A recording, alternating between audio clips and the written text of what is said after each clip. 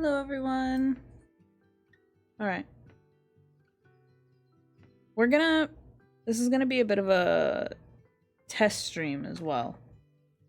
But, hello. Hello. Ellie, thank you for the follow, by the way. I did see that while the stream was starting. I appreciate it. Okay. We're doing story time. I hope you're all ready. I'm gonna try to be much more calm than what I am during my, usual streams. Just because I know that at least EST. Why does it say Valorant? I changed the game 12 times. Alright. Twitch is just not working with me, period. I changed the game like 6 different times. Let me know if it fixed itself. I just changed it again. Twitch is mean. Twitch do be mean. But we are going to be reading Hush Now, You Were Lost But Now You're Found by Corpse Art. We're gonna try to get through the whole thing today. Because next week I really want to do Passerine. Because I know a lot of people also wanted that to be read. But why does it still say Valorant? I'm not allowed to be a just chatting streamer. I'm just not allowed. Okay, it says just chatting on my end, so I can't change it again. Okay. Thanks, chat. But okay. What I'm thinking we're gonna do is I'm gonna try to get through at least one chapter without having to stop to like drink water and stuff like that. Obviously if I need to, then I will. But I have water with me. We'll stop and do like hydration breaks. But mostly it's just gonna be us chilling out and reading a nice story together. If that sounds fine with you all. I am going to have a pop out of my chat open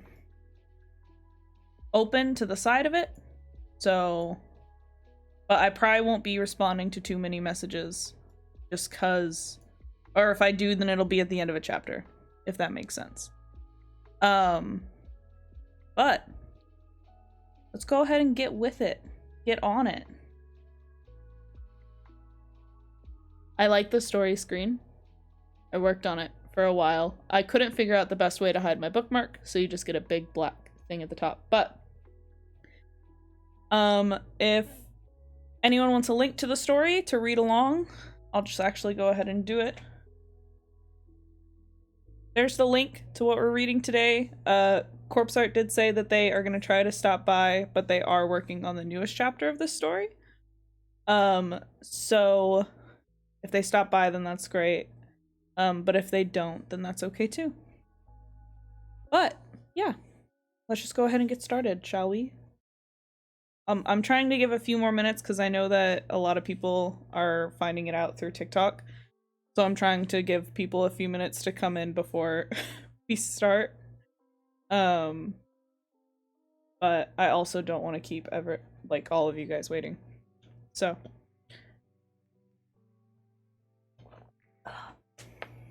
alright. Let us get started, shall we?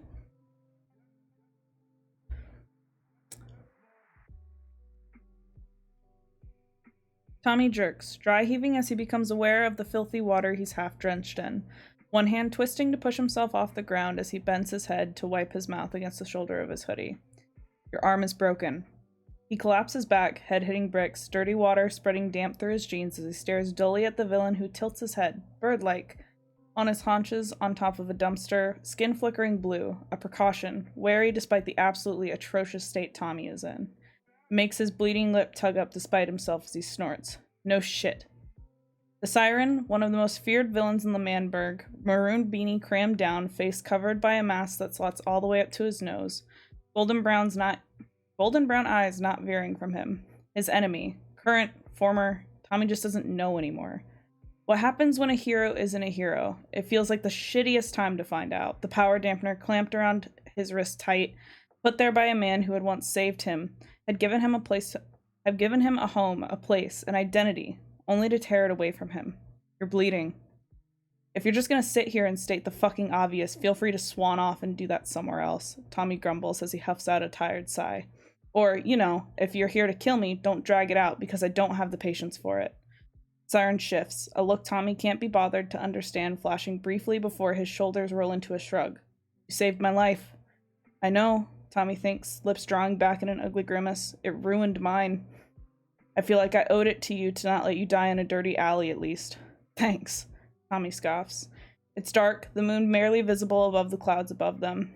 I'll be on my way then, Siren hums, raising a hand in a jaunty form of a wave, his form flickering in front of Tommy's vision until there's nothing there.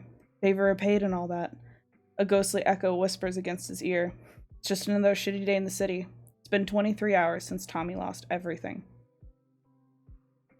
Tommy stumbles into his apartment, door kicks shut behind him, uncaring of the dirty water he's tracking inside with squishy sneakers as he yanks the bathroom door open, hand already grasping at his hoodie to get it off. His arm is stiff, wrapped in thick plaster, a last favor from Dream before he's quite unceremoniously unceremoniously thank you, ham bologna sandwich. Fuck. Before he's quite unceremoniously kicked out of the tower, and it takes a frustrating amount of swearing to get it off and drop it down in a watery puddle at his feet. His jeans follow after a rough wrestle to get the goddamn button open, and fuck!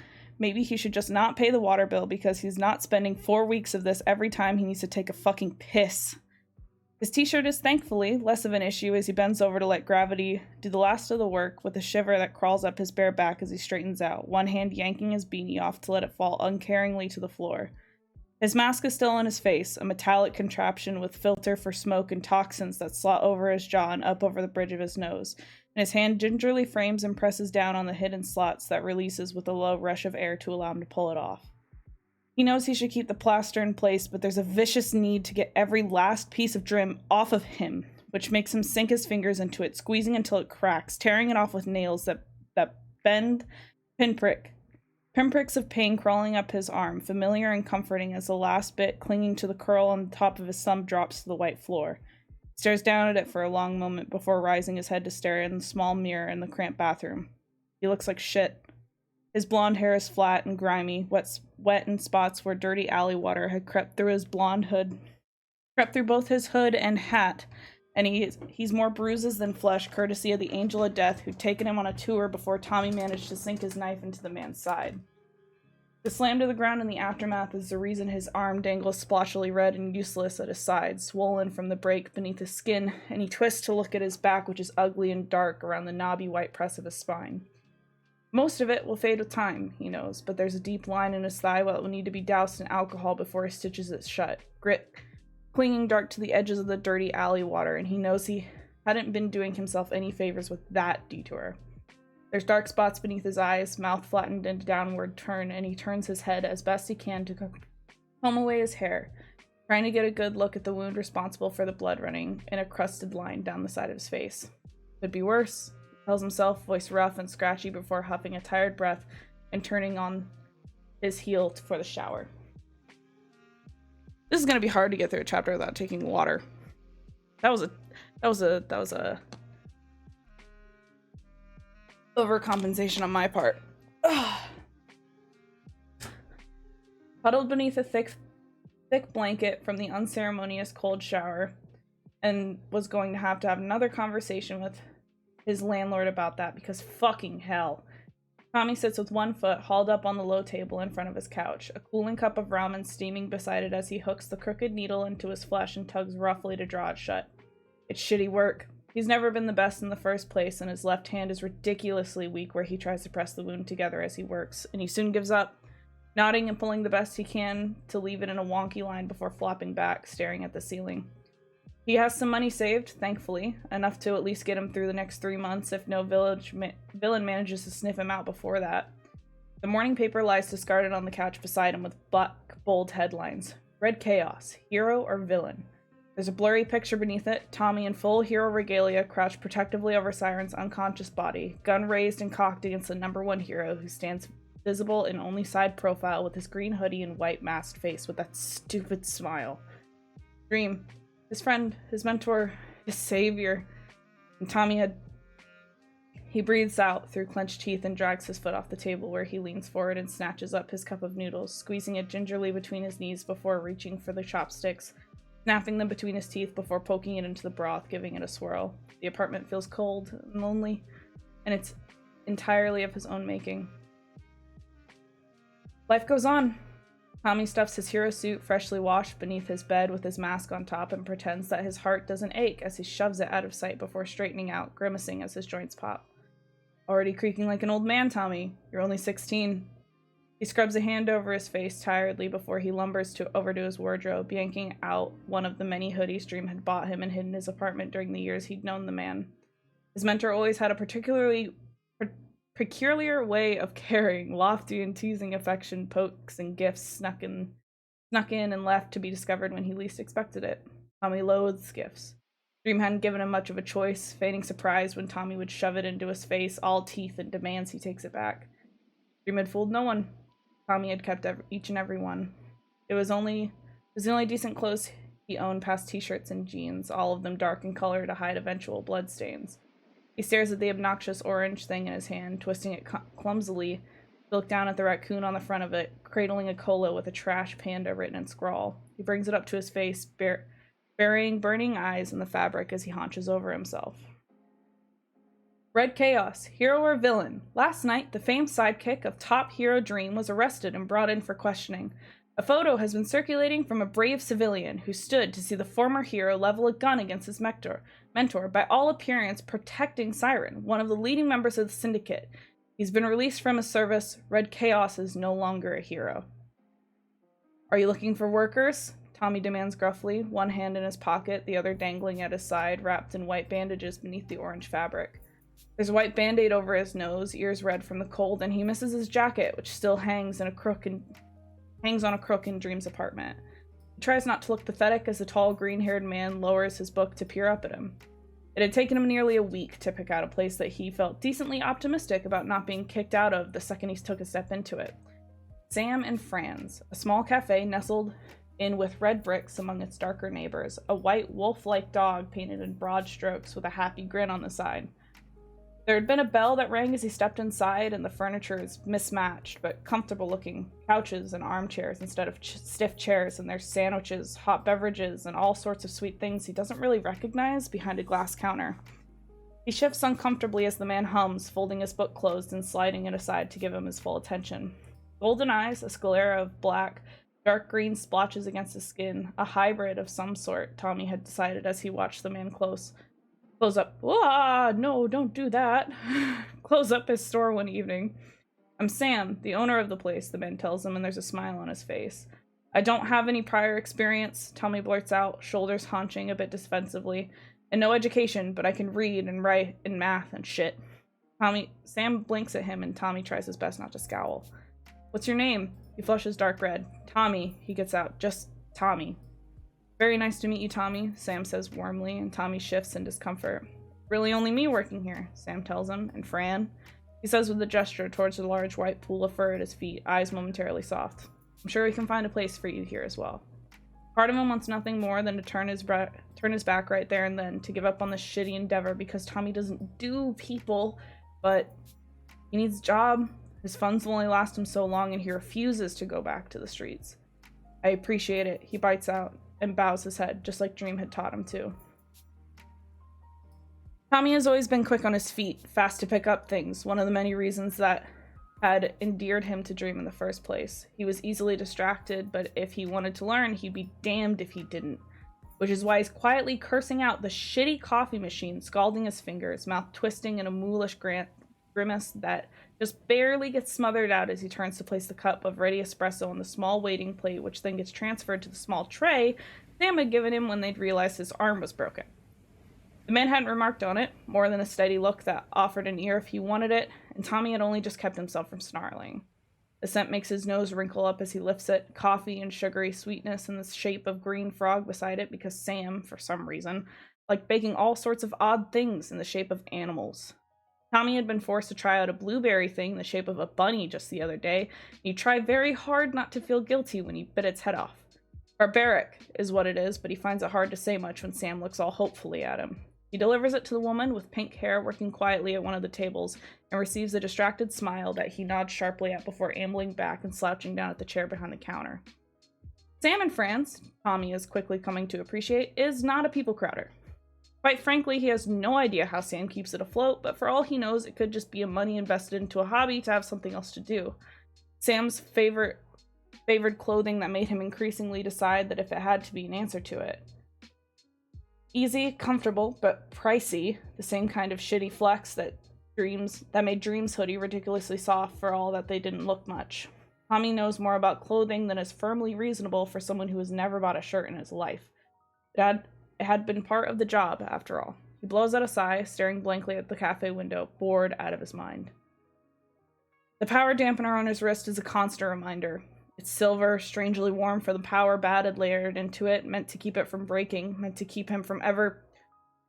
He opens his eyes one night in the kitchen to find himself with a knife half buried into his wrist in an attempt to tear it off. Skin slick with dark red blood that drops into a pool at the tiles at his bare feet, blade ruined and not a scratch to be seen on the metal. He washes the knife, stitches the wound shut, wraps his arm up, and climbs out on the roof to stare at the city that had once been his to protect. Tommy meets Wilbur on his second week of working at Sam's. The man tall enough that he has to duck his head as he lumbers inside. The motion well familiar, clearly one of Sam's regulars, judging by the way he halts, staring at Tommy as if he's just seen something foreign. Tommy scowls back at him.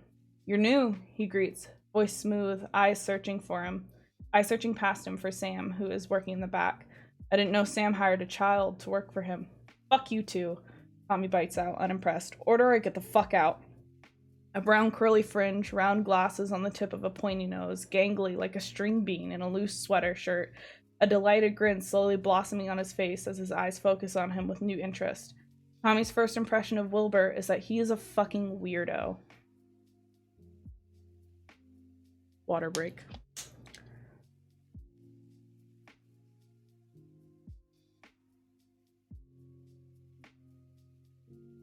"There are tables right there," Tommy hisses as Wilbur drags a chair across the floor to take a seat next to the counter in an easy, comfortable sprawl. "Coffee, black, please." Tommy twitches, eyes narrowing, but he'd rather not try his luck with distracting Sam during working hours, and he turns with a string of curses to get the noisy coffee machine working, cup shoved into place and fingers firmly out of place as it hisses and sputters. "You have a filthy mouth for a child," Wilbur comments as he pries a laptop from a rough-looking leather satchel, placing it on top of ridiculously long legs, ankles folding together. "What does Sam think about that?" "Sam doesn't really care as long as I don't curse out customers," Tommy snips as he shoves the cup at the other, one of their ugliest, orange and pink splotched with something that might have been a duck on the side. "And I'm not one," Wilbur asks, one eyebrow rising. "You're a bother," Tommy says with a feeling, "and a moron." Mouthy gremlin. The light that the screen casts an odd shine on his face in the low muted light of the cafe, and Tommy resolutely turns his head to ignore him. Sam calls the light cozy. Tommy shuts his mouth and offers no comment on it, even as he has to squint to read the buttons on the contraptions that he's left to juggle. "Shouldn't you be in school?" Wilbur asks after 30 minutes of blessed silence, Tommy having only eased from his tense position only to snap right back as he turns to the other. It's Tuesday, early school hours, not that Tommy knows anything about that, beyond extra patrols in the school district. "Don't have any," Tommy grumbles, when he keeps staring at him expectantly, clearly waiting for an answer. His skin itches and crawls at the attention, and he'd rather be left alone, but Wilbur can't take a fucking hint, even as Tommy keeps slamming them into his face, repeatedly and with increasing frustration.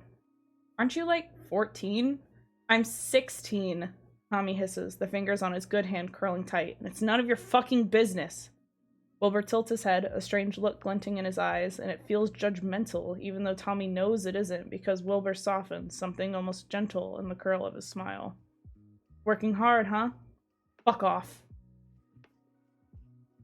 Tommy's getting tired of noodles, but after 2 disastrous attempts at following cooking videos and a limp, boring salad that tastes of too much vinegar and lost money, he resigns himself to it. He tries not to feel like he's choking them down where he sits, perched on his roof, the wind cold around him. The first snow of December flutters gently through the air, white against a backdrop of dark buildings with windows light, neon signs blinking and flittering in the distance at the main streets where life is richer, people are more crowded. A single building stands out among them, tall and marble white, twisting in a spiral. Dream had asked him on more than one occasion if he wouldn't prefer a place closer, or even inside the tower, but Tommy had denied him each time. He felt more at home in the streets he'd grown up in the alleyways filthy. The people, those society cared little about, starving while the rich people feasted on gold-covered steaks. Tommy has clawed his way out of nothing to stand at the top of the world, and he'd lost it in a single night in a betrayal against the only man who'd once looked twice at him, who had seen something in the starved orphan with hollowed eyes, teeth bared, and a bloody snarl. Dream had saved his life, and Tommy's first instinct had been to bite him. He hadn't been number one hero then. He'd just been Dream, clever and optimistic, rough hands manhandling him, gentle hands wiping tears from his cheeks when he woke up disoriented in the middle of the night, teasing ruffles of his hair and a grounding palm on his shoulder as he was taught letters and numbers and then so much more. The world slowly opening up to him under Dream's patient and guiding hands. On more than one occasion, Tommy had looked at himself in the mirror and wondered that if maybe, perhaps, they did look a bit like brothers, that maybe Sapnap's teasing jabs and George's dry humor had had a bit of truth to it, as Dream nearly smiled and never denied. Both blonde, tall, eventually at the same height of 6'3", and Tommy had been proud as he stood at Dream's side on his first mission. Red Chaos was the name the world had bestowed upon him, and Dream had laughed as he dragged Tommy down against his chest in a rough sprawl against the back of the couch, squeezing him tight after their first official mission together. He had done good, and Dream had been proud. He'd felt invincible, chest impossibly warm, cheeks red and eyes bright as Dream didn't let go, one arm remaining loosely wrapped around his shoulders to keep him there, his voice bright as he weaved together for the future plans. "I'm gonna be number one hero, Tommy. I'm gonna change the world and its broken system," Dream had whispered into his ear when he was nearly asleep, adrenaline burning out of his system to leave him sleepy. "And you'll be right there at my side. We'll be unstoppable." 2 years later, Dream is the number one hero, and Tommy sits alone on a roof in a dark blue hoodie, grimacing around a mouthful of cold noodles, dough swirling around him, and heart impossibly empty.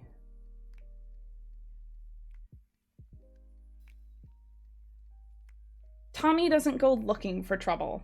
There's no point with the bracelet around his arm, he's no good with enemies that have powers, and he's struggling to get a fucking coffee machine to work, left arm weak and taking too long to heal. But trouble always had a habit of finding him, which is why, when he makes a right turn on his way home late at night after locking up the cafe after a hasty short call from Sam, who'd hung up before he could confirm, he halts and stares but doesn't panic as he tilts his head to look up at the too tall blood god. The villain is ridiculously fucking tall, one arm stretched out, the other bent to press a hand against his side where too much blood is spreading to stain a fancy white shirt, the pink boar mask on his face rising and crimson eyes locking onto him. Tommy knows he doesn't look dangerous. He's a string bean in a too-big hoodie that's dark green, a dinosaur bent over to try to reach the oars of his boat, with little theatrical tears spilling down from its eyes. He has no idea what kind of mood Dream had been in when he picked him up, but he clings to the remnant of what they were with childish sort of want, in a world that feels large and empty without the man there to reach back and grasp his hand. Tommy's starting to wonder if he's being haunted by the Syndicate, as the ally of the man who'd torn his life apart with his very existence takes one step forward, mouth parting before he quite unceremoniously collapses on the ground. Snow flutters, clinging to a dark red cloak on the villain's shoulder, and Tommy drags a tired hand over his face. "This is a bad idea," tells empty air. "Water."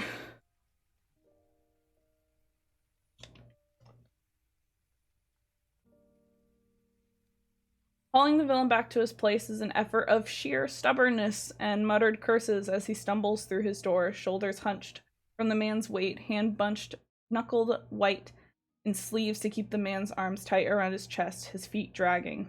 Thankfully, and perhaps not so thankfully, the snowfall had picked up, covering their tracks quicker than Tommy could have made them, but leaving him trembling, frozen, fingers stiff.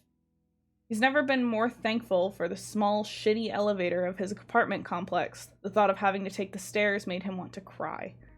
Half frozen stiff, he twists to drop the man on the couch, bending to haul booted feet up with a shove before sinking to his door, closing it and locking it tightly shut, straightening his shoulders with a groan, spine popping and aching.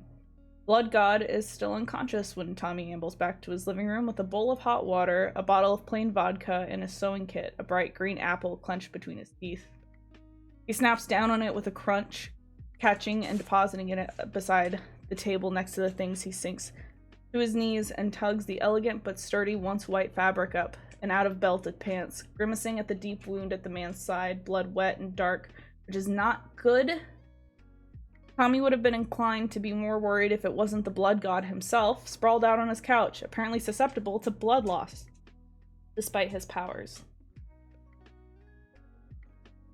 He reaches for the rag in the water, clean, because he's not an asshole, and starts wiping away the blood, staining pink skin. Blood God's powers are strange. Tommy had seen the man take a sword meant for Siren, seen it pierce his shoulder all the way through, his steps never faltering as he swung his axe to take out the hero responsible with a crack that had echoed loud in the sudden silence, broad shoulders heaving and a grin wide as Boardmass turned upon them.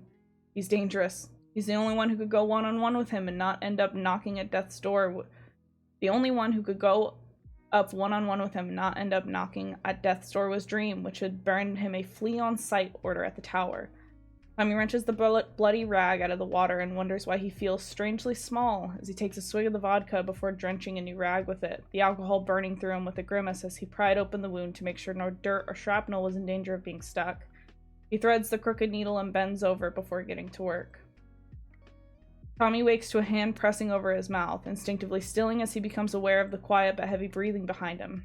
He'd fallen asleep leaning against the couch, not bothering to do more than wash his hands and trade for a new hoodie since Blood God had bled all over his. The muted TV on some sort of nature documentary, and Tommy watches a bunch of giant guinea pig-like creatures happily tread through water. "Where am I?" The villain breathes out harshly into his ear, hand lowering to his jaw, coming dangerously close to wrapping around his throat. "In my apartment, dickhead." He snips. "Hauled your heavy ass here and stitched you up, so you better be fucking thankful."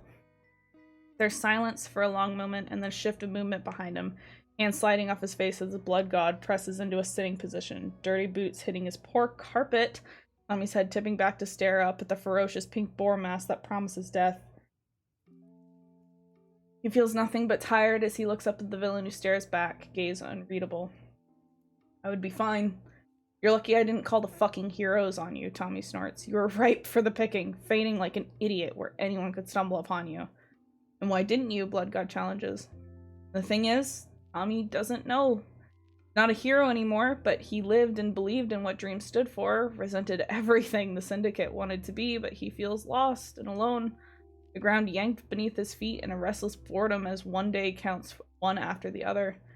"We don't kill, Dream," the words he'd snarled out as he cocked Siren's gun at his mentor, hands shaking, heart loud and desperate in his chest, pleading with his eyes for the other to step away, to laugh, tell him that he hadn't been about to do that it's all just a misunderstanding, Tommy. That's your first rule, or did you forget?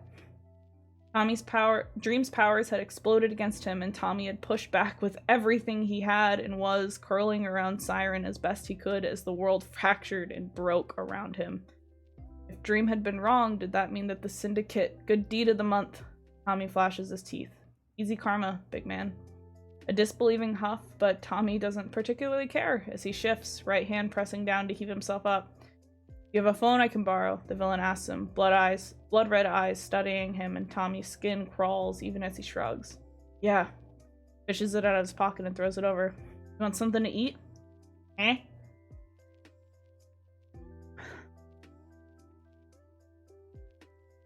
The blood god looks impossibly out of place inside his apartment. The cup of instant ramen small in his large hands, but Tommy had hauled the kettle from his kitchen and dumped the cups down before folding his legs up, and they both eat in a stretch of strangely companionable silence. He's turned the volume up just enough to hear the narrator talk fondly about the intelligence of crows when there's a sudden loud bang and Tommy swears, dumping his cup from the table as he scrambles up. "You better not break my fucking door," he hollers as he slides into his hallway. "I don't have fucking insurance, you pricks." There's a silence as Tommy twists the lock and yanks the door open. Siren and the Angel of Death both stare at him, and Tommy scowls at them both. It's 3 a.m. My landlord's gonna be fucking pissed. He's okay, Blood God calls as Tommy shoves his hand in his pockets and curls his fingers tight. Bit of an idiot, though, tacks on as he steps up beside him. A hand stretching over his shoulder and tugging him back, head tilting, looks exchanged as the door closes shut behind the villains. We were worried when you didn't respond, Siren says with a spread of his hands as Tommy locks eyes with Blue of the Angel, his dark wings gleaming where they wrestle behind him, black as the night, capable of turning into deadly projectiles at a whim. They're strangely pretty, softer than Tommy's ever seen them, almost like they're real feathers and not an omen of death. Blonde hair curls to frame his jaw, green and a black ensemble wrapping around him, that ridiculously ugly green and white strap bucket hat lowered down to cast a shadow over his eyes. Like Siren, there's a mask over his face, covering the rest of his features from sight. Who's this? Blood God shrugs. My savior, apparently. His tone is mocking. Next time I'm heaving you into a dumpster, Tommy bristles, tugging out of his grip and stepping back brushing against the wall before he turns and leans his shoulder against it. Don't be rude, Angel chides, and there's a curious look of consideration on him that makes Tommy want to crawl beneath his covers and not come out for days. What's your name? Tommy, he grumbles, because he has a feeling not answering is a bad idea. Siren's golden brown eyes shift momentarily to him before his head lowers, remaining a step behind the Angel of Death, towering over the shorter man, and yet he feels smaller in the way the Angel stands, relaxed and confident, self-assured in his power. The bracelet around Tommy's wrist burns like a brand against his flesh. Well, thank you, Tommy, the Angel tells him, and Tommy has a feeling he's smiling. Suppose we owe you a favor. You owe me nothing, Tommy growls defensively. Just fuck off. He waits for the other shoe to fall. They're villains, after all, the worst of the worst.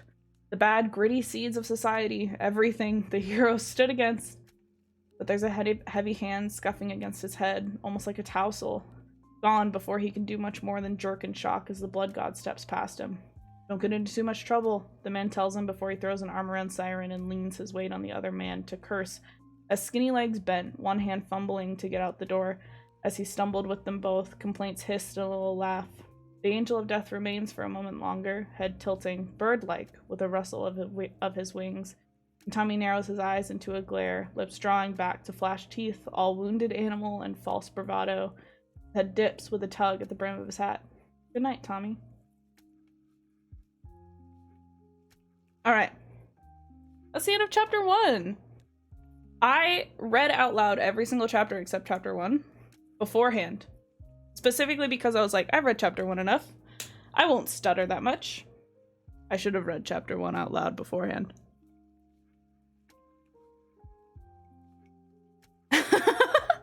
How are we doing, chat? I'm sorry that I stuttered so much during that. I promise. It'll get better. All the other chapters I've already practiced reading out loud.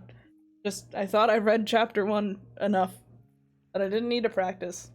Always practice, kids. It's always best to practice. Oh, we're gonna have to take drinks multiple times during the chapters. I'm sorry. I know that it ruins the immersion, and if you're reading along, it means you have to pause as I take a drink. But surprisingly, saying like over 2,000 words, saying over 2,000 words in a very short amount of time, it makes your throat really dry. All the water, yes. Everyone takes a drink at the same time. We all collectively take a drink at the same time. Bluish Royal, welcome to the chat. I hope you're enjoying the story time. Alright. I'm just gonna give my voice a few seconds to rest out of the narration voice. For one more second. Before we get started on chapter 2. Oh! How are we doing, chat? Are we doing well? Is my narration good enough for you? I can't see how my, it's on my other screen, so I can't see how my mic sensitivity is doing. But hopefully it's still clear and I don't sound like super far away. If it does, then let me know, because I can move my mic closer to where it's more in front of my other screen. So then it's better, audio-wise, but it's good. Okay, thank you. DVS, hi. I know, by the way, if you're still here, I know you're usually here for Valorant. Tonight we're doing story time. If you still want to stick around and enjoy it with the rest of the chat, you're more than welcome to, but regular Valorant content will resume tomorrow. Tonight is story time. We're reading some good fan fiction together. All right. One more drink, chat. Let's all drink some water. Stay hydrated in these times. Totally didn't just drink some coffee too. Glug glug glug. Glug glug glug. All right. Chapter 2. The thing about favors in the world of heroes and villains is that they mean something. Blood God, Angel of Death, and Siren are all gone. His apartment once again empty. Tommy drags a hand through his hair, slowly sliding down until he sits with his legs sprawled out, head tilting back to look at the hallway ceiling lamp. He knows it's not a life-saving thing, but he'd at most kept the man in a prison for however small time it would take for the Syndicate to bail him out. He can only hope that it'll go entirely forgotten. Tommy arrives at work early afternoon after a call from Sam, who'd informed him that he was opening up late and to come in when he could. He doesn't particularly care when he works, taking the odd hours Sam sends him and sometimes last minute, and had merely asked when he wanted it up and running. Not like he's got anything else going for him, and he's tired of his mind working in increasingly paranoid circles, unable to sleep. There's a restlessness in his veins that wrestles against apathy and exhaustion in a combination that makes him pick his nails bloody, the inside of his mouth chewed raw, band-aids around his fingers scraping against his thighs. He flexes and unflexes the hand buried in his pocket. It's snowing, settling soft and white on his shoulders, contrasting against the deep red of his hoodie, and he shoves the key in place, wrenching it open with a click, and shoulders the door open with a quiet jingle. He spares a moment to stomp his feet, brushing the snow away before it can start to melt, and bends over to shake his head and rip out the drops of water clinging to his hair. The cafe is as dimly lit as always, machines quiet, but the owner steps out from the kitchen to greet him with a smile. "Morning, Tommy." There's a green apron around his waist, a flower-shaped handprint on the hip, and Fran brushes past him, barreling headfirst into Tommy's stomach. Or afternoon, I suppose. Tommy buries his right hand into soft white fur as Fran keeps pushing insistently at him. "I hope you had a good evening," Sam continues as he watches them, and Tommy rubs down at floppy ears, absolutely not endeared at all by the enthusiastic wagging. "I'm sorry it was so last minute, but something came up that needed my attention immediately." "It's fine," Tommy bites out as he untangles his hand, carefully not looking at Fran, who plants her rump down and stares up at him with big soulful eyes. "It's not like I was doing anything important." "I'm still sorry," Sam says, and Tommy's skin prickles as the man straightens up, not quite as tall as Tommy, but more solid, his shoulders broader, fabric pulling tight against his arms as he folds them across his chest. "Why don't you sit down and grab a sandwich, and I'll set things up for today, alright?" Tommy says no several times, and yet he finds himself at one of the corner tables with a large sandwich, a dog-shaped cookie staring up at him from beside a cup of coffee. He shoots a scowl at Sam, who is humming as he swipes the floor, looking comfortable and at ease inside of the walls of his small cafe. Fran is curled up on top of his feet, chest rising and falling, her warmth bleeding through his soaked sneakers to warm up his frozen toes. "She's fond of you," Sam remarks without looking at him, and Tommy picks at the sandwich, eventually dragging a piece of ham out and folding it up. She's usually not all that interested in people, but she's taken a real liking to you." Tommy sneaks a ham down and a tongue swipes up at it eagerly. Green hair, golden eyes, splatters of green in different shades. Some days, Sam wears a simple black mask over his mouth, and tiredness paints dark circles beneath his eyes, but his kindness never falters, his voice never rises, and his patience remains firm even when Tommy's words are sharp. Tommy doesn't know what to make of Sam. The bell at the door jingles, and Tommy's head snaps towards it, hands jerking up, cheese dropping down into a waiting jaw that hastily swipes at his hand. They're not open yet, and he double-checked the sign when he stepped inside, so why... "Hello, Wilbur," Sam greets, and Tommy swears internally, ducking his head down, praying that the idiot wouldn't look to his right because he's not in the mood to deal with Wilbur's bullshit. Here to pick up an order? You know it, Sam, Wilbur grins. Can't get the day rolling without some good old coffee, and Techno's been complaining. I still need to clean the machines out, but feel free to take a seat while I get to that. You know I don't mind the wait, Sam. Wilbur musses up his messy fringe even further, grin endearing in a way that makes Tommy want to throw something at him. He glares at the eyes that had finally caught sight of him and with eerie pin-sharp precision, and he swears the idiot has a built-in sensor for when Tommy's around, his scowl deepening as Wilbur's mouth stretches out. Tommy! How lovely to see you! Sam ducks behind the counter without as much as a look to Tommy's frustration, and he balls his hand tight in his lap. How's my favorite little gremlin? Piss off, Tommy snaps, but Wilbur is already stepping towards him, kicking out the armchair to his right before sprawling into it, as if he had any right to it. Don't be like that, I've missed you, Wilbur teases. Tommy wonders how much trouble he'd get into if he were to sock him. He settles for a grimace as he jerks his head aside. Don't let me interrupt your breakfast. Fran lifts her head to nose at Wilbur's hand when the man bends down to scratch at the top of her head. You've barely touched it, and I know Sam makes some killer sandwiches. Tommy hunches tighter on himself. I'm not hungry. Shouldn't waste food, Wilbur sides. But it's gentle, somehow, for all that it makes his skin crawl. Besides, you're practically skin and bones. Like you're any better, Tommy scowls. I already told Sam I didn't want it, so if anything, he's the one wasting food. And he is. Tommy's stomach is still full from the apple he'd scarfed down on his way over. What about the coffee, then? A foot brushes up against his when the man stretches out his ridiculously long legs to avoid bumping his knees against the low table, and Tommy jerks, but there's nowhere else to put his feet with Fran's giant mass in the way. Your ears are all red from the cold. Some warmth will do you good. I hate coffee, he grumbles, finally looking at the other. Wilbur blinks at him. What kind of 16-year-old doesn't drink coffee? I thought that and energy drinks were your lifeblood. Sure was mine when I was your age. Now it's just coffee. Sounds disgusting, Tommy grimaces. I'll stick with water.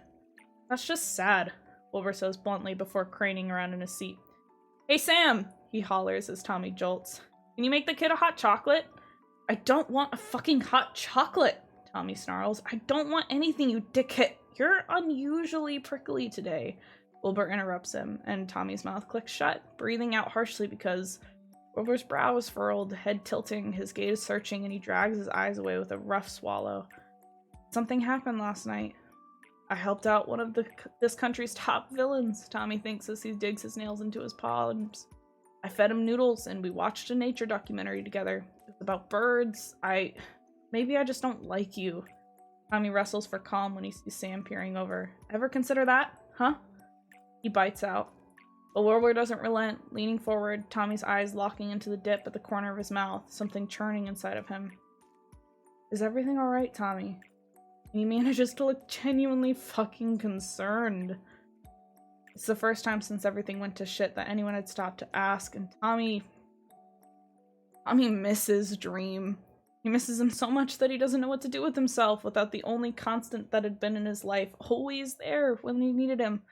Late night conversations and surprise morning visits, food cooking on his stove, an extra serving snuck into the fridge, a hand tousling his hair, arm thrown over his shoulder, and cheek squishing up against his whenever he pried away from a particularly interesting case to get some rest with a soft brush over his hair after he collapsed face down in impossibly soft covers. Dream had always been unreachable to the public. The invisible #1 hero, awe and jealous whispers trailing in his path, the world torn between love and hate for its top hero, but he'd always been so soft when he was with Tommy, in a way that the rest of the world was never allowed to see. His face always hidden behind that stupid mask with that stupid smile, but never when he was with Tommy. Tommy's apartment is empty, without his presence, in a way that makes him resentful, TV always on in some miserable attempt at pretending that he was alright, that he was doing fine, that he doesn't need Dream, that he isn't slowly suffocating and drowning in the silence and emptiness with a hollow sort of ringing in his ears.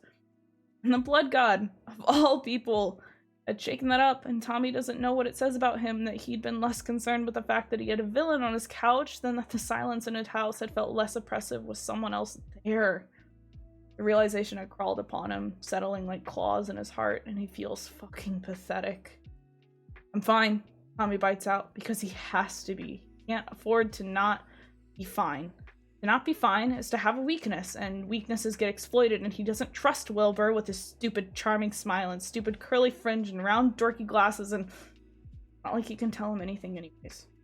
Red Chaos has risen to stand beside Dream, and his mentor had done everything in his power to make sure Tommy was never associated with his hero persona, often to the point of isolation, his mouth thin and tight after arguments between him, Sapnap, and George, Tommy having pretended to not have heard when Dream slouched on the couch beside him.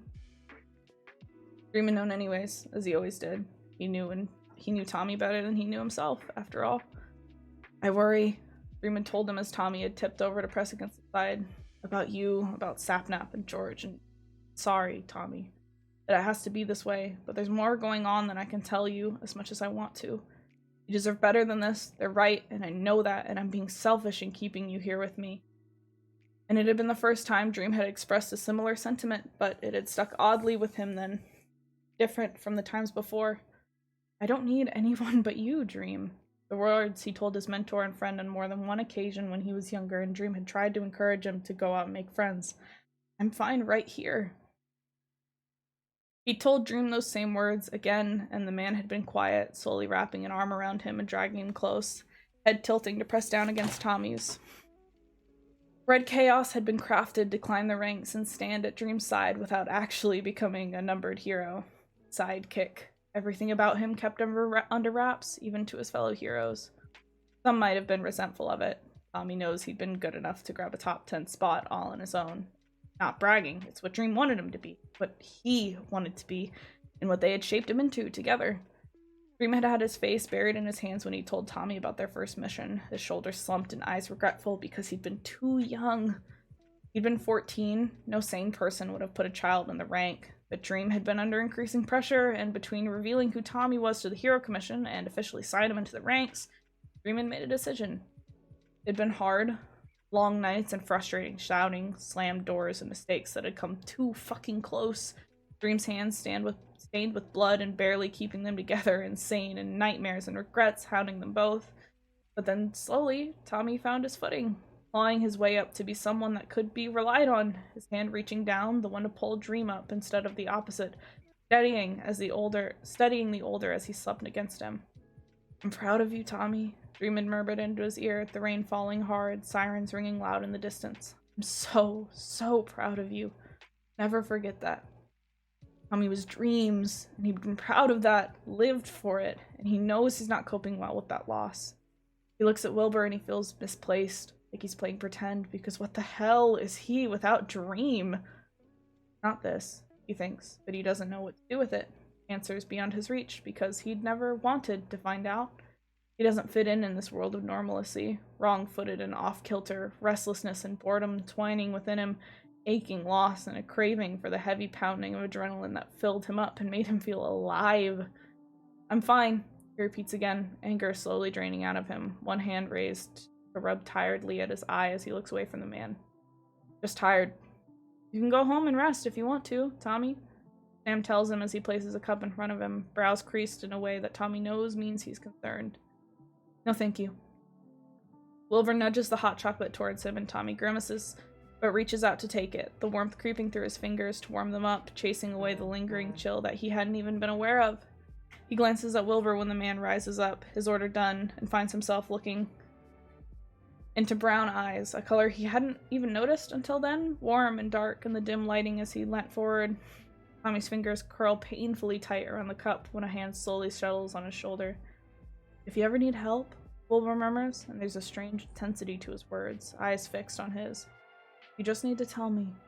The lull of whispered promises, something Tommy can't have, because there's no one who can help him, not with this, not with anything. Okay? Why? Tommy finds himself asking as the hand squeezes down gently, the skin beneath his hoodie burning from the touch. Maybe I just like you. The corner of Wilbur's mouth curls up. Ever consider that? Tommy snorts, despite himself, and there's a brush of a heavy palm over his hair. Not quite a tussle, but close enough that his heart aches as he watches Wilbur grab his order, white plastic bag swinging from 2 fingers as he raises the other hand in a backward wave. Glug glug time! See, I'm stuttering less because I actually read these chapters out loud. If only I'd done it with chapter 1.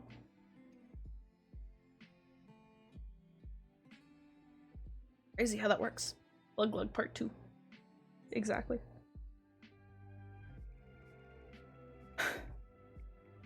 The city is quiet where Tommy sits. Far up on a building he'd scaled carefully in the dark, everything distant far below him. He's nibbling on a sandwich, a new one that Sam had slipped him in after they were done closing, and he admits it isn't half bad. Don't think I didn't see you feeding the first one to Fran, the man told him with a firm look when Tommy had tried to deny it. Go home, get warm, and eat something proper. Wilbur's right, you're all skin and bones. Tommy knows that food is important.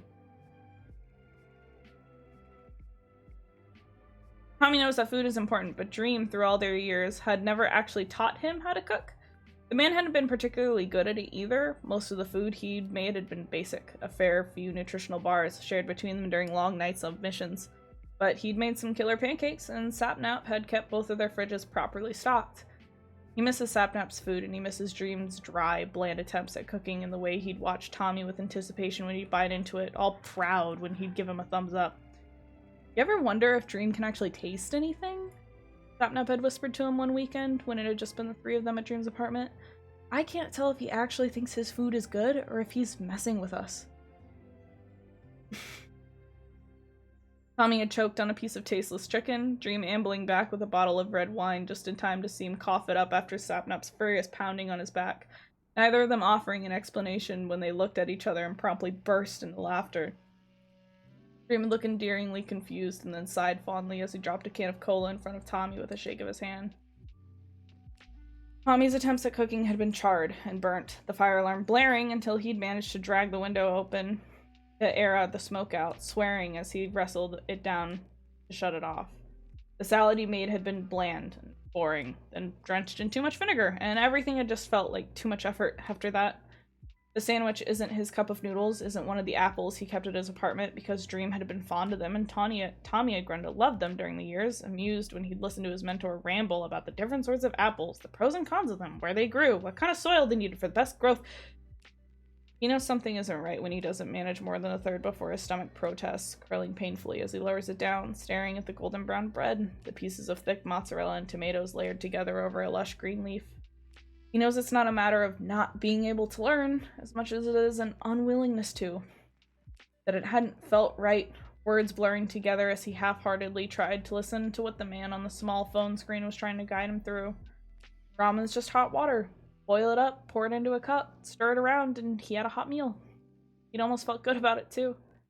He wraps the sandwich back up in the foil and stuffs it into the pocket of his hoodie, curling his hands inside too, his limbs stiff and the snow thick on the roof around him, melting through his jeans where he sits, feet idly swinging. Tommy watches as the blaring lights of a police car sweep past him far below, the sound echoing between tall buildings. You know, people usually wear at least a jacket in this sort of weather. He jerks, head swiveling around to lock eyes with the Angel of Death, the man's head tipping and greeting where he stands, wings half spread before they fold up properly. Forget it somewhere. Something like that. A beat. What are you doing here? He asks warily. Was enjoying a nice flight, the Angel offers, snow quiet beneath his feet as he approaches. Your hoodie isn't exactly discreet. When I saw who it was, I figured I'd say hi. Hi, Tommy mutters, hunching his shoulders. Hi, the Angel echoes, tone litting with amusement. How'd you get up here anyways? Climbed. Do this often?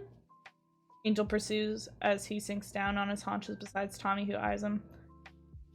I like the view, he admits after a long moment, deliberately not looking at the spiraling white tower that stretches up towards the heavens. You look cold. Tommy lets out a non-committal grunt. Have you considered the favor? The Angel asks, and Tommy thinks, there it is. It's important, Tommy. He hadn't understood then, and he didn't understand it now, but Dream's eyes had been serious, and he knew better than anyone to question it.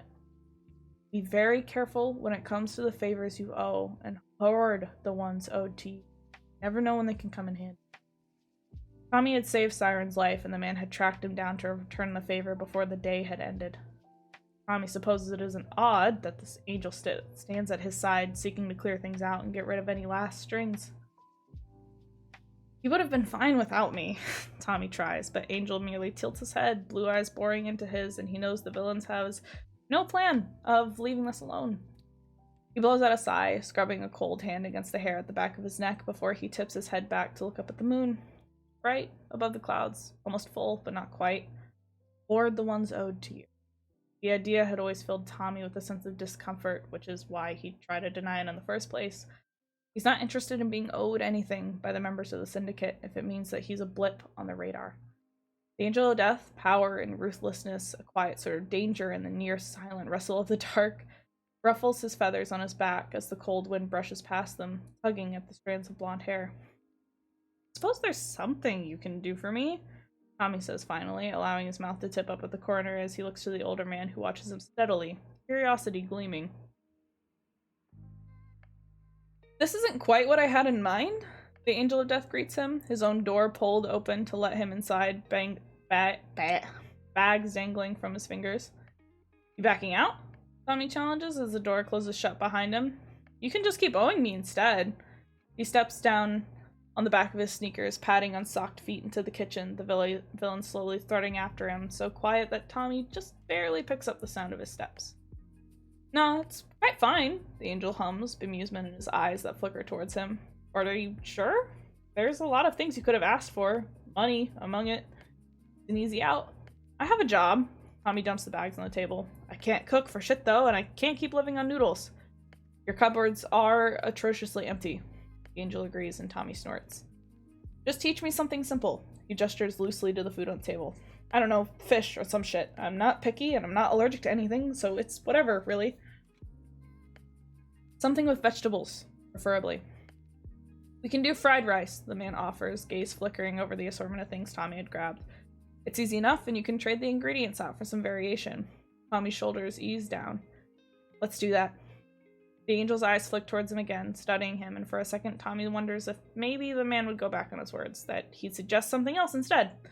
It's gutsy, asking a world-renowned villain to teach him how to cook, but it's easier than Wilbur. The only other option, because the Angel of Death is part of Tommy's world, the one he still aches for and clings to, powerless and stuck working at a cafe where boredom scratches at him.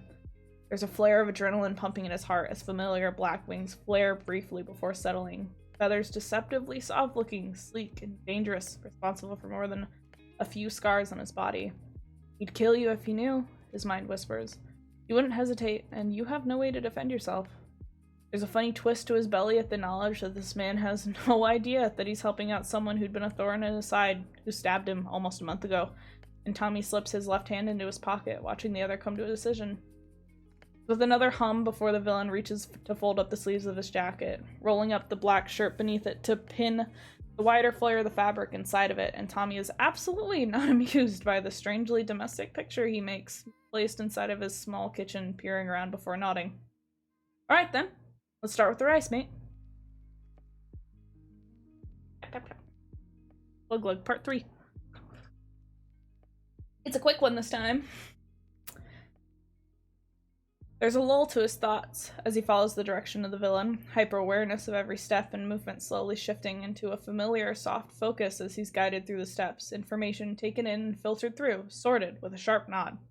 It's different from Dream, who tended to jump from one thing to the next, his mind working fast, his mouth not always keeping up, leaving Tommy to puzzle things together.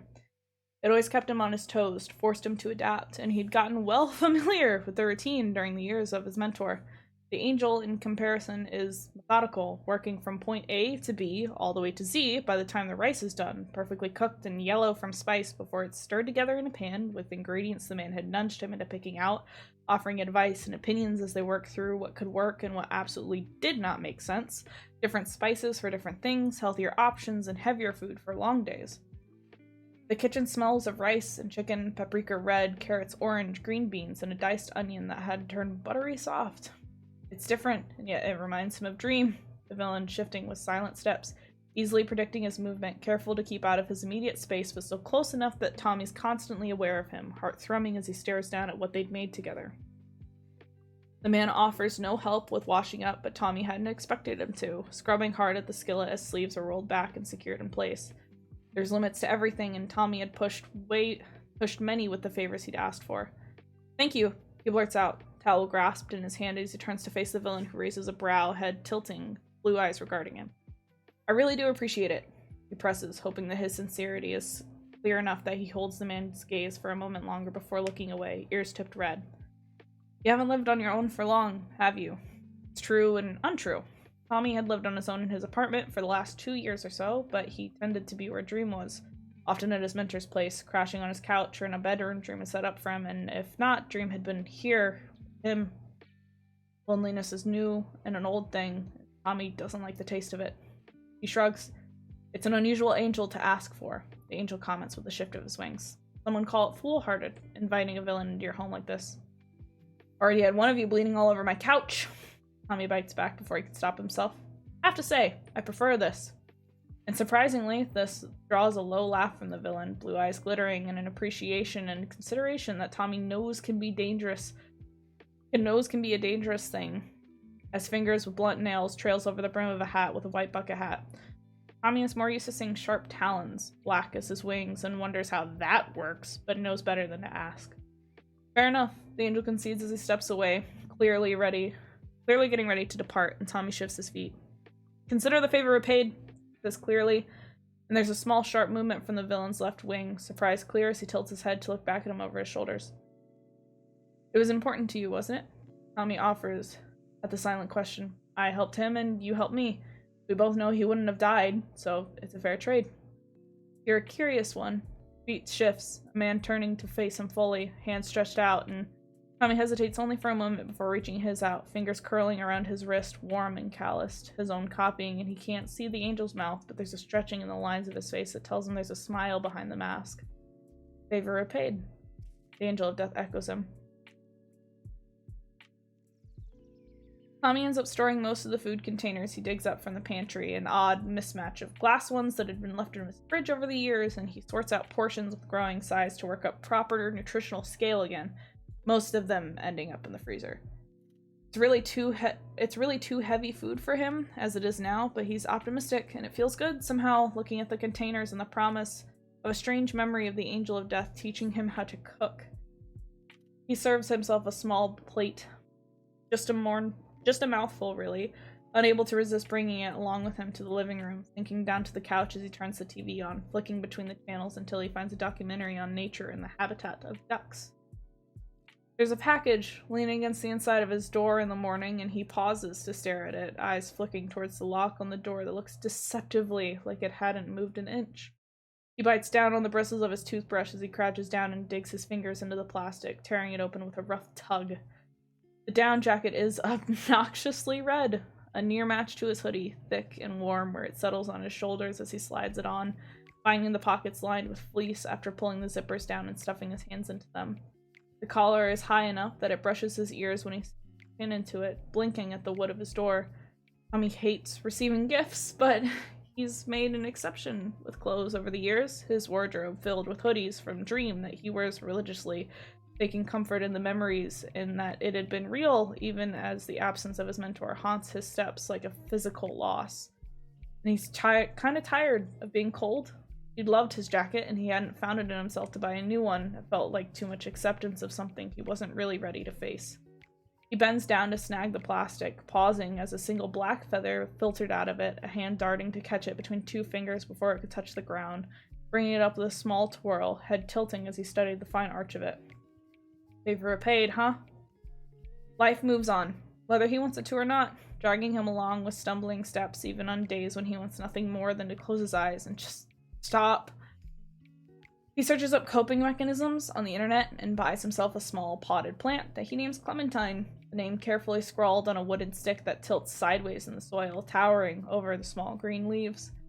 He shuffles her around his apartment, trying to find a good spot, but she usually ends up in whatever room he happens to linger in for more than 10 minutes. No one has to know why he'd picked Clementine out of all the plants that had towered around him when he inched into the store, that the bright green had reminded him of the color of his mentor's eyes caught in the sunlight, bright and vibrant, but also warm. He's taking it to his grave. He stumbles upon Wilbur outside his work one day, steps halting and head tilting as he blinks.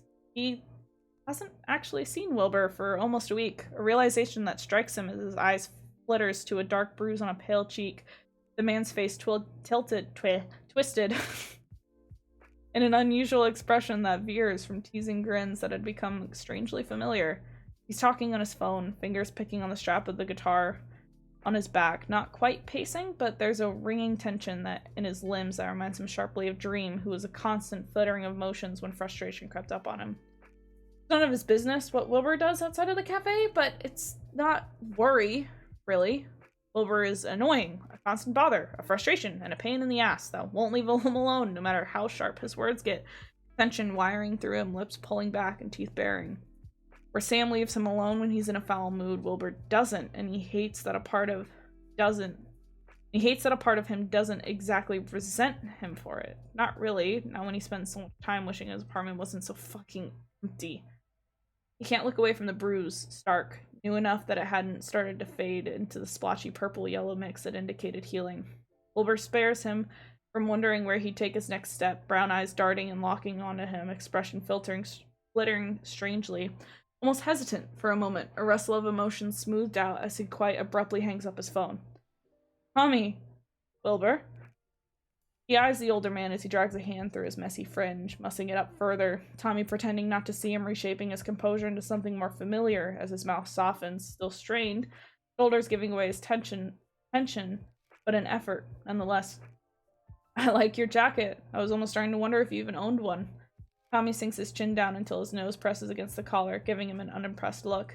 Says the man in a leather trench coat in winter. Touché, Wilbur concedes, his mouth easing.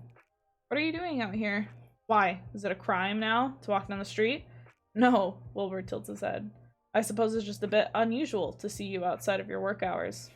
You haven't been around lately, Tommy blurts out before he can stop himself, sinking deeper into his jacket as Wilbur stills. Aw, did you miss me, Tommy?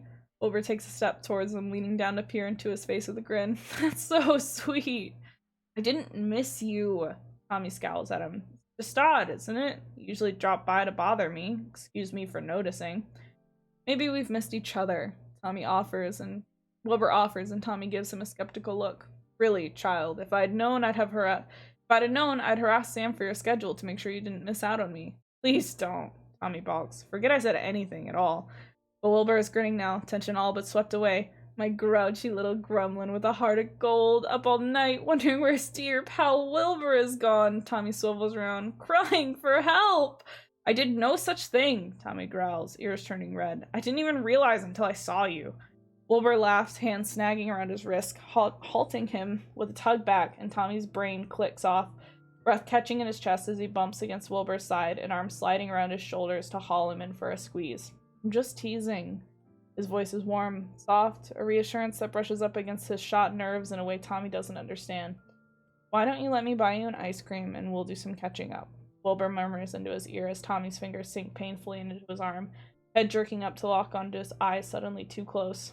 He's distantly aware of the way Wilbur's brow dips, something gentle settling in his gaze, the side of his face bumping into the top of his head, like a cat. Come on, Toms. The arm around him gives him another squeeze before he's released, and a warm palm slides into his, fingers long where they fold through the web of his before Tommy can choke on the strange noise that had crawled up his throat. I've got you.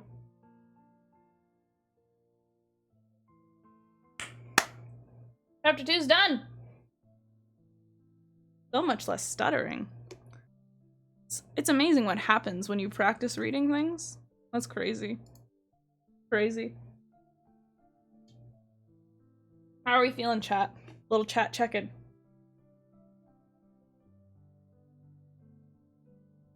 Oh.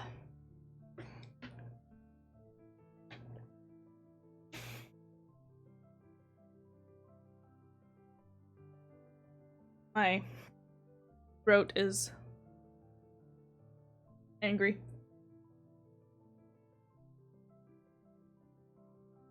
Much enjoyment is being had. I'm very glad. Quackity chaos. Wacky chaos. Can't read. Very good. Thanks. I'm glad you guys are enjoying it. Trying very hard not to take like long pauses. Be consistent and concise. Is the music good, by the way? Is it ever too loud at any points? Do I need to turn it down? I figure it's just something nice to kind of have in the background. The set tone, but I don't know if it's really working out. But I feel like it just being completely quiet would be kind of awkward, huh? Ah.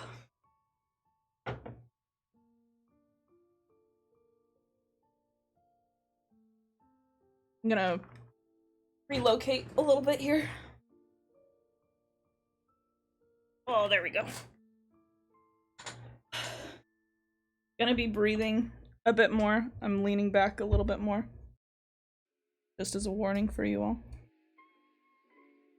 But for anyone who doesn't know, I hurt my shoulders a few days ago, so sitting up straight is painful right now. So, I'm sorry. Alright. Take one more drink of water, and then we'll get started on chapter 3. It's already been an hour and 15 minutes, guys. That's crazy. Third of the way through. Not even. Not yet. Civilians live vastly different lives from us. Dream drops down beside him on the rooftop, shoving a warm styrofoam container into his hands. It's one of the backsides of this work, I suppose. They'll never understand the sacrifices we make, and they'll take for granted what we do. Tommy's wrapped in thick bandages beneath his hoodie and armor, his stomach held together by stitches where the warden's trident had pinned him down like a bug on a stick, high on pain meds that Bat had liberally supplied him with. He's 14. He's been working as a hero for 4 months, and the paper is decorated with pictures of civilians who'd been forced to step in and protect when they wouldn't heed his calls to get the fuck away. It's not his fuck up, and there's spots in his vision where a camera had gone off too close to where he'd been left to choke on blood on all the cold ground when the trident was yanked out of him, spared for reasons that still escape him as the broad-shouldered villain turned his back to him. It's not until Dream sinks to his knee beside him that any help is extended. His mentor's hands bloody where they press down against him, voice sharp and furious over the channel commands. We're little more than entertainment and headlines. Tommy's trembling fingers clenches tight, styrofoam crunching, and Dream reaches out to wrap an arm around him, drawing him tight against his warmth when Tommy twists to bury his face in his collar. I'm sorry, Tommy. His mentor's hand cards gently through his hair as he squeezes his eyes shut, tears spilling wet and warm down his face, safe in Dream's arms. It's not cruelty, but I know what it felt like.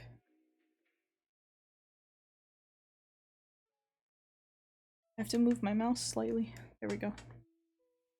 Ah, no! We're not all the way up there anymore. Tommy lies sprawled back on the rooftop of his apartment building. His mouth still tastes of blueberry ice cream, and he hums softly on the melody Wilbur had played for him on the park bench. Long legs crossed and bumping against him, all gangly awkwardness and broad smile when Tommy had told him it wasn't bad. His fingers are cold from the snow they'd piled to throw against the man when he'd been a little bit too distracted over the ducks in the pond. His body is cold from the snow he'd sprawled into, and Wilbur straightened up and slowly turned towards him. A strange look that had turned predatory with the sharp edge of his smile, colliding hard with him to send him into a flurry of snow that melts cold against his skin when it's shoved down his jacket. He's cold from the aftermath of adrenaline, twisting and struggling until he's managed to cram a handful of snow into Wilbur's open mouth to an abject look of shock as the man blinked owlishly at him, slowly collapsing back in the snow, looking as if he couldn't believe the sheer audacity of it.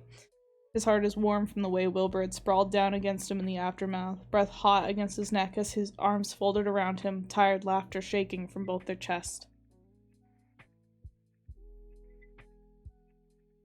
Sorry, I'm still trying to adjust to the new seating.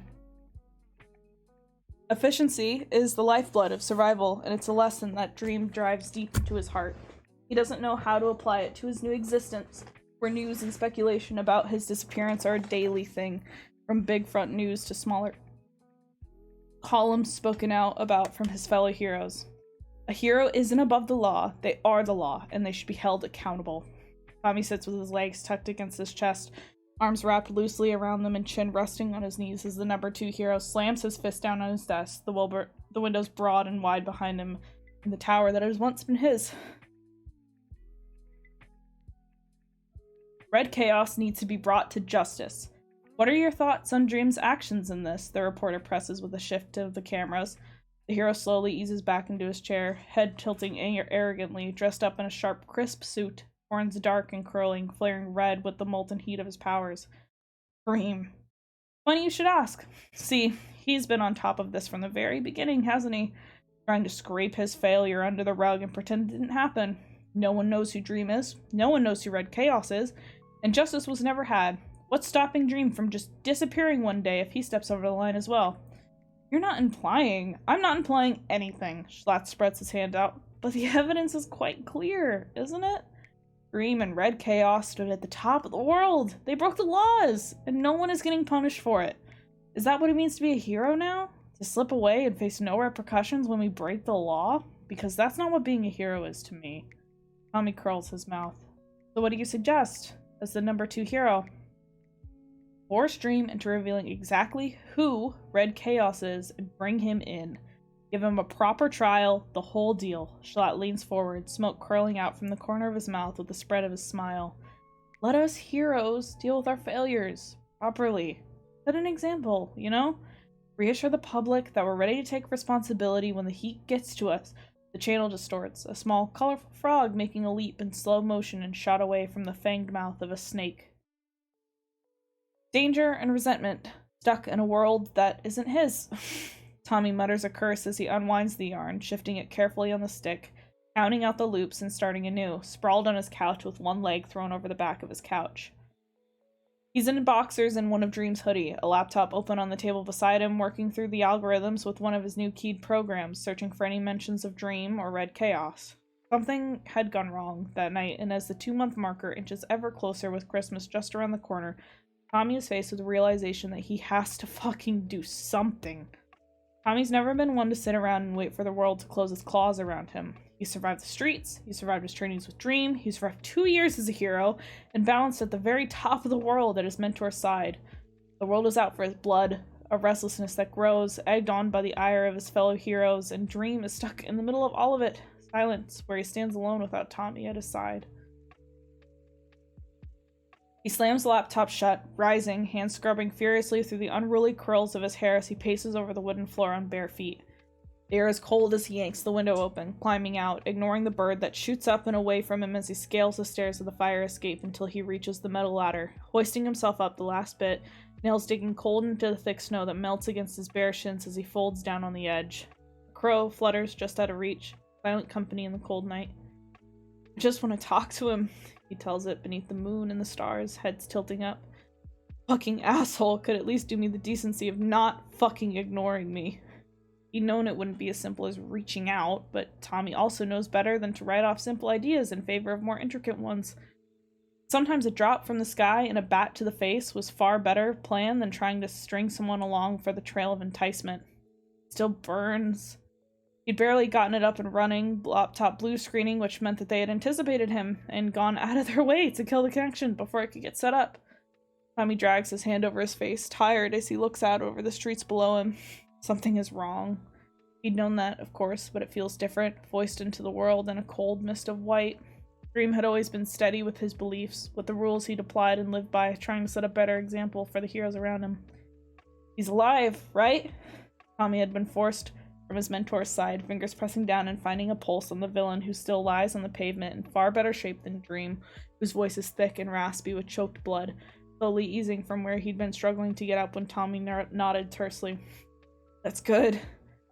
There's irony in Schlatt talking about responsibility, when Dream had always twisted himself into knots, picking dangerous routes and choices, chest heaving but grin triumphant when the situation had turned out in his favor, blood red and wet where it stains his hoodie and rolls down his lip beneath the cracked shards of his mask. Tommy's never been more terrified than that day. Green hoodie yanked up to reveal blood and guts where skin had been torn away, pulsing and writhing beneath his palms as he pressed down and desperately tried to keep it all inside where it belonged. You're an idiot, Tommy had told him when Dream woke up, gaze hazy and pupils wide in the darkness of his room. You nearly died. But I didn't. Dream had told him, a hand with broken fingers reaching out, Tommy catching it and curling gently around them, hand lowering to press them against his lips. You look like shit. A shift and rustle of white covers clumsily pushed aside. Come here. Your ribs are broken, Tommy had informed him, making no motion to move. crushed your collarbone and broke your thigh in 2 places, and your fucking intestines were trying to crawl out of your body. Tommy, Freeman coaxed a tired smile on his bare face. I'm fine. See? He hadn't looked fine. Broken and patched together, concussed to hell and drugged up to his ears, all because he'd gone out of his way to keep the bastard responsible for half of the things alive when he'd begged to go out with a bang. Justice, cruelty, sacrifice, selfishness, fairness, and morality. It's all words that bleed together in the hero profession. At the end of the day, Dream is alive, and Tommy both loves and hates the pride that curls in his chest. You won't hurt me. Dream's eyes had fluttered, struggling to keep open, stubbornness in the twist of his lips and the glow of his green eyes, and Tommy had slowly inched a knee up, hoisting himself into the bed, curling himself into a small, tense ball at his mentor's side. Dream had twisted until an arm fell heavily around his midriff, too weak to draw him close, but Tommy had wrapped his arms around his mentor's in a low hum and warmth as Dream's forehead pressed against his neck, one knee bumping up against the back of his thigh. We don't kill. He's 12 years old. He's heard the words enough times that he mouths along behind the back of his mentor. That's the first rule, and the most important one. The metal of the gun is cold in his hands, the villain warm and still alive beneath the press of his palm, and Dream's powers coil and shifts with the tilt of his head. You think he'd answer if I asked him to explain?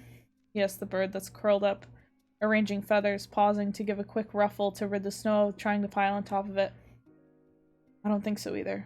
He sighs, brushing snow from his bare thighs. What the hell am I supposed to do? There's too little information, too much he doesn't understand, and Tommy hates it. Drink real quick. We're halfway through the chapter.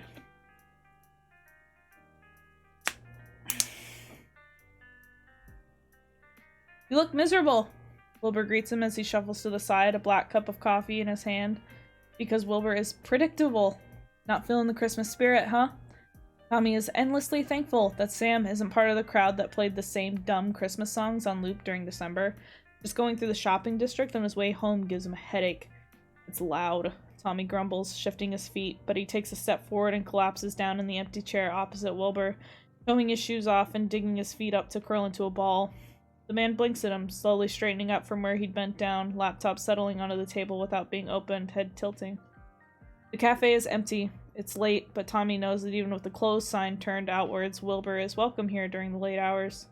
There's machines to be cleaned, counters to be swept, but Tommy's fingers curl at the fraying edges of his jeans, worrying the threads where he looks out the window at the barely lit street and the snow falling daily now, thick and soft where it lands, crowding up on window sills and turning to thick slush beneath the boots of the people trampling over it. Tommy? Are we friends, Wilbur? I like to think that we are, the other answers after a beat, and Tommy furrows his brows, chewing on the inside of his cheek. Though I can't say I'd ever admit to having a 16-year-old child as a friend. There's a teasing lit to his voice, but an undertone of something else as he settles an elbow on the table. What's this about? I've never had a friend before. Tommy doesn't look at him, one hand creeping into the pocket of his hoodie, the package crinkling as he clenches down and pulls it out, shoving it across the table. Here. He peers up at Wilbur through the curls in his fringe, shoulders easing as the clear surprise in the man's eyes and the softening of his mouth as the realization has settled in. You got me a Christmas present. Don't expect too much. Tommy's cheeks crawls with heat. Not very good at it yet. You made it! There's a crinkle of paper being torn, and Tommy curls closer to himself, not entirely sure what had possessed him to wrap the stupid thing in the first place, but the bruises faded on Wilbur's cheek, a molted yellow that will fade in a day or two, his leather coat thin on his shoulders and his stupid neck bare, despite the cold. There's a curl of something possessive in his chest as Wilbur's eyes brighten warm, wasting no time to wrap the clumsily made scarf around his neck, hands curling to press it against his mouth, something Tommy doesn't quite understand in the eyes that meet his. It's dark blue, made with the softest yarn he could find, an endeavor of a lot of swearing and no real reason to keep it for himself, just another distraction and a way to keep his hand busy. There's a lime green one shoved into the back of his closet. Not forgotten, just waiting for its rightful owner. He's never had a friend before. He doesn't know if that's what he and Wilbur truly is, but he'd laughed for the first time since Dream, cold and wet in the snow with the man's weight heavy on top of him, impossible warm. impossibly warm despite the freezing winds, and a part of him wants to sink his claws into Wilbur and keep him at his side forever. It's a selfish thing to allow Wilbur to even step into his world, but Tommy's never been good. His moral compass is that twisted thing built and shaped on his love for Dream. It's okay, isn't it? Have a friend. It doesn't mean anything. Wilbur is a civilian and Tommy is a hero. Or was. Could be. It's more of an apology than anything else for the lingering question on the tip of his tongue that he can't get himself to voice. Civilians live vastly different lives from us. Dream's words are heavy in his mind, and he remembers all too well the helplessness of choking on his own blood, bleeding out under curious eyes and the flashes of cameras on a cold street. We're little more than entertainment and headlines. I love it. Wilbur breathes out. Toms, this is amazing. You really made it? All on your own? What's that supposed to mean? Tommy bristles reflexively. You doubt my skill? Just surprised, but it's a good surprise. Wilbur rubs his cheek against the fabric. I'm never taking it off. Don't be stupid. Tommy flushes darker, tucking more of his face behind his knees. Now I feel bad, though. I didn't get you anything. I don't care. Tommy wrinkles his nose. I don't like gifts. You are such a strange child. Wilbur shakes his head, fondness in the spread of his smile. You get off soon, right? Why don't you swing over to my place after and watch a movie or something? Tommy looks at Wilbur, all gangly limbs and soft sweaters beneath thin leather, round glasses and a messy top of a curly fringe. Handsome, in a way, with the easy smile and laughter that rings out loud when his head tips back. Sure, he hears himself saying. Beep, beep, beep. Quick drink. Quick drink, quick drink.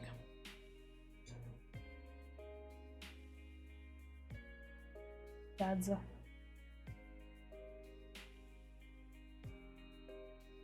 Tommy hangs his jacket at one of the free hooks on the wall, tugging his hood up and pulling at the strings that hangs from it as he takes careful step into the house, one ear on Wilbur and greeting what can only be his father, eyes darting to peer into the kitchen before he takes a left down the corridor.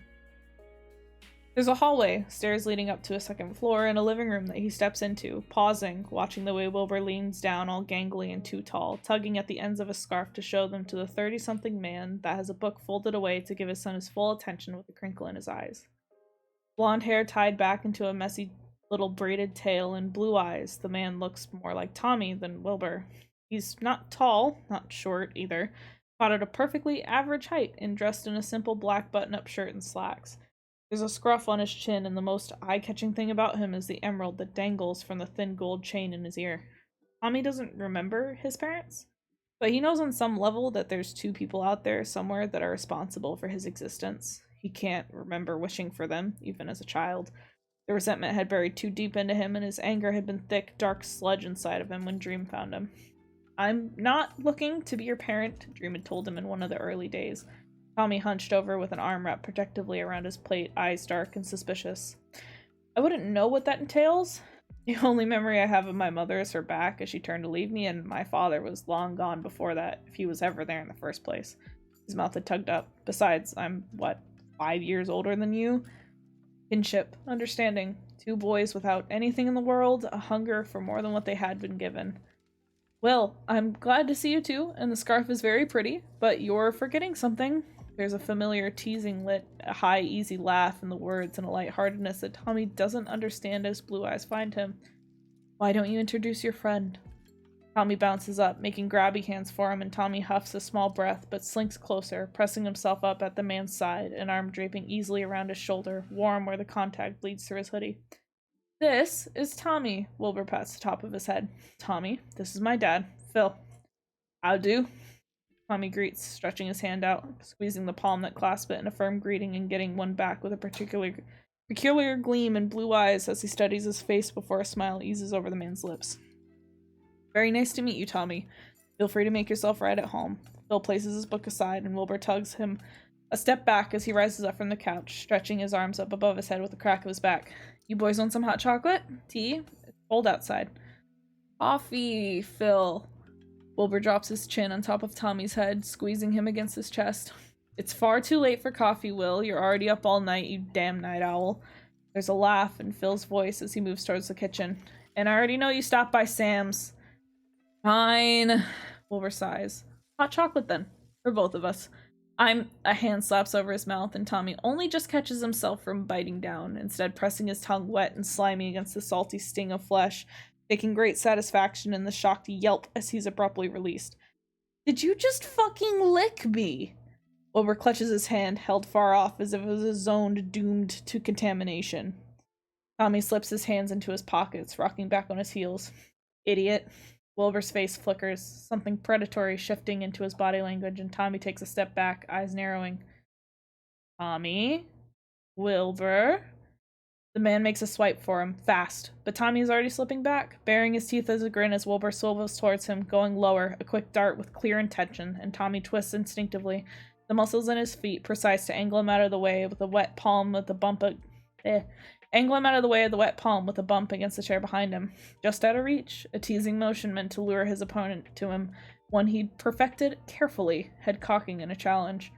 Wilbur halts, head tilting, eyes glittering. You're fast. Maybe you're just slow, Tommy shrugs, tipping his body back to roll over the back of the armchair, landing easily with a flump. You said we were watching a movie. Wilbur watches him for a moment longer before sighing, wiping his palm off against his jeans. Gremlin. All idiot. There's a sand jar on his table, lid sealed shut, light and tumbling into tiny white shells from a pretty beach on the coast of Las Nevadas. Tommy's never been to a beach in his life. Wilbur has, apparently, been to several jars with different sorts of sand crowding the shelves of his room, mouth moving rapidly with rapture, as Tommy listened with interest, trying to picture the places he describes and coming up short. Wilbur trailed off, an odd look in his eyes when Tommy flicked his up to meet them. What about this one? He pointed to one of the smaller jars, the one that now stands on his table. He thinks that Wilbur had looked startled, blinking at him with an odd look. You don't think it's weird? I think it's so fucking weird, Tommy snorted, rocking back on his heels. Tell me more. There's sandy beaches crowding on pictures of his open laptop, finally back to normal, as he hums as he pokes the small bits of chicken around in the skillet, mindful of the Angel of Death's cautioning words to make sure it was cooked through. On the table, the small leaves of clementine stand in a backdrop of a black feather he'd shoved into the pot. It's from my contact picture! Wilbur had wrapped an arm around his midriff, hauling him back and into the frame, angling his phone as Tommy tried to squirm out of his grip, relenting with a jerk and skulkish look at the camera when he was pinched. Smile for the camera, Toms. There are no pictures of Tommy that exist, but now there is. His face crammed up beside a widely grinning Wilbur who stands half folded around him, sent to his phone after getting his number coaxed out with a woeful look that had Phil choking on the tea and sipping, the end credits of the movie rolling on the screen. He doesn't remember what it had been about, hyper aware of the way Wilbur shifted beside him on the couch, popcorn crammed into his mouth and gestures wide, involved and complaining, loud and beaming. Sappy, with his cheek cradled into his palm, eased back, shoulders pressing at Tommy's as it came to an end. He lays, curled around his pillow, thumb hovering over the screen in the picture, mouth twisting against the fabric as he abruptly shuts the screen off and shoves it beneath the colors. Sam! I'm here to bring you my glorious company and... Tommy glances up from his phone as the door is wide open. Open wide past closing hours, jacket already on and sneakers on his feet, head tilting as the person pauses mid-step to stare at him in surprise. Who the hell are you? Not Sam. Tommy rocks back on his feet, hands slipping into his pockets. He's fetching something from the back. A loose blue sports jacket, being crammed down onto his head, a stark scar over a line of milky white eye, the other sharp on him, studious with consideration, and something that makes the skin on the back of his neck itch. Huh. The man squints at him. So, you, work here? Tommy works with me at the cafe. Sam steps out from the back, turning off the light in the kitchen. Don't mind Quackity. He's a friend, and he's helping me bring some things over for the Christmas party. I pulled the short stick, Quackity shrugs, shoulders relaxing, and I'm a man of honor, unlike some. Bundy bailed then. Sam bends down behind the counter, picking up an armful of boxes Tommy had helped him prepare, sweets carefully arranged, food cooked during the course of the day, warm and rich in scent at the back of the near-empty cafe. So fast, man. Quackity snorts, stepping closer to accept it, shifting to tuck them under his arm to leave the other free. I think I saw his tail disappear out the back door. He's young yet. Sam hoists another armful of boxes up and puts them on the counter before bending down to pull up a plastic bag. I'm sorry for making you wait, Tommy. He steps towards him. I know it isn't much, but I put some food away from you. A bit of everything. I don't know what your preferences are, and there's a thermos with hot chocolate in there as well. The bag's extended towards him, and Tommy stares at it. You didn't have to do that. He reaches out hesitantly, letting the weight settle on the curl of his fingers. Thank you. Sam's food is the best. Quackity is already shoving the door open, the snow falling outside, cold creeping into the small, warm cafe. Lucky you, getting the whole thing for yourself, man. I'm gonna have to fight tooth and nails for mine, he bemoans. I nearly got stabbed over the Blonelos last year. That's not quite how I remember it, Sam comments, pulling a beanie from his pocket and reaching forward to cram it on Tommy's head with a startled little jerk, as he blinks up at the others, hands lingering for just a moment before the man's mouth tips soft and they slide off. Merry Christmas, Tommy. He sits on a roof wearing a jacket from the Angel of Death, fork caught between his teeth and feet swinging in the empty air, eyes wide, spiraling. Eyes on the wide spiraling tower that reaches up towards the sky. It's Christmas. It's been 2 years since Tommy lost everything.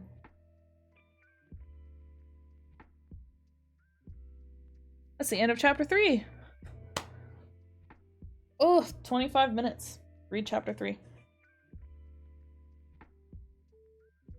Ugh.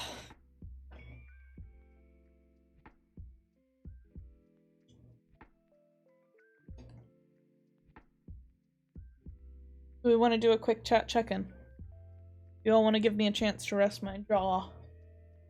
I hope everyone is doing well. I hope you guys are enjoying it. Appreciate y'all all hanging out.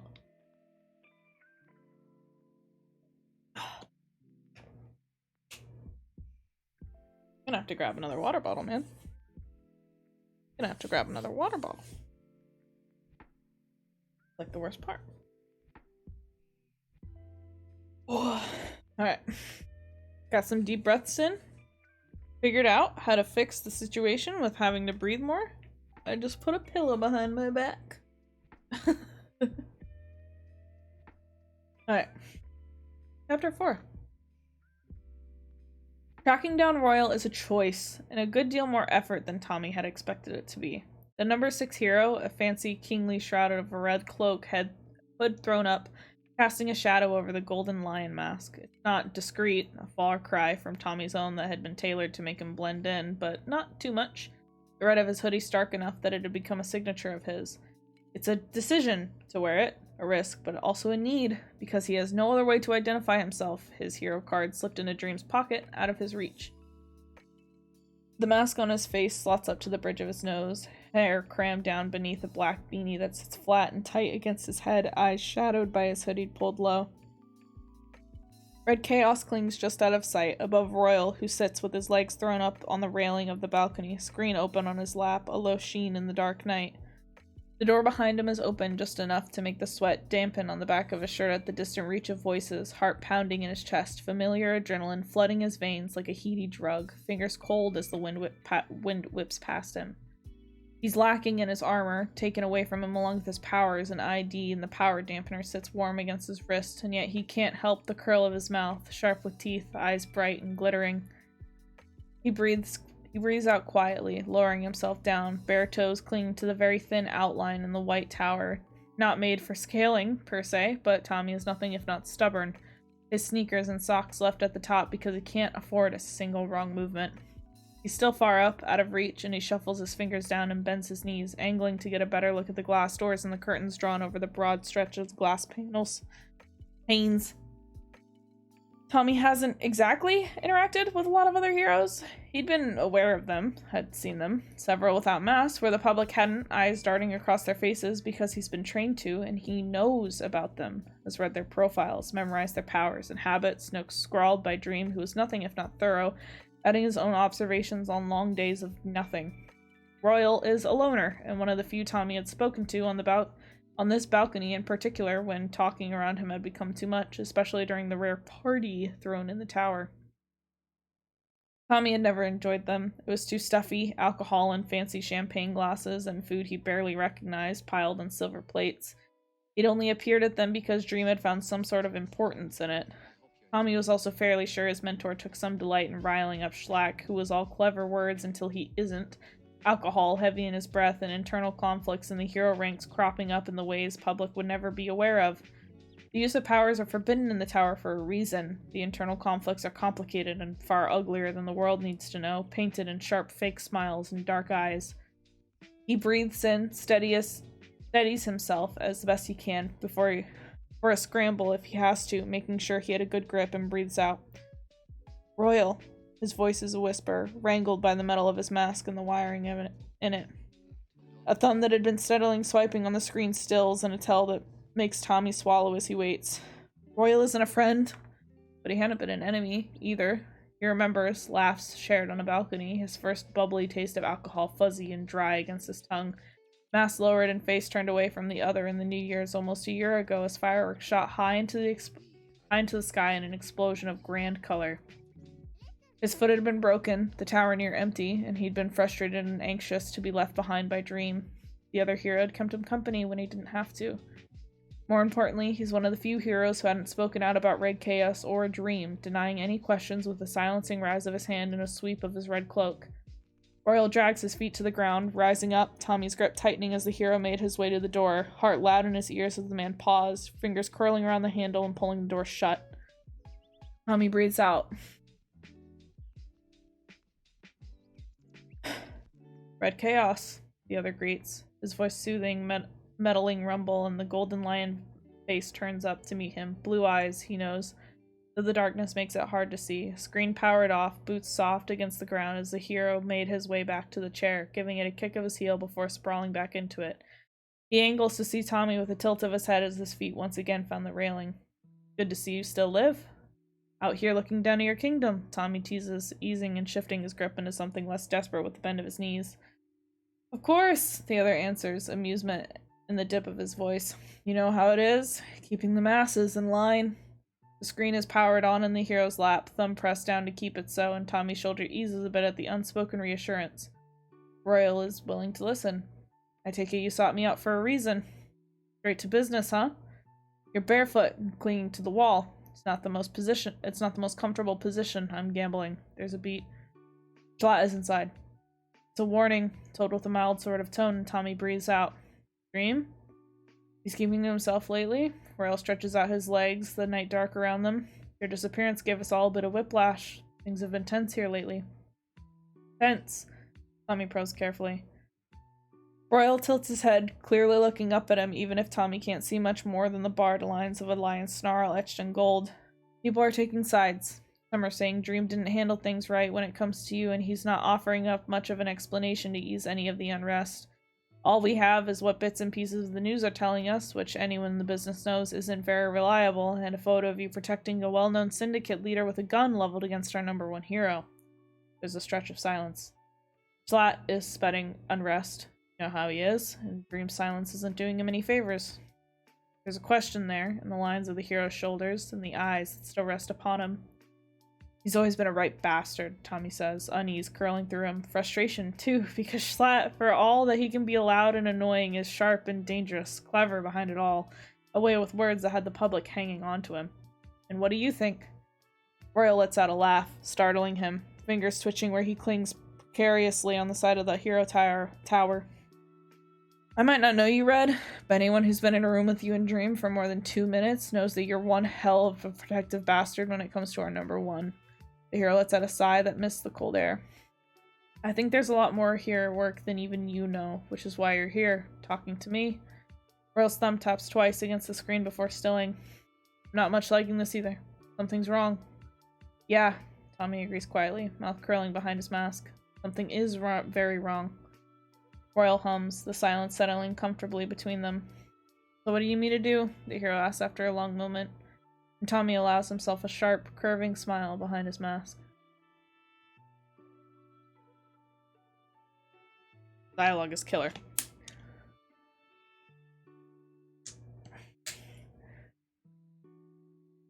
Tommy stares down at the blueberry yam spread on toast, fingers idly tapping, rhythmic in the static sorting of his thoughts. He has an ally. It's precarious, it's risky, but it's a start. Royal hadn't been able to give him much, but Tommy hadn't expected him to. Dream kept to himself, a distance that he had been aware of and accepted, trusting his mentor to make the right choice, and pushing when Dream showed all signs of shouldering too much, wrapped up in himself and failing to reach out when Tommy was right there. That's why I'm here, Dream. Burning words, feet planted and chin raised to meet stubborn green eyes. Because you can't do everything on your own, and you know it. It hadn't always turned out well. Dream's frustration harsh in the twist of his words, fingers twining tight in his hair with a sharp tug as he hunched in on himself, a vulnerability his mentor loathed but allowed as Tommy pressed himself against him, refusing to leave. His fingers burning into short, wavy strands of blonde, the one to reassure Dream as Dream pressed against him in the privacy of their home, where no one could see the burden that weighed on his mentor like a wretched thing that Tommy wanted so desperately to claw away at. He knows it had put Dream at odds with the public, an unreachable figure when Tommy had found him achingly human. Tommy had never been interested in the power games and the ranks of heroes, though he kept a careful eye on what he could understand, listened to what Dream shared, frustration in the palms that scrubbed hard over a bare face of his mentor before lowering his mouth, thinking, plotting, planning, even when annoyance left his mouth thin. Schlatt had been a frequent problem, and he was turning out to be a problem now, his sway with the public because he's a politician in the clothes of a hero. What he doesn't understand is why Dream is allowing it. His mentor isn't a fool. He had known that the longer he knew that the longer he let things brew, the longer he let Schlatt wrap his words around the unrest of the public, the harder it would be to challenge and soothe. Royal promised to look into it for him, and Tommy knows it's not much, but it's something after weeks of nothing. What are you doing, Dream? He wonders, elbow on table, dropping his cheek into a palm with a sigh as he takes a bite of his toast.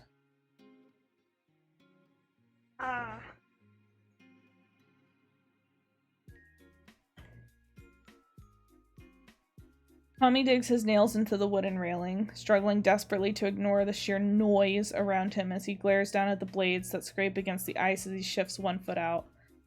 The ice skates are bright white, the metal sharpened at home with a tutorial running on his screen. He'd picked out a pair made for figure skating after careful research because the toe pick sounded interesting. Spikes at the very point of them meant to allow him to do fancy shit. He tugs Sam's beanie down further in a vain attempt to block out the noise of the people around him. Going around and around on the small skating rink, bright lights flickering in the trees in the middle of bright lights flickering on the trees in the middle despite the early hour, Christmas music playing too loud and scratchy on boom boxes that had seen better days. He bites down on the inside of his cheek and pushes forward with a sharp motion, knees bending instinctively as he slid out on the ice, breath in his chest like a hiccup as he shifts, trying to get a feel for it as he turns his heel inwards and uses the side of the skate to push into motion. Shifting, repeating with his left, he veers out of the path of a small child, stumbling awkwardly and halts, breath hard in his chest as their parent flashes him an apologetic smile, already tugging the toddler along and away from him. You new at this, aren't you? Tommy jerks, eyes finding a boy in a green jacket with a soft fuzzy lined hood pulled up, hair and brow in duality of brown. Face round and soft in direct opposition of Tommy's own sharp lines. A good head shorter, arms folded, leaning back against the railing with a cocky grin, a thick green knitted hat flattening his hair down almost to cover his eyes. Couldn't be me. The boy takes a step towards him with some sort of clear intention, Tommy's lips drawing back. The boy trips over fucking nothing, hands wrapping around Tommy's wrist with a rough jerk of motion that sends them both crashing against the ice, feet torn from beneath them, Tommy's ass hitting the ice hard. One hand jerked out instinctively, feeling the soft hair of the boy against his palm for a second before his knuckles scrape hard against the ice with a smarting snap. Ugh. He stares down at the idiot, eyes narrowing, mouth flattening to a thin line as the other blinks up at him, cheeks coloring a soft pink where he lies with his head cradled in Tommy's palm. What the fuck is wrong with you? Tommy growls, yanking his hand back and curling his fingers, making sure nothing was broken with a quick flex. Hey, you're the one who tripped me, the other protests, pushing up on a rough movement only to sprawl back on his ass, legs kicked out and a pout settling on his lips. You should apologize for that, you know. Me, Tommy demands. I did nothing. You're the one who yanked me down from fucking nowhere. You were in the way. The other folds his arm, chin jerking up. You're so rude. Tommy stares at him, mouth opening and closing. Because what? I like your hoodie. The boy perks up suddenly, leaning forward as Tommy leans back, quite sure he'd managed to attract the only certifiable insane person at the ice rink as a finger pokes rudely against his chest. These are the best, big man. His hoodie is bright yellow beneath the open lapels of his jacket, a cartoon bee flipping up its middle finger, followed by an ouch in a static scrawl. Tommy had stared long and hard when he found it beneath his pillow because the hell dream? He reaches for the hems of his jacket, tugging them shut, zipping up his jacket with a rough tug to get it all the way to his chin, giving the other a flat look. Now, see here, mister. Who the hell are you calling mister? I'm just being nice, and you're being terribly rude. A tall, looming shadow steps up behind the boy who had twisted up on his knees, one hand reaching for the zipper on Tommy's jacket. Long arms, a gangly sort of build, a long-suffering look just visible over a black and white split mask as he knelt down, hands slipping beneath the boy's armpits. Hubbo! The boy freezes. We've talked about this, man. Tommy relaxes his shoulders just an inch when the boy twists a pouty face up. He has a B shirt, boo! That does not mean that you're allowed to harass him, the taller tried, straightening up and hauling the boy with him, holding steadily as skates immediately kicked out, unsteady as hands twisted into the taller's jacket. I was making a friend, Tubbo complains, and Tommy gives him a mildly horrified look caught by the taller, who coughs a suspicious-sounding noise behind his mask. Ranboo! Hubbo! Rumbu echoes back in the same sort of tone. Apologize! Tubbo folds his arm over his chest and looks away with a huff. He's the one who tripped me! The hell I was! Tommy scrambled up to his feet, ignoring the way the tall boy shifts in his grip, as if to reach out and steady him as he wobbled unsurely for a single moment, chin jutting out and teeth baring in a snarl. You're the fucker who dragged me down like a bumbling idiot! Lies and slander, Tubbo denies, and Tommy twitches. I'm very sorry about Tubbo, Rambu says as he drags the shorter boy against his chest, slouching against him. He's a menace, but he means well. Tommy gives them both the middle finger over his shoulder. Tommy ends up texting Wilbur, frustrated by the noise, the sound, by Rambu and fucking Tubbo, and the taller supporting the smaller, an obnoxious, cheery wave sent his way every time they passed by him on the tiny, round, circling rink. Skates kicked off in the snow beside him, one leg up on the bench, hunched over with one hand curled tight around his phone as Tommy glowers at the family that passes a bit too close, caramel apples sprinkled in bright colors on wooden sticks, the girl growing blithely as a hand ruffled the curls of her hair. His phone buzzes and he looks down, brow furrowing as he opens up the location, mentally tallying out the distance since he had all GPS functions turned off. Too far, he types back. Don't exactly have a car. Instead of another text back, his phone rings with an incoming call, and Tommy answers it before he can second-guess himself. You want a ride? Wilbur's voice is muzzy with sleep, a distant thank you briefly muttered by a finger over the microphone. I need to head off on an errand. I don't mind dropping you off. It'll be a few hours before I can pick you up, though. Tommy blinks, his tight grip on the phone easing. You're sure? Wouldn't offer, and if I weren't, Wilbur answers distractedly. Yes or no, child? We're gonna readjust real quick and drink some water. We're also apparently just gonna slowly go up the page when I don't want to. Oh. The back, man. The back is hurting. We do have B-Duo, though. B-Duo has entered the story.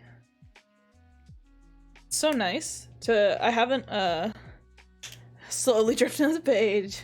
Oh, yeah! I haven't reread that scene since B-Duo met up, and I'm very soft. I'm very soft to rereading it, knowing that actual Wilbur and actual Tubbo, actual Rambu and actual Tubbo are well, right now they're sleeping, but you know what I mean. They're together. It's great. All right. It's lovely. It's lovely. It's lovely. This story is lovely. But the platonic soulmates of Rambu and Tubbo is more lovely. Alright. We continue with a vengeance. The blue car rolls to a stop in front of the bench, and Tommy opens the door to see Wilbur swipe a heap of paper coffee cups down on the floor of the car with an absent sort of motion, phone open and thumb working over the screen. So, ice skating, huh? He greets, screen powered off and phone slipped into his pocket. Tommy carefully slips inside, cups flattening beneath his sneakers, backpack crammed down between his feet, The door dragged shut. There's music playing upbeat on the radio, something Tommy doesn't recognize, and there's a curl of something ridiculously warm in his chest because Wilbur had actually come, and it's fucking weird, but the sight of him eases the uncomfortable buzz beneath his skin, shoulders lowering. I'm trying new things, Tommy informs him, sliding his foot and shoving cups away with a wrinkle of his nose. You know, hobbies and stuff. He stills as Wilbur stretches past him, tugging at the seatbelt and adjusting the strap over his chest before clicking it in place with a ruffle of his hair. Safety first, the man tells him before reaching for the gear shift. Was the knitting part of the new hobbies and stuff as well? He asked with a glance and small tilt of his head. Tommy doesn't look at the blue scarf around the man's neck. Yeah, he admits. Wilbur hums. It's fun. It can get a bit loud in places like this, though. Fucking obnoxious, Tommy grumbles. And some rude fucker pulled me down and tried to blame me for it. Would you believe it? Ouch, Wilbur says, but there's a twitch in his lips, reaching to turn the radio up just a bit. Rough morning, I hear. Worst, he agrees, he agrees with feeling as he relaxes back. It's a 40-minute ride to the place Wilbur had in mind, and Tommy stares breathlessly out at the frozen lake, blinking as he craned his head around, hearing the birds up high and the trees that towers above them with bare trunks only to pillow tight with green at the very tops, his mouth opening, crisp, cold air filling his lungs, heart pounding in his chest. What the fuck? Pretty cool, isn't it? Wilbur grins, leaning back against the hood of his car, eyes on Tommy as he spins around, a grin blossoming wide on his lips, something new bubbling through him. Cool, Tommy demands, turning sharply towards him, an unfamiliar sort of flutter in his chest, a breathless sort of awe that he can't put into words. Wilbur, this is fucking epic! There's snow all around them, thick and untouched. A world entirely for Tommy, wilderness, sounds he's never heard before in his life, with the creaking of trees and unfamiliar birds, a tranquility that blossoms out here, away from the tall buildings and gray sheets where the snow turned dark slush beneath tires and boots. I'm glad I could be of service, Gremlin. There's a teasing lit in his words, but Wilbur breathes in, clearly enjoying the quiet with the brief closing of his eyes and the tilt of his chin. The snow can be a bit bothersome to skate, though, the man tells him, cheeks pink from the flush of the cold and warmth in his eyes as he opens them up. But, considering how cold it's been the last few weeks, you shouldn't be in any risk of going to the ice, at least. Snow's got nothing at me, Tommy grasped at the strap of his backpack, and I can swim, you know. You're a very self-sufficient and independent gremlin. Got it. Wilbur laughs, but it's not mocking, and Tommy finds himself grinning at him, still ensnared by the sheer wonder of the world that he hadn't even been aware of, tilting his head as Wilbur glances down at his wrist. I need to get going, but I should be done in 5 hours or so. I'll swing by and pick you up then. You've got my number, so call me if you're about to get eaten by a bear or something.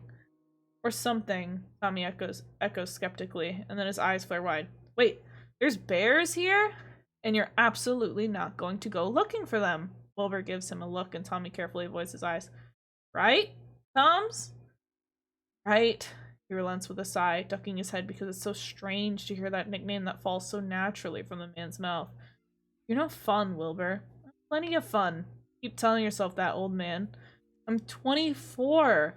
Old, Tommy agrees, sliding back to stop the slight bounce of his steps, eager to get out and explore. So very old. Wilbur shakes his head, mouth tugging even as he sighs theatrically with a push away from the car, breath misting in the cold white air, eyes warm and fond. Be gone. Have fun. Try not to get yourself killed.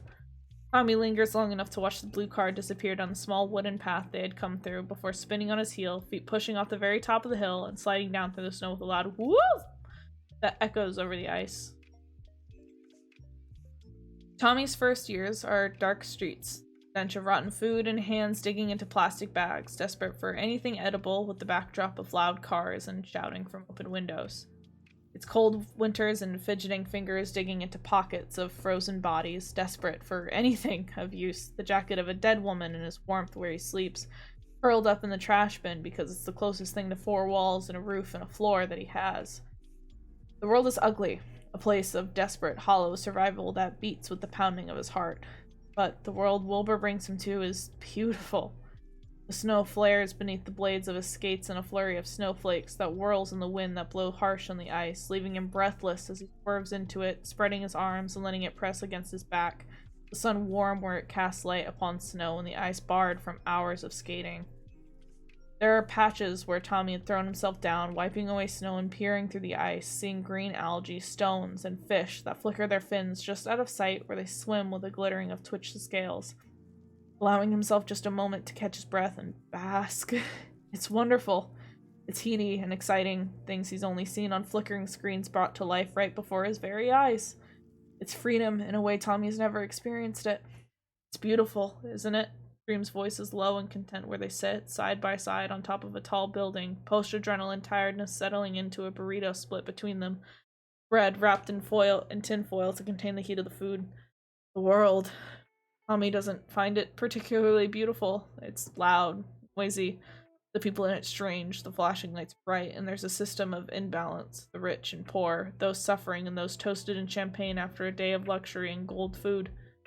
He likes it better high up than he does down below in its streets, but he thinks he understands what Dream meant, why he wants to protect it, as he lets himself fall back, staring up the bright blue sky and the drifting white clouds high above them. There's a furrow of Wilbur's brow as he stands at the edge of the ice, staring at his phone, one hand rubbing at the back of his neck as Tommy approaches with a twist of his skates and comes to a halt. Had fun? The man asks as Tommy steps back and collapses down on the snowbank beside him. Yeah. There's a beat, and then Wilbur copies him, and Tommy furrows his brows, head tilting as he peers curiously towards him. You have a braid in your hair, he informs the man, and he reaches down, fingers stiff and cold as he tucks the frozen strap into his skates. Techno's home, Wilbur sighs, shoulders folding down as he wrapped his arm loosely around his knees, resting his chin on top of them. My brother, he clarifies when Tommy side-eyes him. Oh. He pauses the fiddling of his straps, mouth twisting a bit unsurely because there's something tired in the lines of Wilbur's face. That's good, isn't it? Family's supposed to make you happy, right? Tommy knows family is more complicated than that. He's seen bodies and victims of domestic violence, has had to pick up crying children with bruises from their arms and face, snotty nose bearing into his hoodie with trembling fists, has had to bodily haul a grieving woman away from her child, floating blue and dead in a bathtub, husband dead where she cracked his head open, a splatter of brain matter against the wall. But Wilbur had greeted his father warmly and with open affection, not an inch of hesitation on the lines of his body. His gaze flicks for a single moment to the cheek bare of a bruise that had blossomed dark upon it. Wilbur hums, one hand reaching out to tug at the small braid woven along his temples. I love him, but he can be frustratingly blunt, and the annoying thing about him is that he's usually right. His mouth twists with a wiry sort of emotion. He isn't very happy with me. Why? Tommy asks, finally managing to tug the first loop out and curling 2 fingers beneath the straps to loosen them out. Because of you, actually. Wilbur's voice dips strange, and when Tommy straightens up to properly look at him, there's something hooded and guarded in the brown eyes that meet his. Why? Tommy asks, pressing his hands back into the snow with a stretch of his legs. He thinks I'm taking advantage of you. There's a curl of something dark where Wilbur sits, folded in on himself, a side of him that Tommy hasn't seen but reminds him sharply of Dream, even with the brush of brown curl over his eyes. But I'm being pushy and overstepping and forcing myself into your life. Huh, Tommy tilts his head. And? Wilbur echoes, annoyance drawing up sharp. He's right, isn't he? I can take care of myself, Tommy huffs, rolling his shoulders. And he's wrong, anyways.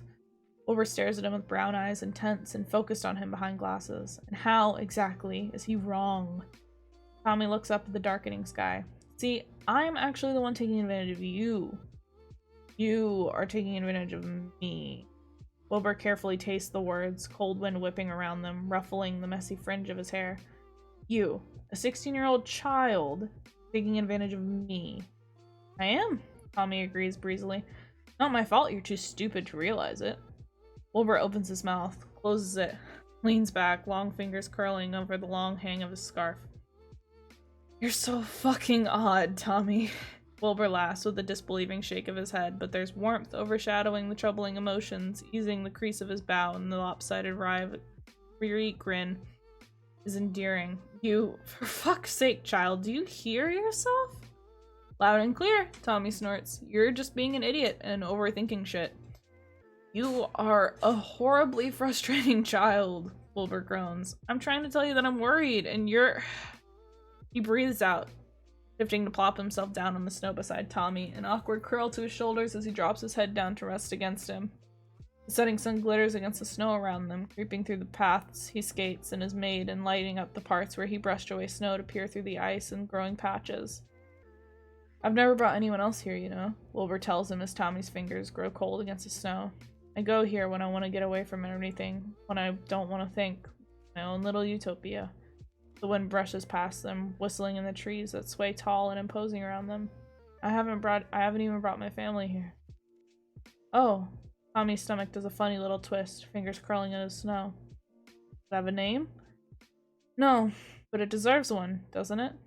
Wilbur's weight is warm against his side, making him very aware of the snow that had soaked into his pants and the shirts, and Tommy suppressed a small shiver.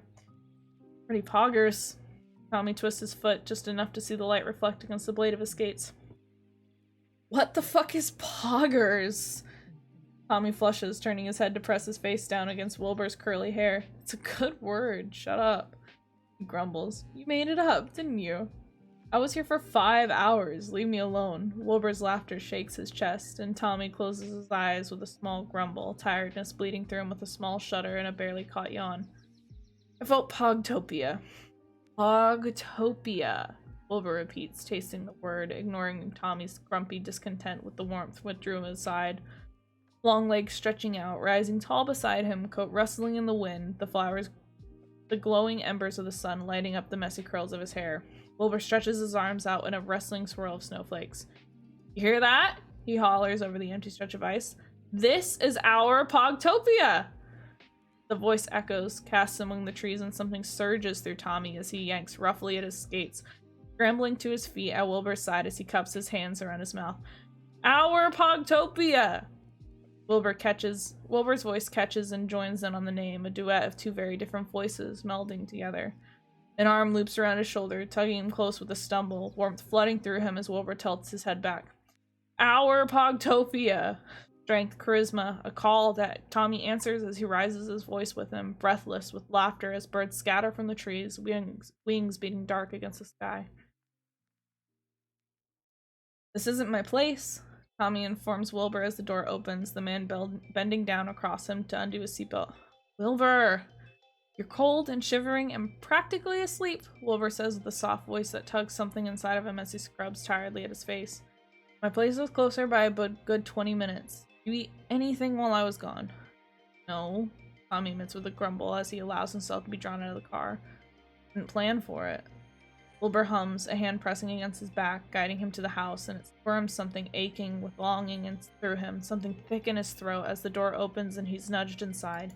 Fingers already reaching to tug his jacket open and help him out of it before Tommy can do as much as muster a thought to do it on his own. And no gloves either, Wilbur clicks his tongue. At least Sam got you a hat. It's warm, Tommy agrees as it's tugged off his head, his curls flat and wet from where the snow had melted through it. I'm sure it was, Wilbur laughs, a quiet sort of thing, as he's helped out of his shoes before the man straightened up with a brief glance over his shoulder. Hey, Dad. Will? Tommy opens his eyes a bit blearily to find Phil leaning against the kitchen door frame, a look of bemusement and contemplation in the blue eyes as he finds his with a blink. Hello again, Tommy. Tommy tips forward to bury his face into Wilbur's shoulder with a tired, grumpy noise. Techno's upstairs, Phil says with a sip of his tea, and Tommy's too tired to try and make sense of the expression on his face. I'm cold, Tommy mutters as an arm loops around his back, steadying him. I know, Wilbur mutters back, something impossibly gentle in his voice as long fingers card through his hair. Are you falling asleep on me, Toms? He makes a low noise, eyes closing, breathing in the scent that is impossibly Wilbur. You really are a child, Wilbur breathes with a small laugh and a nudge. Come on, we need to get you into dry clothes.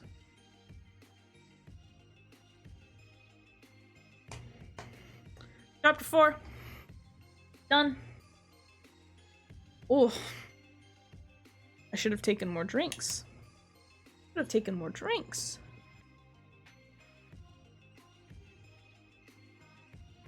Because my throat's a hurtin'. Alright. We're about halfway through. A little bit more than halfway. I'm going to go run to the bathroom really quick. So, everyone, we've been streaming for 2 hours. get up, stretch. If you don't have water, go get water. Go get a drink. Go get a little bit of water. Or I guess like tea. You know, something. Get something. And I'm going to go run to the bathroom really quick. And we'll be right back. Yeah. I will be right back. Everyone stretch. Get up, stand up. Hey. Get up, stand up, go get some water. Walk around your room twice. Alright? I'll be right back.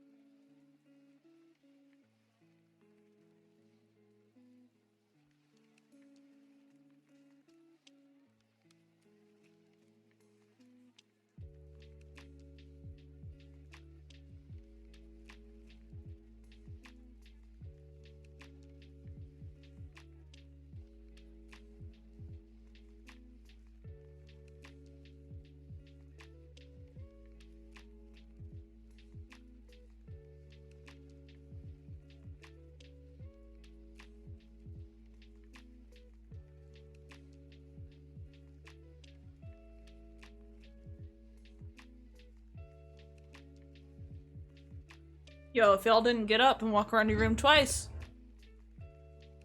we're gonna have some issues. Alright.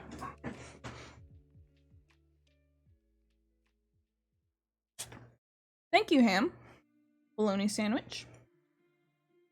You're great. You're great for coming and sticking around and just having a good night.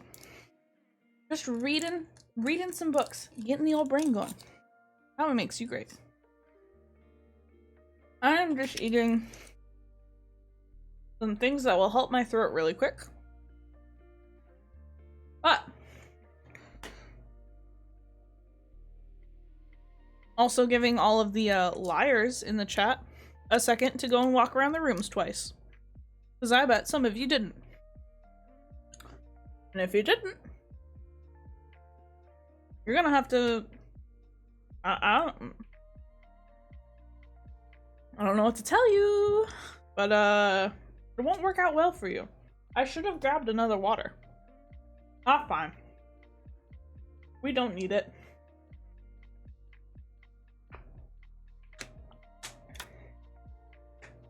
Drink water. Oh, that hurt my tooth.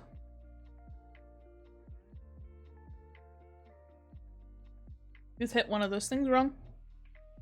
Didn't feel great. That's fine.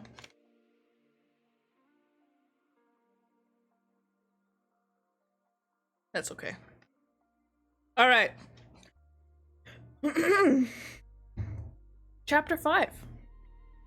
Here we go. Give me just one more second. I just have to clear some notifications, or else my phone's gonna keep buzzing on my desk. And even though you guys can't hear it, anytime it happens, it messes me up. I love this chapter so much. It's so cute. All right.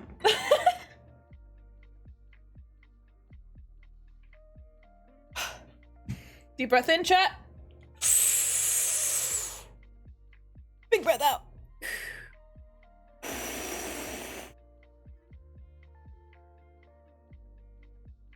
Good break, guys. Alright, let's keep going. Tommy scowls as he tugs fruitlessly at the clothes Wilbur had supplied him with, twisting around in the ridiculously soft knitted thing that sticks uncomfortable against his wet skin. The shirt is baby blue, and he looks soft in a way he resents, because Tommy isn't soft. He's hard, jagged lines, scars spanning across his skin, pink lines just visible at his collarbones where talons had torn him open. Doesn't help that Wilbur is a tall bastard, and he looks like he's playing fucking dress-up. Gray sweatpants tied high at his waist and still pooling at his feet where they pull in, at least preventing him from tripping and falling over things. Fucking hell, Wilbur, no one needs this much leg. Tommy breathes, bending down to snatch up at the plastic package of the underwear that had been wrapped up in and stuffed into the small trash can. There's a splatter of water still on the floor, and he drops his towel on it, shuffling in a half-hearted circle before throwing it over the railing of the bathtub for someone else to deal with.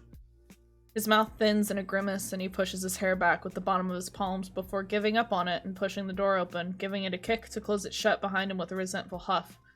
The upper floor is a simple corridor with closed doors, and Tommy stares down at it for a single moment, brown furrowing, something itching at the back of his neck as he takes a step back and then turns on his heel. About time. He pauses, twisting to look at a now open door, a figure leaning in the doorway, shrouded in the blacklit darkness and a dull glow of the lamp above them. I was starting to wonder if you'd fallen asleep in the shower. Tommy's first impression of Techno is that the man is fucking pretty. Tall, almost as tall as Wilbur, but lacking the gangly sort of odd look the man had. Instead of brown curly hair, there's long, sleek pink hair braided into a tail that falls over his shoulder, stray hair curling behind sharp-tipped ears that glint with golden jewelry, glasses square in front of maroon eyes that regard him with a small tipping of his head. There's something put together about him, a calm sort of confidence in the way he stands, dressed in a simple white poet shirt rolled up at the elbows to bear a simple golden bracelet with an emerald set in it. Dangerous, something whispers in the back of his mind, neck itching, and he can't place the feeling that there's nothing recognizable about the man who stands in front of him. You're Wilbur's brother, he says, scrutinizing the other as he slips his hands into the pockets of gray sweatpants. Techno, right? And you're Tommy. There's a small, curving smile revealing sharp top and bottom canines, and Tommy thinks, oh. Shoulders lowering just an inch, rolling on his feet with a cocking of his head, wariness traded out for curiosity with a blink. Hybrid. Likely a mob, if the flush of the adrenaline in his veins had anything to say about it. He'd had the same response to Sam, something that had, inevitably, piqued his curiosity and drawn him back to that small cafe. But there's little else distinct as to what exactly the man is. There's no skin discoloration, and sharp teeth and ears could mean a number of things, likely a distant thing back in the family tree that had flared up. Nothing terribly unusual. Hybrids aren't rare, exactly. It was one of the more usual quirks that popped up in horns and tails, splatters of colors and shifting eyes. Drastic cases rare, but not impossible. Mob hybrids were far rarer, but if Sam didn't have— oh, fuck, that scared me.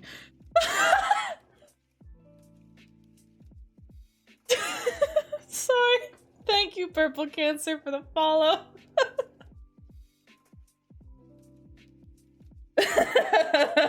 Scared the shit out of me.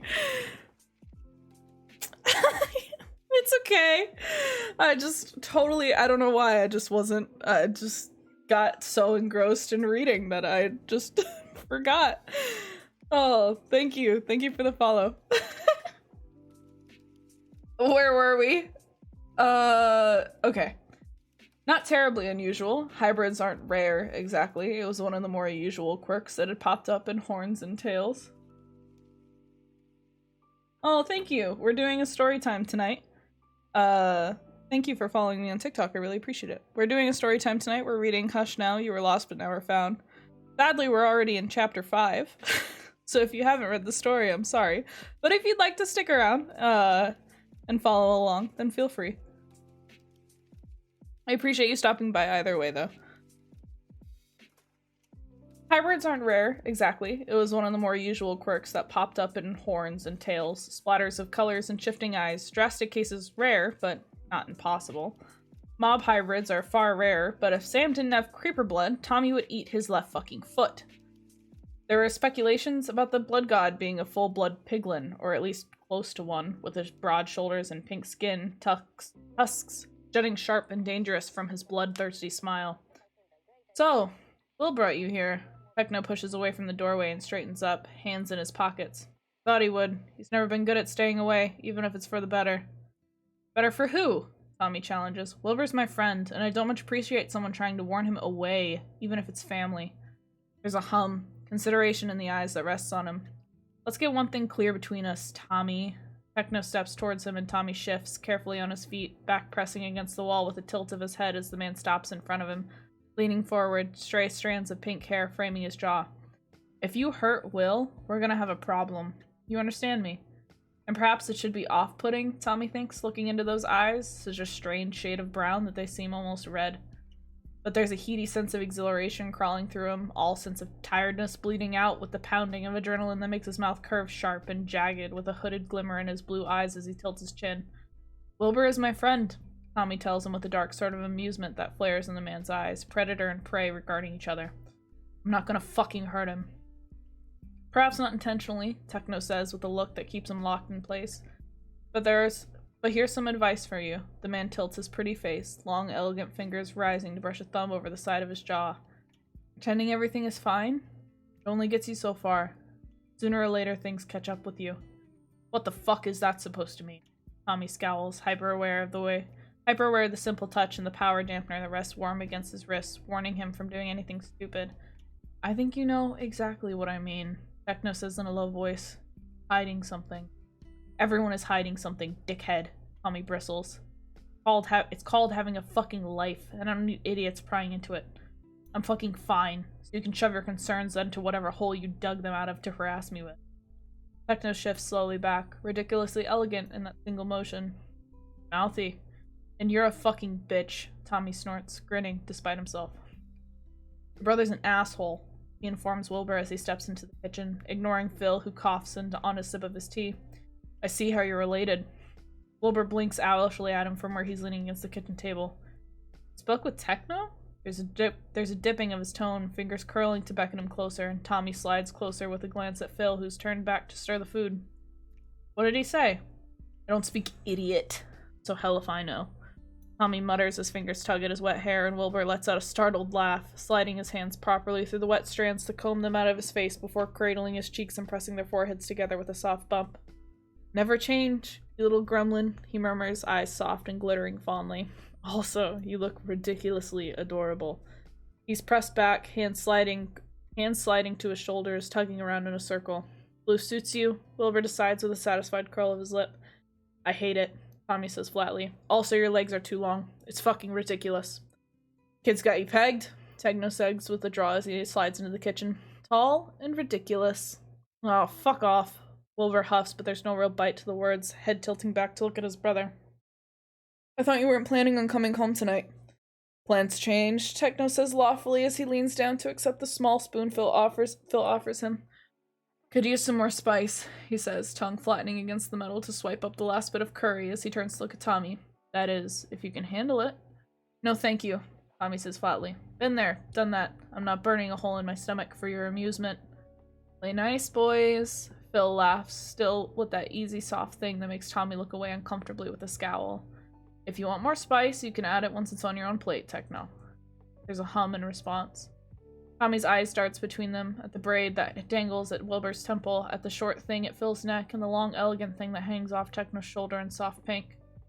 Family, he thinks, with something strange curling in his chest, dark and prickling.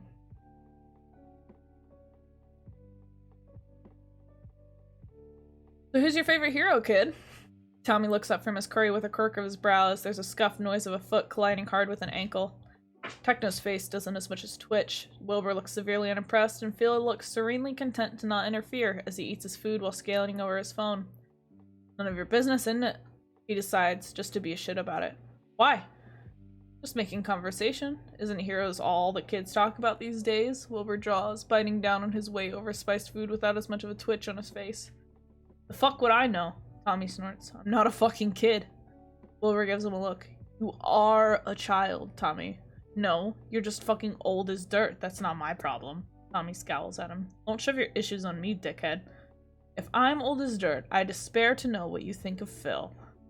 Wilbur sighs with a weary sort of amusement as Phil pauses his eyes to flick up. He's probably roaming with the dinosaurs, Tommy says after only a beat of hesitation. It's a fucking wonder he's still breathing. I'm 35? Wilbur stares at him. What? Old, Tommy agrees before he swings his attention over to Techno. I guess if I had to pick one, I'd say Valorant, because you really can't go wrong with arson. Wilbur blinks at him. Arson? Not Dream? Techno raises a brow. He's number one, isn't he? He's a dickhead, Tommy scowls. Don't tell me you're some Dream fanboy. Techno stares at him and Tommy pauses, backtracking. I mean, I guess it's fine if you are. The whole masked hero thing is pretty cool if you think about it. Like, all mysterious and shit, so long as it's not like a fetish thing. Toms, I guess I get it. It's fine if you have like a crush and stuff, you know? Techno's still staring at him, looking vaguely pained, while Wilbur has sunken his mouth beneath his palm and Phil's mouth is twitching, valiantly turned away to hide it. I mean, you could have picked a worse hero to crush on. Tommy finishes with an awkward cough. Sorry, it's like a secret or something. He mumbles, grasping for his spoon and shoving a heap of rice and curry into his mouth. You're just digging a deeper hole, Toms. Wilbur half giggles beneath his palm before reaching out and patting his brother's shoulder. Don't worry, we fully support you, Tech. I don't have a crush on Dream, Wilbur. Ugh. Techno breathes out, pinching the bridge of his nose. Okay, Tommy agrees simply. I don't. I'm not disagreeing. I was just saying. Say less. I thought you were exaggerating when you called him a gremlin, Will. Wilbur shrugs his shoulders before swinging to Tommy with a pointed look. About that arson. Wilbur's family is odd. There's a dynamic at work, something strong, like a solid foundation beneath the bickering and teasing, a warmth that makes his own fingers curl tight in the fabric of his sweatpants beneath the table. It's easier if he pretends Phil isn't there, because the way Techno and Wilbur bicker between each other is familiar, and Tommy is running on pure adrenaline as he clings tooth and nail to his smile, just a tad too sharp, a creeping of mania deep in his chest alongside something darker and uglier that flares as Wilbur laughs.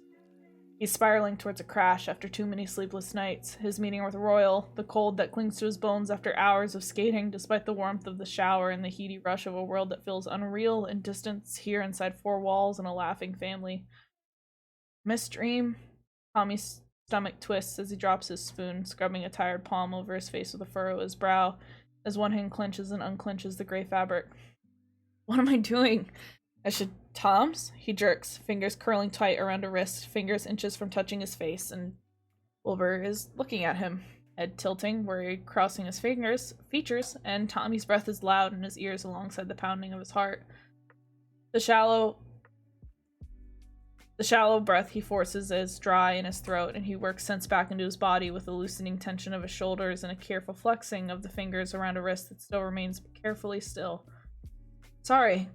He releases Wilbur's hand with grimace. I'm done. He tacks on with direction at the attention elsewhere. That's okay, the man says softly, and Tommy gives him a weary glance. Want to watch a movie? Wilbur suggests with a contemplative sort of look. Something fun. Tommy breathes out harshly. Yeah, sure. Movie's good. He carefully doesn't look at the other two at the table as he slides off the chair, his heart pounding with an aching green, even as he reaches out blindly to curl his hand onto Wilbur's sweater, gripping it tight. We're halfway through! It's a water break!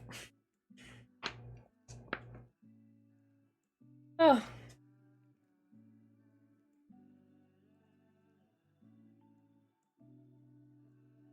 Ah.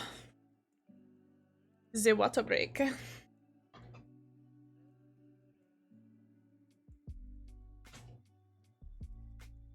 Alright.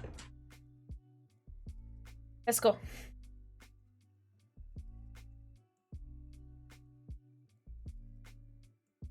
Wilbur slouches back on the couch, keeping one eye on the child as his eyes droops beside him, jerking to stay awake with a grimace and rough pawing at his eyes that makes him look impossibly like a drowsy kitten. He can't resist reaching out when it happens for the 5th time, shifting to wrap an arm around shoulders that tenses tight as he draws him gently closer, fingers curling to brush against the bunched muscles in Tommy's jaw as blue eyes flick towards him, exhaustion and emotions tangling together in those bright blue eyes. I've got you, Wilbur reminds him with a soft murmur, aware of the way Techno's gaze flicks towards him from his armchair. Tommy wavers for just a moment before he twists away from the television screen, and Wilbur stills in surprise as he pushes up on his knees before he tips forward and buries his face into the collar of his shirt, fingers bunching tight into his sweater, clawing down in an aching sort of desperation. Oh, Wilbur thinks. Then he shifts his body, looping his arms around Tommy to drag him along until he's resting in a half sprawl against the armrest, long legs shifting to make space for the boy between them as he presses against him with a full body shiver. It's curious to see the way those weary shoulders loosen their tension as minutes pass by, Wilbur's fingers finding their way into messy little cowlicks to scratch against the boy's scalp, feeling the way the fingers relaxes into something less desperate where they hold on to him, but remaining tight even as the last crease smooths out of his face. He breathes in and out, Tommy shuffling closer in his sleep, head bumping against the underside of his chin, legs twisting to trap his with a warm exhale against his throat. Will. Not a word, Technoblade, Wilbur tells him as he draws the boy tighter against him, curling back a soft coo at the absolutely adorable picture Tommy makes, something tight in his chest. Tried to tell him, Will. His brother interrupts with a furrow of his brow, Jory clinging gently as he shifts, elbows on the armrest, fingers spreading out to support his chin. He's not a stray cat to be kept, and we don't know anything about him. No, Wilbur sinks his teeth into his lip. Heck, I can't leave him alone. I found him. Wilbur can feel his brother's eyes on him, and he can't help the way he draws the boy more protectively against his chest before he buries his nose in odd curls. Fine now. You're not gonna let him go, are you? Techno's brows knit together tight before he lets out a sigh. This is exactly why I tried to warn you. We still need to know more. He's a walking, talking security risk, and you've just invited him into our home. Wilbur drags a finger over a stubborn cowlick in the boy's hair, watching it spring right up. And I'm being ignored. Wonderful. Phil! Techno turns to their father, who pauses, glancing up from his book with a flicker of blue eyes. Can't tell me you're fine with this. Worst comes to worst, we'll deal with it, Phil says after a long moment, leaning back with a roll of his shoulders. Together, he adds, under his son's unimpressed look. Will's 24. I can't exactly control who he makes friends with. That kid is 2 steps away from crashing in a most spectacular way, Techno says flatly. I can't believe I'm the only one thinking rationally about this. Someone hurt him. Someone trained him, Techno says sharply, mouth curling in a flash of sharp canines. You have no idea where that kid's loyalties lie. Wilbur tucks a jaw on top of blonde curls with narrowing eyes. He's so fucking touch-starved, Tech. Frustration wraps through him. I see him at Sam's, and it's just miserable. He's trying so hard, so fucking hard, but he's showing every signs of having been heavily codependent on someone who just fucking left him. He meets his brother's steady gaze. He's a good kid. And why exactly do you think he's clinging to you, Will? Techno's face twists, and Wilbur knows he regrets the words even as he breathes out with low, frustrated noise, hand dragging over his face as he leans back heavily. You're doing neither of you any favors. I'm worried, bites out, and Wilbur's chest twists with a small pang of guilt even as his arms wrap tighter around the boy. You're not one to let people in, Phil says after a long traded look with Techno, who looks away with a dismissive huff. I've never seen you take to anyone like you've taken to Tommy, not since you were a child. His father's eyes are soft, gentle, and so understanding when Wilbur looks at him. I want to see you happy, Will. You've been withdrawn for months, but that boy brought your laughter back. A wry twist of his lips. Perhaps it was selfish of me to let it get this far, but I can't regret it. Don't involve children in business, Techno says tiredly and with resignation. Reason we keep Tubbo and Rambo out of it, and he's younger than both of them. No one's saying we're involving them in business, Tech. Phil stretches up his arms above him with an arch of his back before slumping back with a motion befitting the angel of death with a curl of his smile. I agree, kids stay out of it, and he's very clearly one, but he looks at Wilbur again. He's interesting, isn't he? Can't help but be curious what he's hiding under all those ruffled feathers. This is because he asked you to teach him how to cook, isn't it? Techno says just a tad despairingly. Don't think I didn't see that red jacket in the hallway, Philza. I watched you wrap it. It was pretty funny, mate. Phil scratches the scruff at his jaw with a laugh. You look cold. Sam pays him well enough to buy his own, you mother hen. Techno tips his head into the palm of his hand, eyes settling on the boy for a long moment. I suppose he isn't the worst kid you could have picked up? Wilbur perks up, hopeful, as he looks over his brother who firms his jaw. What Sam is doing right now isn't getting us anywhere. It isn't? Wilbur nods. Then we'll just have to step in.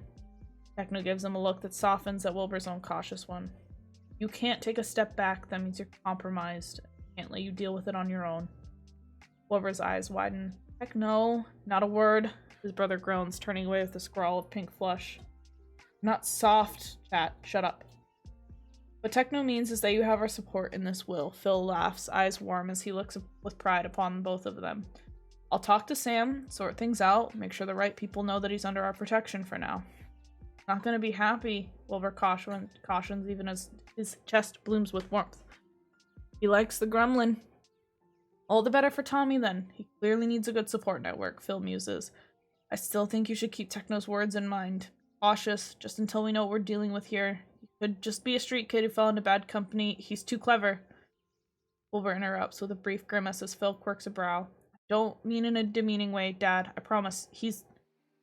I used to bug him about things while working at the cafe, and he knows stuff, and he'll surprise me about the absolute lack of knowledge on some other topic. He frowns. I asked him what his favorite class was in school, and he told me the nature shit. I don't think he's been to school. He had no idea what recess was when I asked him what he used to do during them. He just stared at me. And then next thing I know, he's rattling off the answer to a college-level math question with barely a glance. Wilbur touches a pink scar barely visible on the inside of curve of Tommy's ear. He's a smart kid, but it's odd. Phil hums. Something else then. A pause. I think I make him uncomfortable. The shame. His head tilts. He was much more relaxed around me as the angel of death. Think he might be from another gang? That would explain why he helped you, Tech. We're not a gang, Will. Techno bares his teeth, eyes flaring a vivid red. We're anarchy and revolution. Villains, Wilbur corrects as his chest eases, here with his family and the strange feral child that has stumbled into his life. Sometimes the world disagrees, Techno snorts, eyes glimmering. Can't believe people are clamoring for Schlatt to come save them. It's absurdity at its finest. He rolls his neck, eyes momentarily at the ceiling as he mulls it over before they drift back to Wilbur. But maybe, hard to tell, got issues. He called you an asshole. Wilbur murmurs into soft blonde hair, tugging absently at one of the locks of hair that's been growing since he first saw the boy, mulish and aggressively stubborn in his sharp words. Because I was one, Techno shrugs, unconcerned. Kid's got a mouth on him. He's eloquent, isn't he? There's a strange sort of pride in his chest, perhaps undeserved, but they're all the same, especially when he gets all prickly. He's protective, his brother huffs, and Wilbur tilts his head curiously at the grudging approval in his voice. Said he didn't appreciate someone warning you away, even if it's family. Techno's look is dry. He's attached to you. Wilbur hums, ignoring the dark, pleased curl in his chest as he breathes in the scent of flowers, noting with some amusement that the gremlin had gone right for Techno's expensive shit. I didn't really expect to come back to this. Techno sighs, eyes closed shut, a vulnerability so rarely shown, but allowed here because they're family. When Phil said you adopted a kid, I thought he was kidding. He's a cute child, Wilbur offers with a gentle brush and scratch that makes the boy burrow closer even in sleep, which is fucking adorable. Sure, Techno agrees with a scoff. Cute. Sam rubs a hand against the back of his neck, breathing out a sigh as he unlocks his apartment, Fran pushing the door open to slip inside with an increased wagging of her tail as she makes a beeline for his couch and the people in it. Sam! Quackity grins at him, head tipped back, seated on the floor and half leaned back against the knee Nikki had folded up in support. My man, you're late! Hi, Sam, Nikki greets with a small smile, laptop casting her face in a bright light. I take it you have news? Sam places his shoe aside and hangs his jacket on the free hanger, reaching for his beanie before remembering he'd given it away and dragging a distracted hand through his hair. Where's Technoblade? Got caught up in family business, Quackity informs with a sharp smile, even as his fingers disappear into white fur to scratch against soft ears. Apparently Wilbur's gone and gotten attached to your kid. Tommy, was it? Sam pauses at that, brow creasing. I know they've been talking. He looks to Nikki, who offers a small shrug. Hard to tell what Wilbur's thinking sometimes, but Tommy's all he's been talking about lately. She reaches up to tuck a stray strand of pink hair behind her ear. Will's intense. It's an understatement. But I think he genuinely likes Tommy. I see, Sam says heavily, not sure what to feel about it. See? I'll get it. Quackity shirts to his feet, sliding towards the kitchen before Sam can make a move, Fran at his heels. You might want to sit down for this. We've got a problem on our hands. Problem? Nikki closes her laptop down, mouth creasing thoughtfully. Not necessarily a problem, she corrects, finally, as Sam sinks down in one of the free armchairs. At least, not yet. There's a rustle of china in the kitchen, and it's not long before Quackity returns, moving easily despite Fran doing her absolute best to be a nuisance, and he slides a tray to place on the low wooden table before collapsing back on the floor, one hand swiping over his beanie to adjust it. Sam leads forward to grab the nearest cup, and Quackity passes Nikki's her with a murmured thank you. I'll get straight to business. Quackity's gaze is sharp, fingers curling on his cup as he rests one elbow against a raised knee. Red Chaos is back. Sam straightens out before leaning forward, brow furrowing as he rests his arms against his knees. You're certain? Very. Nikki taps nails against her cup before stilling. Still don't know much, but apparently he's looking into the dream situation. I thought for sure he'd bailed. That's what I would have done. Quackity gives a small shake of his head, grimly amused. Man's gotta be aware he's got people on both sides looking for him, and he's lost all sense of public support when he got denounced as a hero. He's loyal. Nikki tilts her head. I'm surprised he stayed away for so long, to be honest. Even after that whole shit-so? Quackity asked disbelievingly. If Techno pointed a gun at me and told me to scram, I for sure wouldn't be back. There's no person closer to Dream than Red Chaos. Sam stares down at his tea, pretending not to notice when Quackity sneaks Fran a treat from his pocket with a low thump, thump, thump of her tail against the couch. If he's returned despite the fact that heroes and villains alike are looking for him, that's concerning. That's putting it mildly, Quackity snorts, eyes hooded as he leans back. It begs the question as to what the hell Dream is all tangled up in. And on top of that, we have Schlatt to concern ourselves with. His mouth curls sharp with vivid hatred. Nothing good ever comes out of that man being involved. Dream hasn't made a public appearance in over a month, Nikki adds. He's been doing nothing to reassure the public, and things are getting more and more uneasy. There's only so much damage control the Syndicate can do. I like Dream as much as the next villain, Quackity huffs. But even I'll admit things have been better with him as number one. What are the orders? Sam asks as he places his cup down on the table before easing back. Keep an eye on things for now, Nikki says with a shrug. Red Chaos is good at staying under the radar. We still have no idea of his identity or anywhere to start with him. Her head tips.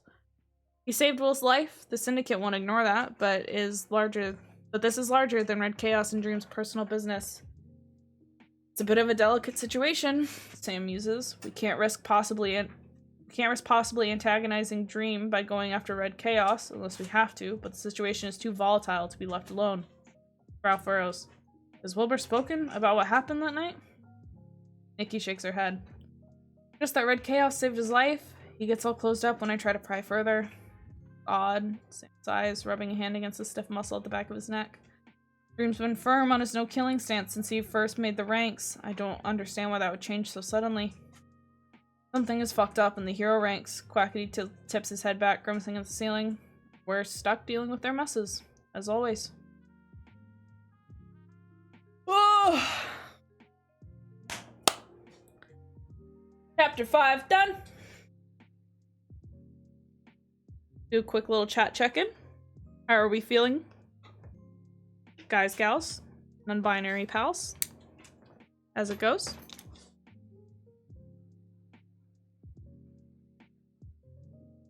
Alright, I'm taking more breaths now. We're who knows how many words into this thing. We have 3 chapters left. That's how it goes, man. Oh god. I saw, I picked up my phone to check, because it was blinking. And I picked up my phone to check it, and I had 2 emails from Archive of Our Own, and for a split second, I was like, I swear to god, if Corpse Art updated this while I'm reading it live on stream, I might have to DM them and just be like, why? But it was 2 other stories that I had. But could you imagine if we get to like chapter 8 and it's like, huh, there's 10 chapters now. I'm fine. We'll read the 10th chapter on stream. We can all react to it together. I'll do it, man. I'm glad you're feeling swag. That's the best thing to feel. Oh. I'm doing some stretching. I hope you all are enjoying the night. Holy crap. No, okay, we were over 2 hours before. I don't know why, for some reason I thought we were under 2 hours the last time I checked the time, and I was like, wait, we've only read like 2 chapters, how are we already at 3? But no, we were at 2 hours and 15. Woo! Alright. I'm just gonna give my voice a little bit more rest before we keep going, and then we'll get started again.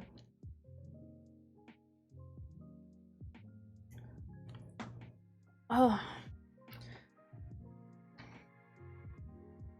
My chat thing is going off the screen. Just noticed that. Alright. Chapter 6. Let's go. He lies on a chest that rises and falls beneath him, his ears angled to listen to the thump of a heart beating.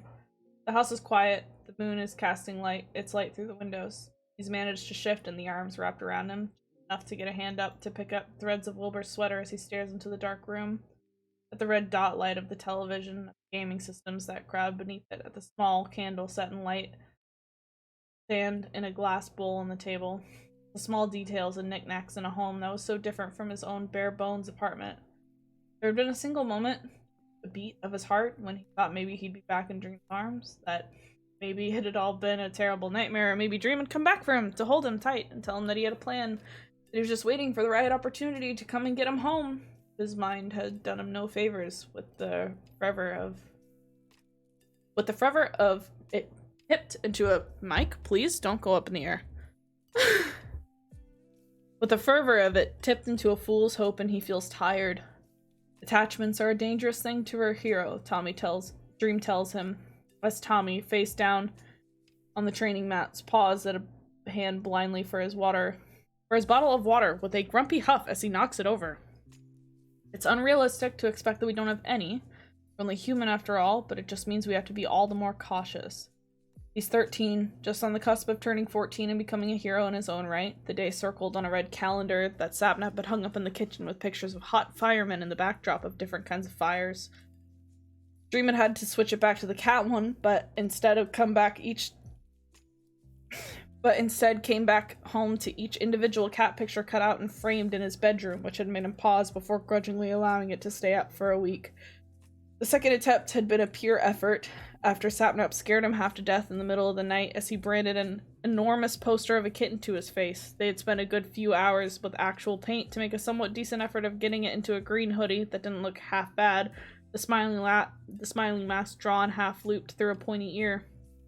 They had hung it in Dream's bedroom, right above his bed after getting it framed, their signatures beside their little paw prints on the fingers in the back. Fireman Calendar had been allowed to stay after that, and at least once November had a pair of boxers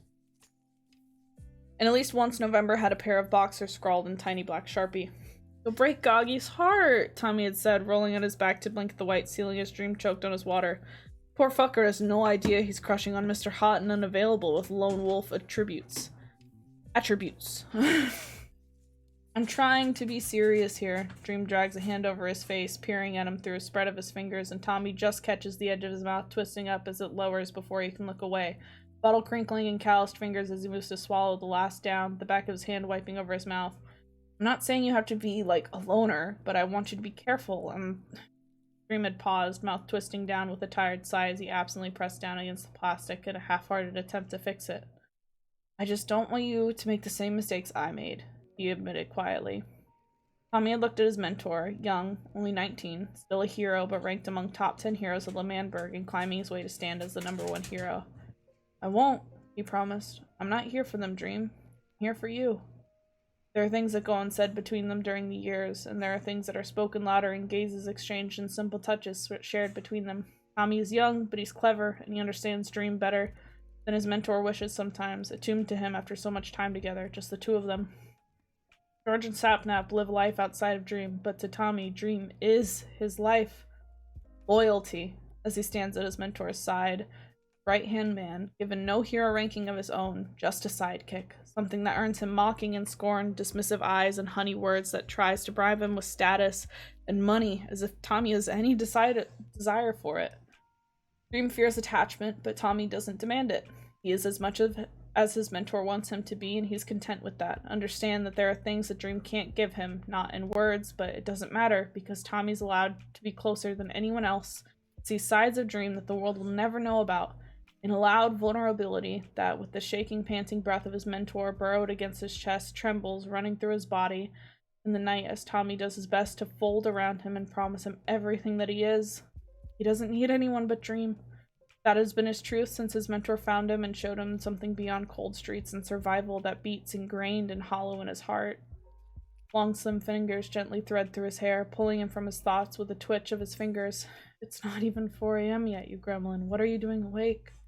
Wilbur murmurs, voice thick with sleep as his blinked brown eyes open in the dark with a small groan and a shift of his body beneath him to roll out stiff shoulders.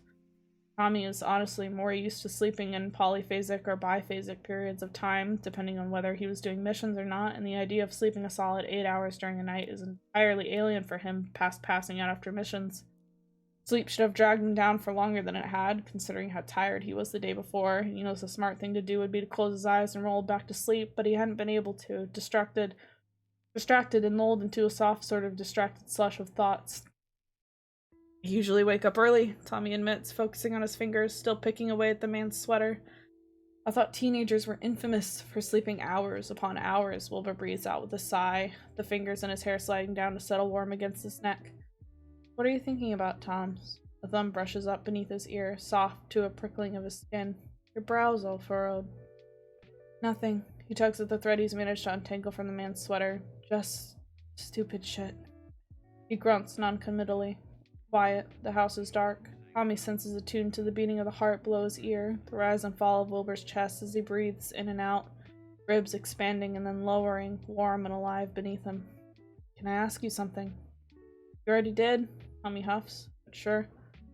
"Do you—" Wilbur's thumb presses against the pulse point in his neck, sliding almost thoughtfully against the bob of his Adam's apple as he swallows. "You have a family, Toms?" "No," he admits after a beat. "I don't."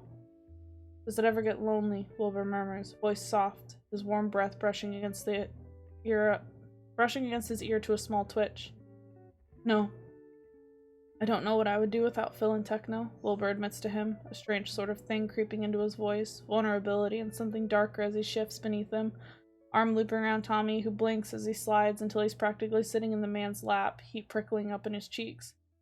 I'm the oldest. Wilbur drags his hand through the messy curls of his fringe as his head tips back. I'm supposed to look after Techno, you know? My responsibility, but more often than not, he ends up looking after me. Tommy knits his brow together, unsure of the direction of the conversation. I'm always assumed to be the younger of us. Wilbur admits ruefully. There's 3 years between us, but it's just how things slotted together when we were growing up. I was the wiry, odd kid in Techno when Phil adopted him, took one look at me, and decided I needed someone to look after me. His mouth softens, eyes warm and fond. He's always been protective. I noticed, Tommy answers after a moment, studying the man. It's bothering you, he decides. Why? Just thinking out loud, he says, mouth curling up. Want to do something, or do you think you'll be able to get back to sleep?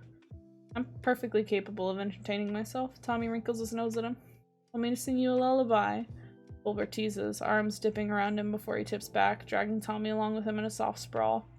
I think I can scramble up something child-friendly. Oh, fuck off. Tommy snorts, wrestling with himself only for a moment before he shifts, squirming into a more comfortable position with a rough breath against Wilbur's shoulder.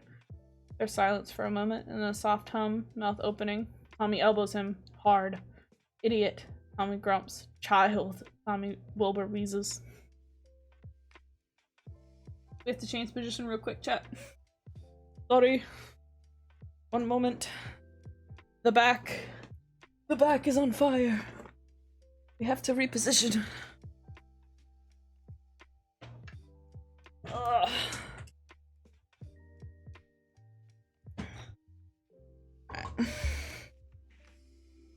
Make sure my mic doesn't drift into the air again. Oh god! There we go.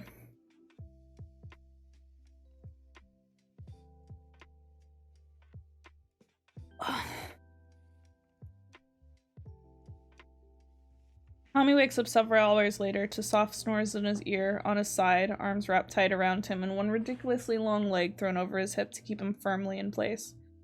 He huffs a small breath against the prickling fabric of Wilbur's sweater.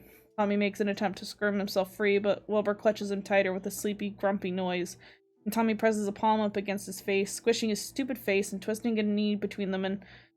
Want some help with that? The voice is amused, and he pauses, craning his head around to see Phil with his head tilted back as he peers down at them both, hair musy. Mussy, and a robe draped loosely over sleeping pants and a black t-shirt. Please, Tommy manages, unsquishing Wilbur's face, shoulders coiling tight as the man leans down over them both, nudging at Wilbur's leg and reaching for a pillow to squirm down between Tommy and his chest. Tommy takes the hint, one hand yanking down his sweater to keep it in place as he carefully slid out, Wilbur immediately rolling over onto his belly with the pillow clutched tight. He's always been a clingy sleeper, Wilbur. Yeah. He's always been a clingy sleeper, Phil murmurs to him, brushing strands of brown away from his son's face before straightening up. Slept well, he inquires, footsteps silent against the wooden floor as he made his way to the kitchen. Tommy's slinking in it at his heels. We had the guest room prepared, but you both fell asleep before the end of the movie. Oh, Tommy scratches at his neck. I slept fine, he manages, unease for a reason he can't quite pinpoint as Phil moves with familiarity to get the coffee going. You? There's a pause, blue eyes peering curiously at him. Quite alright, Phil tells him with a twitch of his lips. I washed your clothes if you want to change back into it. We don't really have a dress code in the house. Both my boys will be sleep ruffled once they finally wake up, so do as you like. Tommy, who had been combing half-heartedly at his mussy hair, lowers his hands down. I'm making pancakes for breakfast, Phil tells him as Tommy pauses, fingers twitching. There's toast and oatmeal if you'd prefer that, however. Pancakes are fine. Phil makes a low hum for him in confirmation. Tommy shifts uncomfortably in the door opening, watching flour and eggs and other ingredients make their appearance at the counter with easy familiarity. He hesitates, but Phil turns towards him. Can I help? He wrestles out. The man quirks a smile at him. Of course you can. I'm gonna drink some water real quick.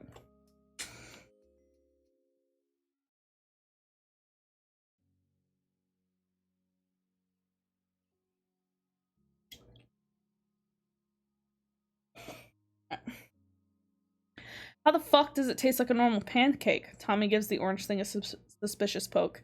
It's like 90% carrot. It's all about picking the right substitutes, Phil laughs, flipping a blueberry one that looks nearly black from all the berries crammed into the squishy mess inside of it.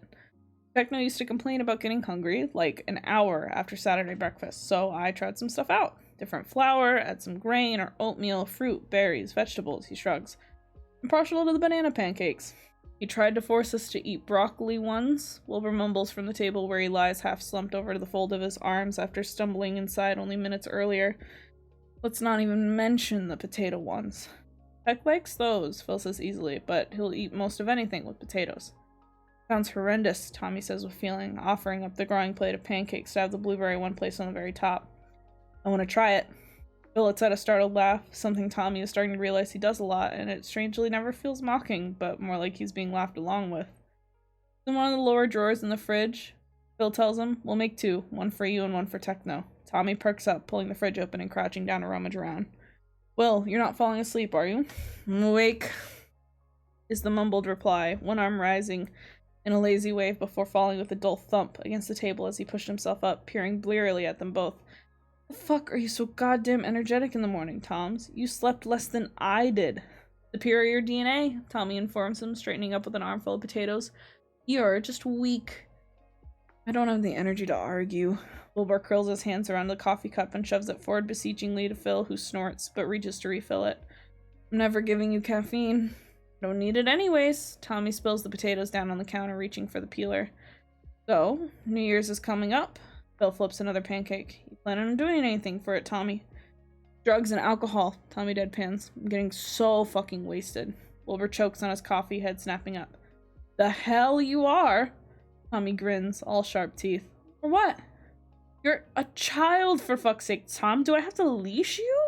Wilbur's brow knits, looking actually fucking concerned, with the dip in his mouth. I'm not getting drunk, idiot, he relents with a snort. It tastes like shit anyways. You're 16! When the fuck did you get alcohol? Wouldn't you like to know, bitch? Tommy gathers the peeler together and throws it in the composter bag with a nudge of his foot to get the cupboard beneath the sink open. Places. Wilbur gives him a long look. You're such a fucking gremlin. You're gonna give me a damn heart attack, he groans. Phil, tell the child he can't have alcohol until he's at least 21. There are studies on the detrimental effects of young brains affected by alcohol, Phil says without looking at him as Tommy throws him a challenging look. It's also illegal, he adds after a beat. I know my limits, Tommy scoffs, neck prickling uncomfortably. I'll probably watch a documentary or some shit. Stop looking at me like that. He scowls at his friend over his shoulder. Promise? Wilbur presses, voice tight. He gives the man a strange look. I guess? What does it even matter? I'll do whatever the fuck I want. Turns to Phil. Potatoes are done. Do I, mash them? Wilbur lets out a low whine, slumping down on the table behind him with a thump on his head.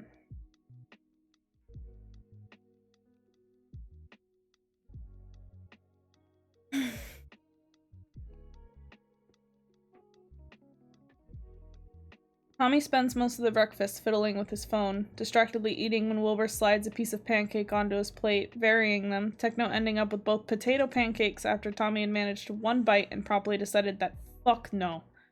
The fucker looks entirely pleased by it too, consuming both without adding a single thing to them.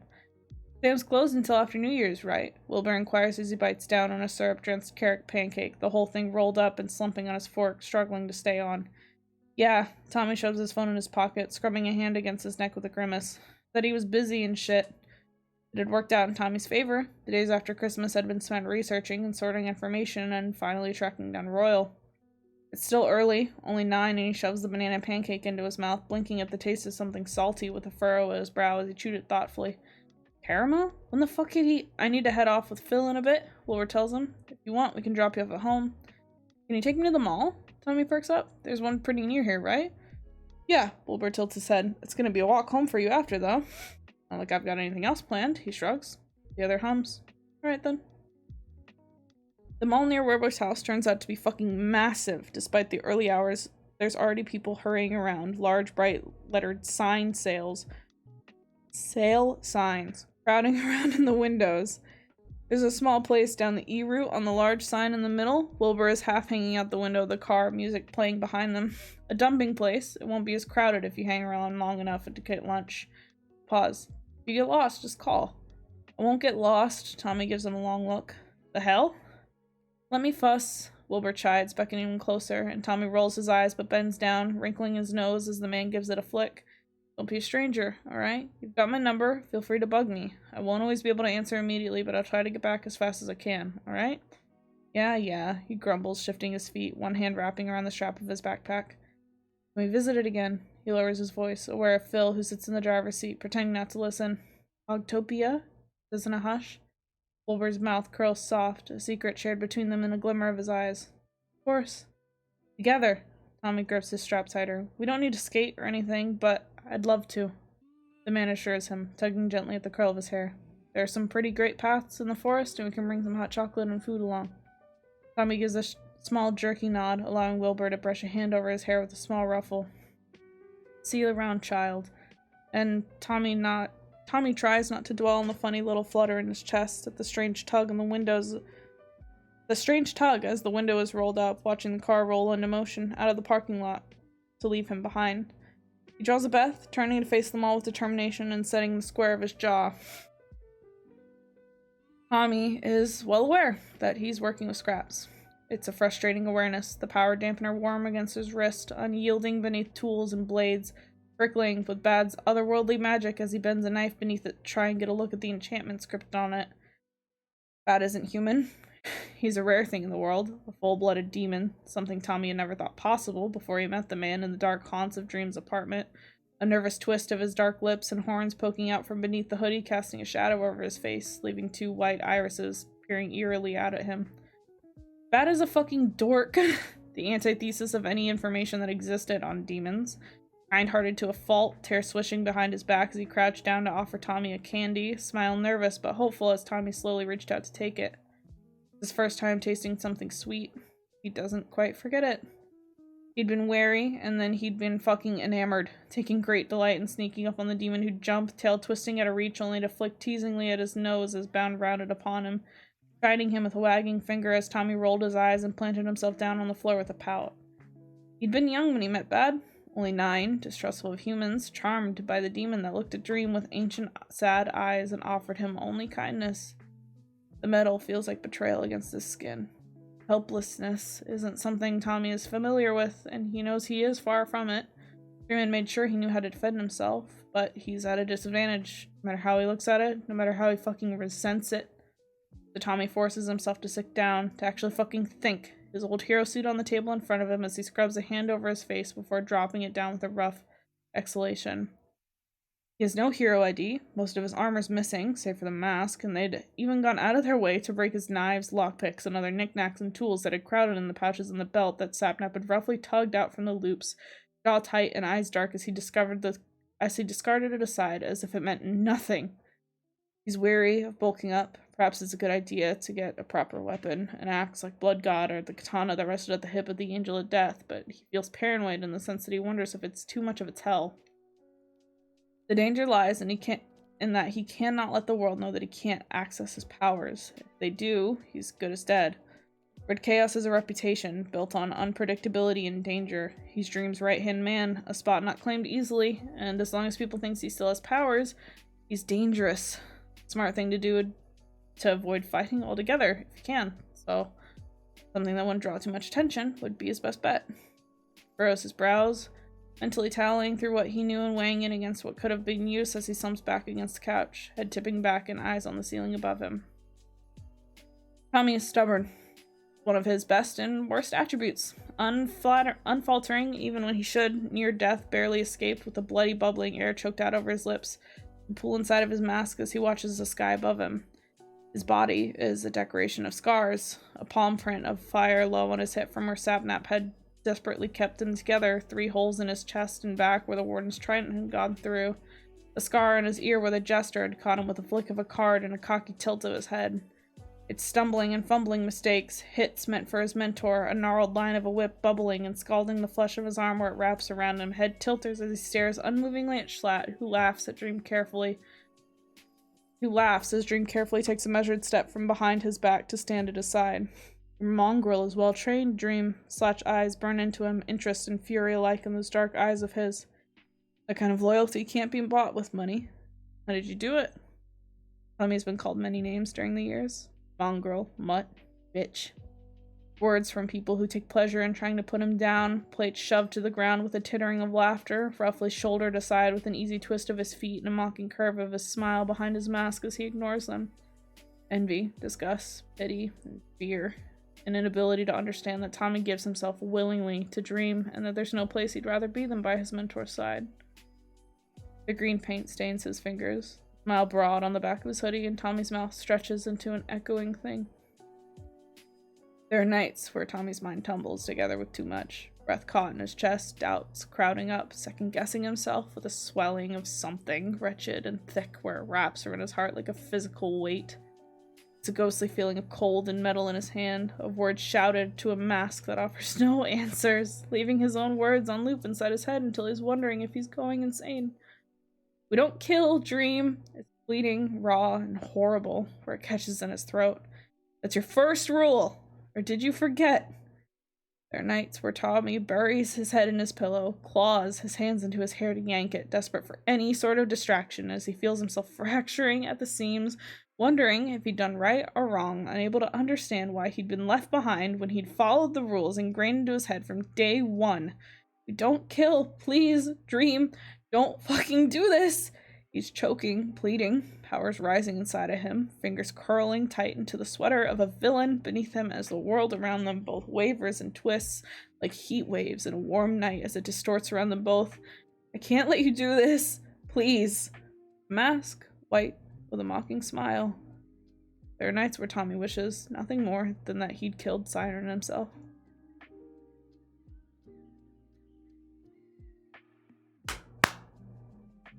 Chapter 7! I am probably gonna have to go grab another bottle of water. Everything is low. We're running low on supplies, boys. Not yet, though. We still have like half. But half a bottle of water is not gonna get us through 2 chapters. 3 chapters? I think it's technically 3 chapters because we haven't even finished this one yet. Oh. Little chat check-in. How are we feeling? Are you guys enjoying the story? I'm obsessed with this story. I think it's extremely well written. I think Corpse Art is like such a good writer. So I really hope you guys are enjoying it as well. Cause I personally really enjoy the story. I enjoy the way that they describe everyone. I promise I'm just taking Advil. Please, Twitch TOS. Don't get mad, it's just Advil. I think Corpse Art describes things extremely well. I think they, there's a lot of foreshadowing that happens in this story. And, like,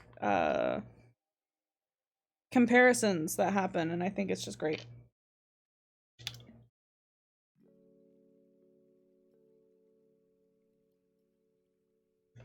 So,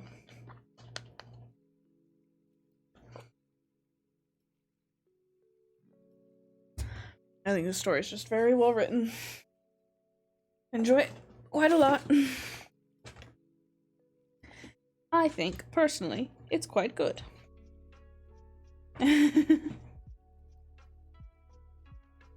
you asked me. Oh.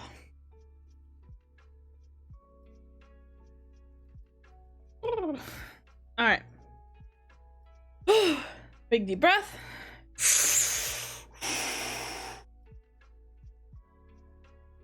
We have 3 chapters left. Technically. Because we have to get through chapter 7 before it's 2. Let's go. Tommy pauses, hands in pocket, snow whirling around him as he hesitates for a single beat of a moment before huffing a small sigh to himself and takes a step towards the man, arms deep in the hood of his van. You, need some help there? Quackity jerks up, short enough that he just barely avoids hitting his head, brown eyes blinking at him in surprise. You Tommy, right? He wipes his hands on his pants, leaving streaks of oil on the fabric, looking entirely unconcerned about it as he leans back against the car with a cursory glance and a fold of his arms. What are you doing out this late? The man asks with a quirk of his brow. On my way home from work, Tommy shrugs. Live down the road. He tips his head in the general direction. Quackity is almost a head shorter than him, slim and wiry, the scar on his face stark, where it cleaves down his face with a jagged pink line over his eye and past his lip, twisting them a bit oddly as he smiles, relaxing back. And you know cars. Would be a bit stupid offer if I didn't, Tommy snorts, rocking back on his heels. So? Quackity cocks his head to the side, considering him. What do you want in return? Tommy stares at him. What? I mean, as much as I want to believe you're just offering out of the goodness of your heart, Quackity spreads his hands out. I just don't. A beat. I also don't like owing people favors. Oh, Tommy shoves his hands deeper in his pocket, slouching deeper with a harsh breath. You won't owe me shit. Yeah, no, I don't believe that. There's a note of amusement in the man's voice now, shifting on his feet. His jacket really too thin for the weather, clever eyes regarding him. How about this? You help me with your car, you help me with my car, and I'll get you something that you need. Something I need? Tommy raises a brow. The fuck? Like what? I don't know, man, you tell me. Quackity grins sharply. People always need shit. This is called making things needlessly complicated, he says flatly, entirely unimpressed. Cold and fucking late. Just tell me yes or no on fixing the car, or I'm fucking leaving. Grouchy, Quackity laughs. Sure, yes, fix the car, please, or I'm gonna freeze my ass off. So you're Wilbur's friend, right? Quackity sits, huddled up against the bumper of the van, one foot propped on the headlights, hands stuffed down the pockets of his blue jacket, watching idly as Tommy worked. How did that happen?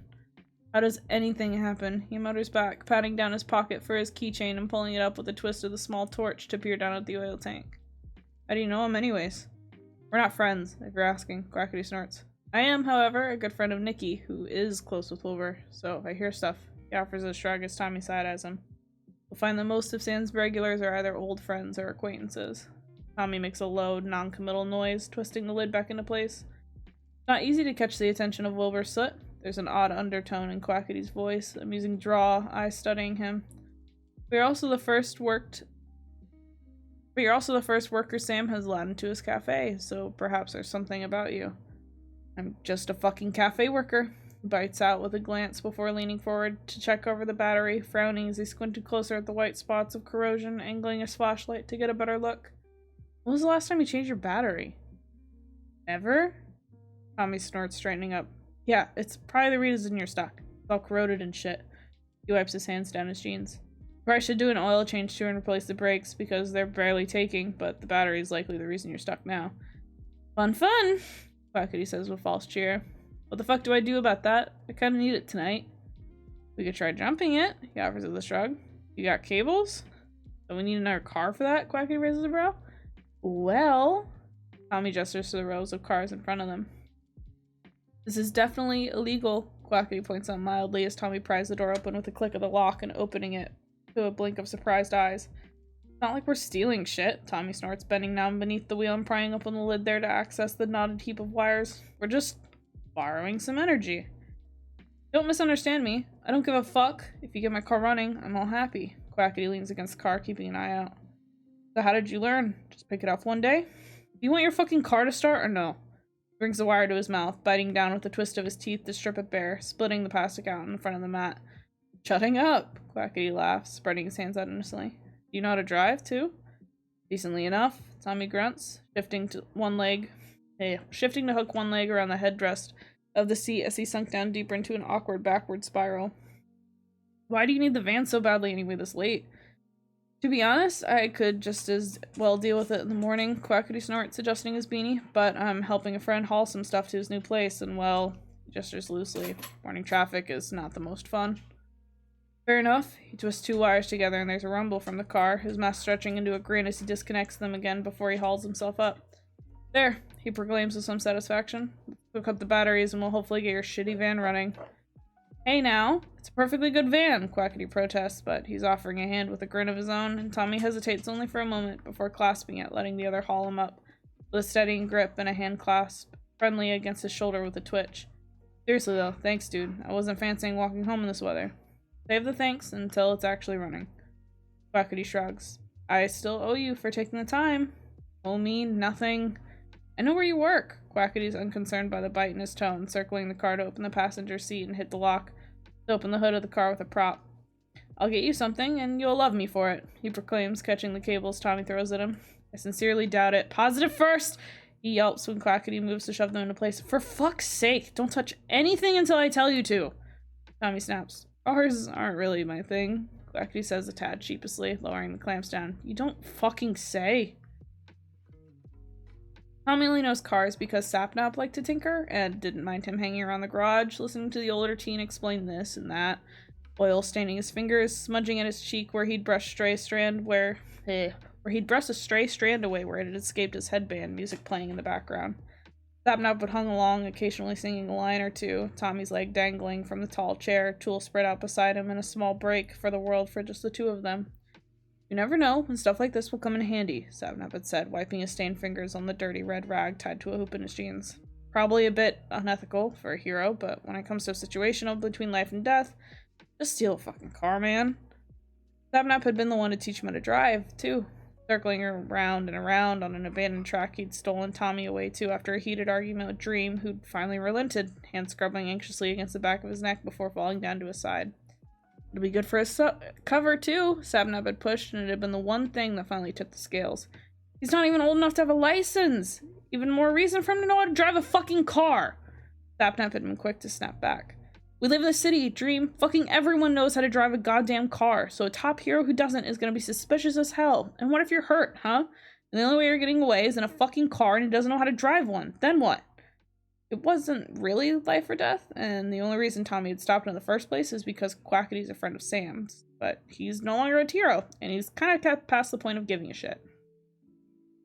Cables in place, he twists the two wires together again, making sure to turn the radio and air conditioning off. And now what? Quackity asks as he hauls himself out of the car. We wait. We'll know if it works in a few minutes. Quackity fishes for his phone, unlocking it with a press of his thumb, fingers tapping over the screen.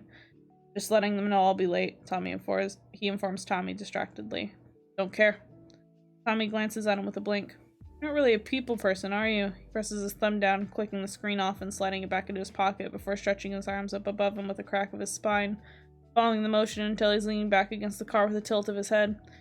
You know, I wasn't joking. I don't think Sam's ever hired someone before. There's a first time for everything, Tommy snorts. I've never helped anyone hotwire a car either, and yet here we are. Fair enough, Quackity laughs, his hands sliding into the pockets of his jacket and stomping his feet in the snow, clearly cold, his breath misting out in the air as he breathes out with a sigh. So, what's your story, Tommy? You just turned up here out of the blue and happened to stumble into the cafe one day? Tommy slides him a long look. I needed a job. Don't we all? Quackity hums. You could have picked a worse place than Sam's, I'll have to be honest. He's one of the rare ones, you know? He just genuinely cares. His mouth curls soft with a small huff. He took me in when I was around your age. But younger, perhaps. He made me who I am today. Practically raised me. The shorter man glances towards him, eyes sharp and intelligent. You're a street kid, aren't you?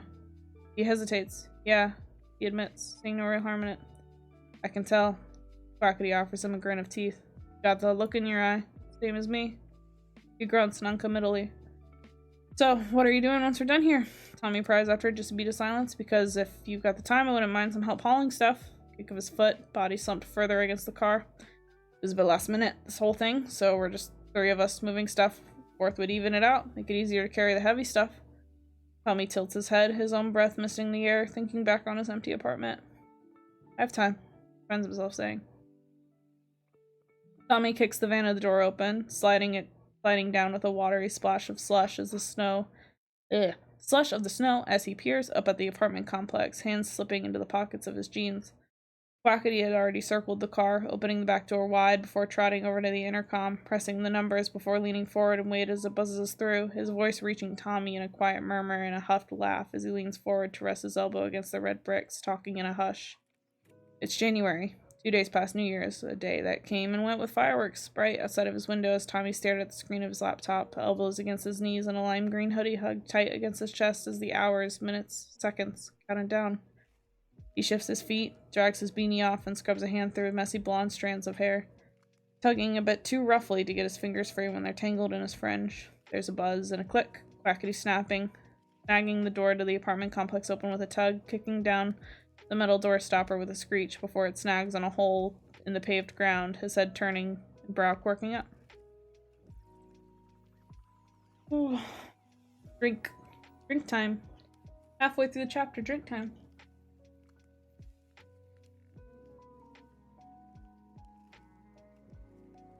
Oh. Ah! The cardboard, sorry. Ah! The cardboard hits the door roughly, wide brown eyes and a finger pointing accusingly at him. It's you! B-boy! If anyone here is called B-boy, it's you, Tubbo. Tall masked boy from the skate rink raises a hand in a small awkward wave from behind the shorter boy, who's still staring at Tubbo, who's still staring at Tommy, who has shifted surreptitiously closer to Quackity, eyes narrowing. Hello again. I don't think I got your name last time. Because I didn't give you one, Tommy mutters, regarding all of his life choices. You already know each other? Quackity cranes his head around to raise a brow at him, and Tommy doesn't miss a suspicious flare in his eyes, and I'm leaving, he decides, turning on his heels. Hey, wait, hey now, Tommy, come back here, man!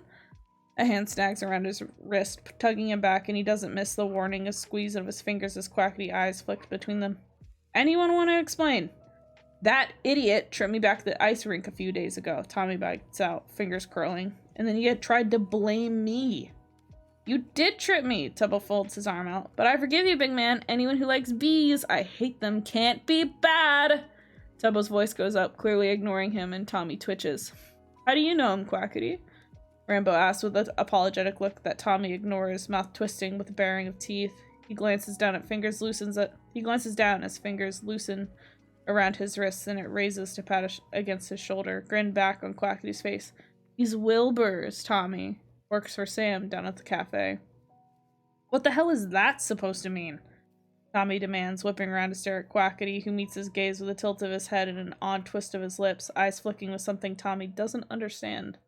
I'm not wrong, am I? Quackity's smile is all teeth. You're friends, right?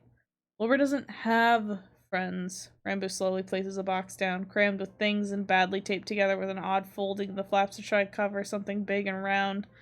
No offense of anything, he tacks on when Tommy glares at him, but, how did that happen? Tubbo tilts his head, long brown fringe sliding over his eyes, locked on Tommy with curiosity. None of your fucking business, Tommy bites out, hunching his shoulders.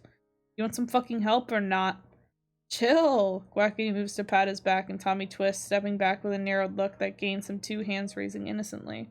Look, Ran isn't exactly wrong. Wilbur isn't a make friends type of person, so you can't blame us for being curious. Wilbur's cool, Tubbo pipes up, and Tommy flicks his gaze to him, but he keeps to himself. The shorter boy spreads his hands out with a what can you do sort of look. He's only really close to his family, really, so when we heard about you, it caught us a bit off guard. Wilbur, my friend, is none of your fucking business, so you can all shove your curiosity elsewhere. Tommy draws a breath, stuffing down the ugly parts of him that it takes too much delight in the words with a cocking of his head and sharp teeth.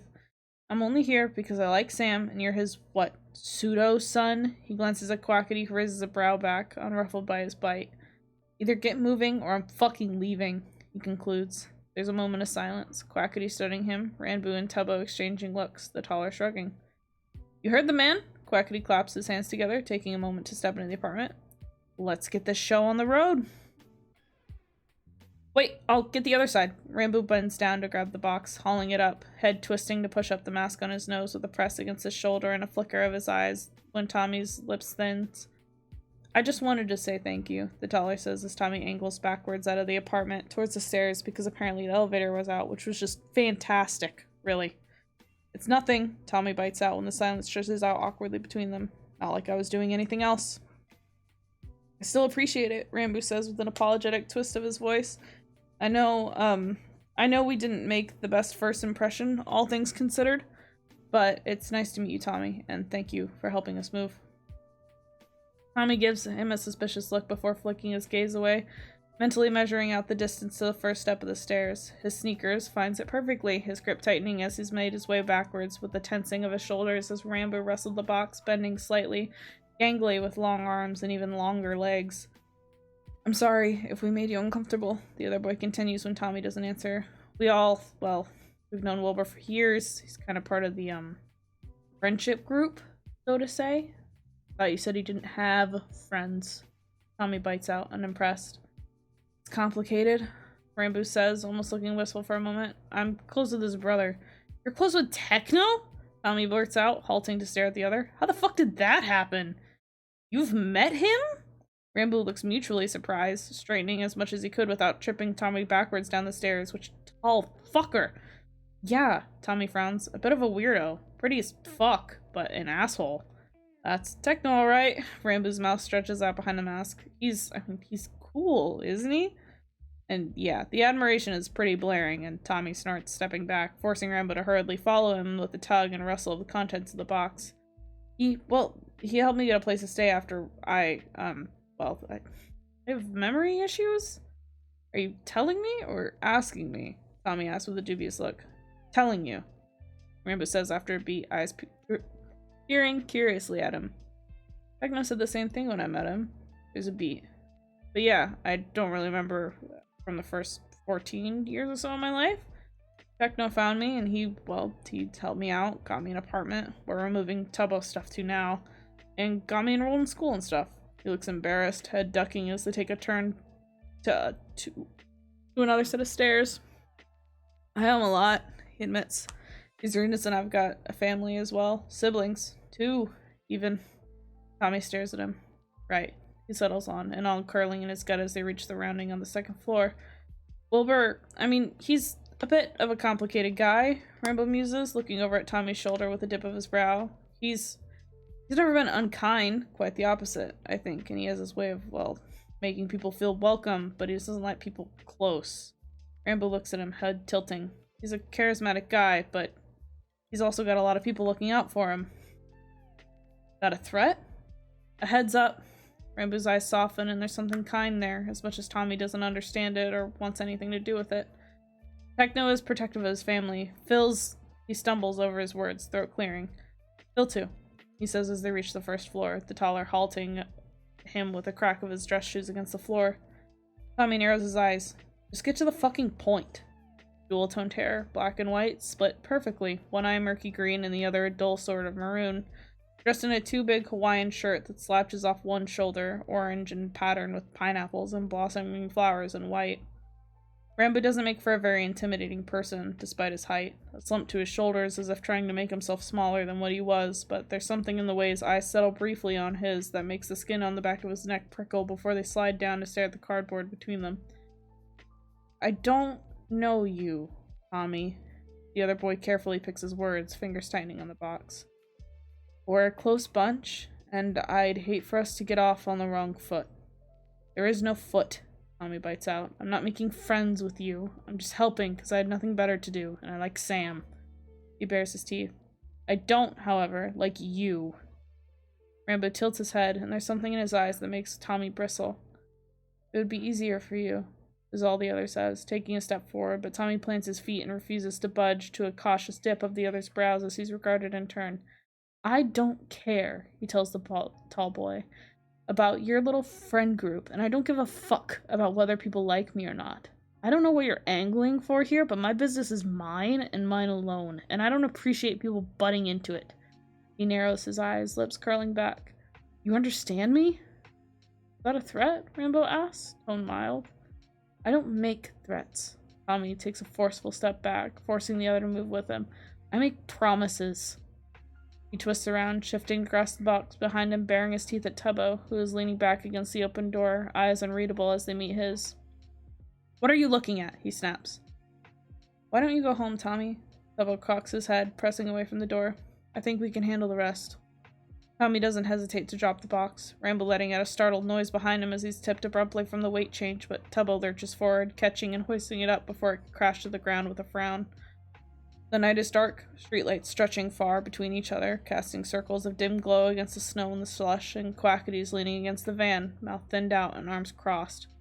Tommy doesn't bother to do more than glance at him before he takes a hard right, more than done with the entire situation and regretting offering help in the first place.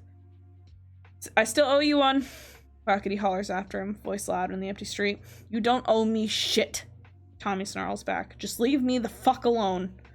There's a noise, a sigh, and a muttered curse, and he curls his shoulders at the sound of steps behind him before he twists on his heel, stepping back with a glower?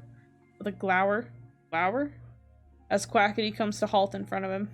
Look, man, I don't know what that was about, but I do appreciate you helping me out today, yeah? The short man rubs a hand against the back of his neck, wind ruffling his thin jacket. You didn't have to help, but you did, and that's, well, most people would have just left, but you didn't, so you can't be all that bad under that prickliness. Meant to be teasing, Tommy recognizes, but there's a buzz in his veins and a fury misplaced, bleeding through the cracks. He's Sam's friend, he reminds himself as he clenches and unclenches his hand. Practically his son. He said so. And it's not Quackity he's mad at, not even Rambo or Tubbo really. He knows that, but it doesn't stop the anger from sinking its claws into his chest. The choke thick in his throat as his ribs expand and lower with his harsh breaths as he stares into brown eyes that slowly ease into something vaguely concerned that he hates. Tommy's angry at himself. He's angry at Dream. He's angry at Siren, and he's angry at fucking Wilbur. Makes everything far too complicated. Who has friends, but not friends, who are overstepping in all the worst ways when Tommy is still struggling with grasping onto the very real fact that he gives a shit about the man in the first place. There's a lime green hoodie under his pillow where he hadn't found it in himself to shove it back after he found it in the depths of his wardrobe, still smelling faintly of his mentor. A tear in the side and splattered with old blood, dusty red on the fabric, and Tommy is so fucking tired. He's overwhelmed and he's doing his best. He is. He has to believe that, but it's been 2 months and his mentor is wrapped up in something bad and he's not doing enough. Limits be fucking damned. He's not doing enough. And maybe it's a choking realization that Wilbur has people who care, a life outside of him, while Tommy has nothing. An ugly curl of envy and something thick and horrible that wraps around his heart and lungs, leaden weight, and reminder that he's the outsider here, that he doesn't belong. Hey, are you okay? Quackity takes a step towards him, a hand reaching out to grasp his wrist. Don't fucking touch me! Tommy jerks back with a stumble on his feet, and Quackity raises both hands, brow furrow as he takes a step back as Tommy hunches on himself. Alright, man, you want me to call Wilbur? The man pursues with a shift of his feet. You don't look too good there. I'm fine, he snarls, voice rasping thick on the words as he claws himself together, jaw clenching tight. I'm fucking fine. You're obviously not, Quackity sighs, adjusting his beanie. Look, you're not in any state to walk home on your own, not like this, so let me call Wilbur or Sam so you can get a ride home and you can sort yourself out and pretend you're however fine you want to be once you're safe. Why do you care? Tommy bristles. Why did you stop to help me? Quackity snaps right back before he takes a breath. Look, you're a kid, and like it or not, Wilbur and Sam both care about you, which means I do too. So give me a name, and I'll call, and you can just sit here and wait. Tommy is Red Chaos. He's the sidekick of the #1 hero, crafted to stand in the best of the best, relied on, trusted with his mentor's secrets and vulnerabilities, trusted to keep him safe. Tommy stands in a near-empty street opposite a man he barely knows, whose van he fixed because he can't stand the silence of his apartment, and he hates what he's been reduced to. More than this, he thinks just a tad desperately as Quackity pulls his phone from his pocket, gaze expectant and waiting. I am so much fucking more than this. He'd stood at the very top of the world, and he sinks down on the dirty sidewalk, averting his gaze with a clench of his teeth, cold slush melting through his jeans, and he can't find it in himself to care. Wilbur, he bites out with resignation that settles heavy on his shoulders. Call Wilbur. Alright, Quackity breathes out. I'll call Wilbur. Just stay there, okay? Not like Quackity has anywhere else to go, really. Nowhere but an empty apartment that he hates with the very depth of his beating heart.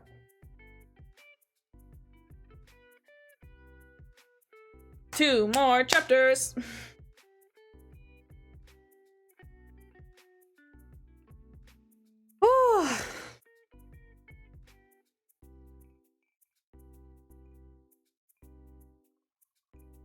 Oh, alright. Really quick, I'm gonna go grab another bottle of water. So, we'll take another very short break. While I go grab a water really quick. So, I will be right back. Yeah, I'll be right back. Promise, chat. 1 second.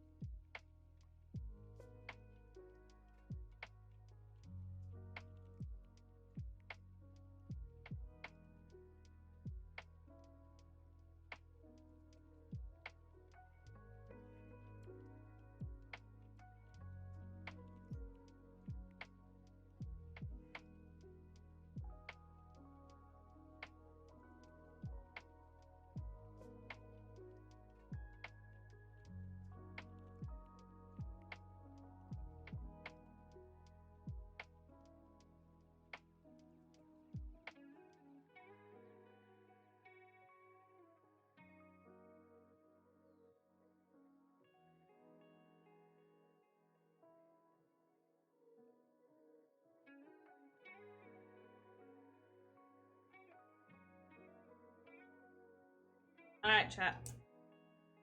We are back. We are back. Waters. With Waters. Oh. Everyone get up and stretch. We're nearing 4 hours, which is crazy. Oh. Alright.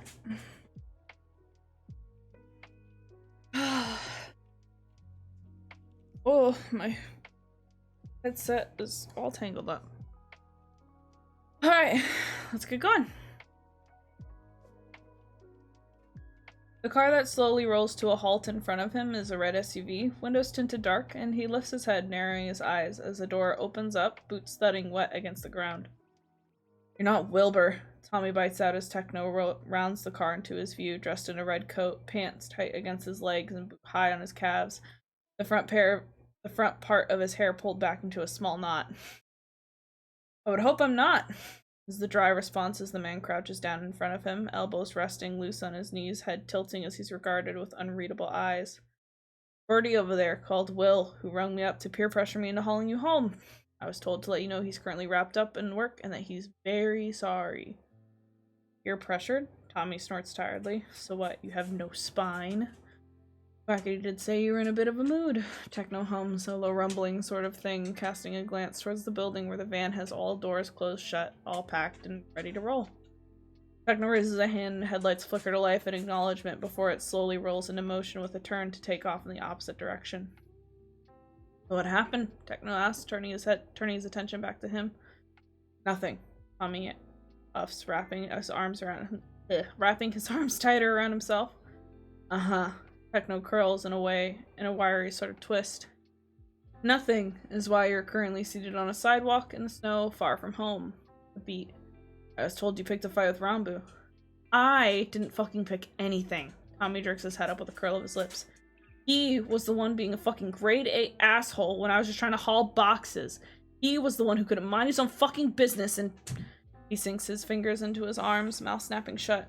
Just get me the fuck home, he hisses out, frustration wiring tight through him alongside exhaustion that settles bone deep. Techno considers him for a moment longer before grunting, straightening up and reaching out to offer his hand. Tommy ignores it, climbing to his feet with a small wobble, grimacing at the cold, wet feeling of his pants, legs frozen stiff. You ruined my leather, Techno observes mildly as he takes in the state of him. I can just fucking walk, Techno bites out maliciously. I would have, if Quackity didn't look like he'd fucking tie me down if I tried. He's smarter than you are. The older man circles his car, opening the trunk, and for a single beat, Tommy wonders if Techno has considered stuffing him in there. But instead, he hauls out a red blanket, obnoxiously large, where it pools in his arms after closing the trunk again. Here, I'd rather not deal with fretting Will if you manage to get sick on top of everything. The blanket is thrown to him, and Tommy blinks as his cold fingers sink into it, momentarily distracted by the sheer softness of it, unable to resist rubbing it between his thumb and index finger as he uses his left hand to fumble the door open.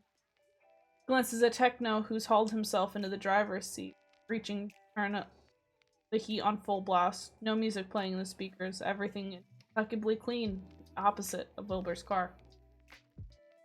Tommy bites the inside of his cheek before he leans forward to roughly spread it out as best he can over the leather and then hoists himself up, wraps himself in it and dragging the door shut, smoothing it over his legs and tugging to get it up around his shoulders before sinking back. Seatbelt, the other reminds him with a glance as he shifts the gear, and Tommy blows harshly through his nose, but shifts to comply, shoving it down with a hard jerk and click. Thank you, Techno says wearily, as the car rolls into motion. The silence stretches between them. The world goes dark, but strangely there's nothing awkward about it, and he leans his head against the cool glass, tracking the streetlights with a flick of his eyes as they go by. I heard you help Quackity with his van, Techno comments after a good 10 minutes. Tommy's mind soothed into a strange roll, comfortably toasty from the combination of the seat warmer blanket and air conditioning filling the car with hot air, exhausted from the anger that flickers and grows in his chest, smoothed out to mere embers in the aftermath. Tommy hums. Why? He blinks in confusion, glancing over the man who sits relaxed, leather-gloved hands wrapped around the steering wheel. I hotwired jump a fucking van. I hotwired a car to jump his fucking van, and you're asking why? Tommy stares at him for a moment longer before looking away with a tired huff. Most people would be concerned with, the whole illegal activities bit of it. He toes his shoes off, brushing a hand down to discreetly make sure his socks were dry before dragging them up on the seat, making sure to keep them on top of the blanket. He's Sam's friend and he needed help. Not like I had anything better to do. Nearly 2 a.m. and you were helping 3 strangers move almost an hour from your own apartment. Techno flicks the right blinker, his hand shifting sure and smooth on the wheel, the car almost eerily silent even with the slushy gritty pavement, and a part of Tommy that sounds suspiciously like Sapnap wonders what the upgrades are responsible. That's not how most people spend their Thursday evenings. Yeah, well, it was that or spending the evening alone, watching another fucking nature documentary. Tommy hunches on himself, frowning at nothing. So, distraction, Techno concludes. What about it? Tommy presses his chin down against his knees, properly curled up now. You gonna lecture me about it? Pretend you give a shit? No, I'll leave that to Will. It's so simple, so naturally, as if it was a clear thing that Wilbur would be upset to hear about it, possibly worried, and cares about you, for better or worse. Techno continues with the look as they roll to a stop at a red light. You understand what it looks like from an outside perspective. What are you on about? Tommy stares at him. What looks like? Techno drags a hand down his face, looking back out at the street as red lights flicker yellow and finally green, the car slowly rolling into motion, hand settling back on the steering wheel with a sigh. You're a 16-year-old kid, and you didn't hesitate to go along with a stranger in a van. Pause, Tommy's brown furrowing in confusion. Quackity wouldn't have done anything to hurt you. I know that. Will knows that. But how sure could you have been? Techno's strange eyes flicked towards him. You followed him to an unknown location, asking no questions. Sam's friend. Sam has a lot of people who would claim him as a friend. Not all of them good. Techno's gaze is unreadable. You ever hear of stranger danger? Not stupid, he bristles, fingers digging into his calves. Never said you were, Techno says dryly, but that doesn't make it any less of a stupid decision. Tommy slams his teeth down hard on the inside of his cheek, taste of iron spilling into his mouth like a familiar thing, thick on his tongue as he jerks his head to the side and glares out the window, the snow melting against it to droop down, fingers pushing his sleeve and clenched down against the silver band wrapped around his wrist. It feels condescending, but he knows, by all reason, Dream wouldn't have been impressed either. As much as his mentor enjoyed risks, there's a difference between a calculated one, a choice made under pressure, and one that cannot actually be reasoned beyond, I don't really give a fuck. And the words taste childish, swallowed down, nails scraping against his wrist, trying and failing to pry beneath the metal, against a wrap of scars and knives and tools he'd used and tried and failed, and blades scraping against bone with blood bubbling and spilling down into a growing pool on his kitchen floor, frustration and a horribly wretched sort of helplessness flooding him as he's forced to give up on it over and over again. Tommy has never heard about suppressors before. Hadn't thought it possible to cut off something so firmly ingrained and wired into his very core with scribbles powered by whatever the fucking hell Bad had done to make it. He'd hung around the demon to know enough about enchantments, runes, letters, fucking scribbles, powered by something Bad would merely quirk his lips at a shake of his head. Shake his lips at with a shake of his head when Tommy had tried to weasel it out of him. Some things are better if they aren't shared, little one, Bad would say, tail curled behind him with an apologetic flick. I exist, and I make them, but this is a craft that's better if it dies with me. It didn't stop Tommy from crying.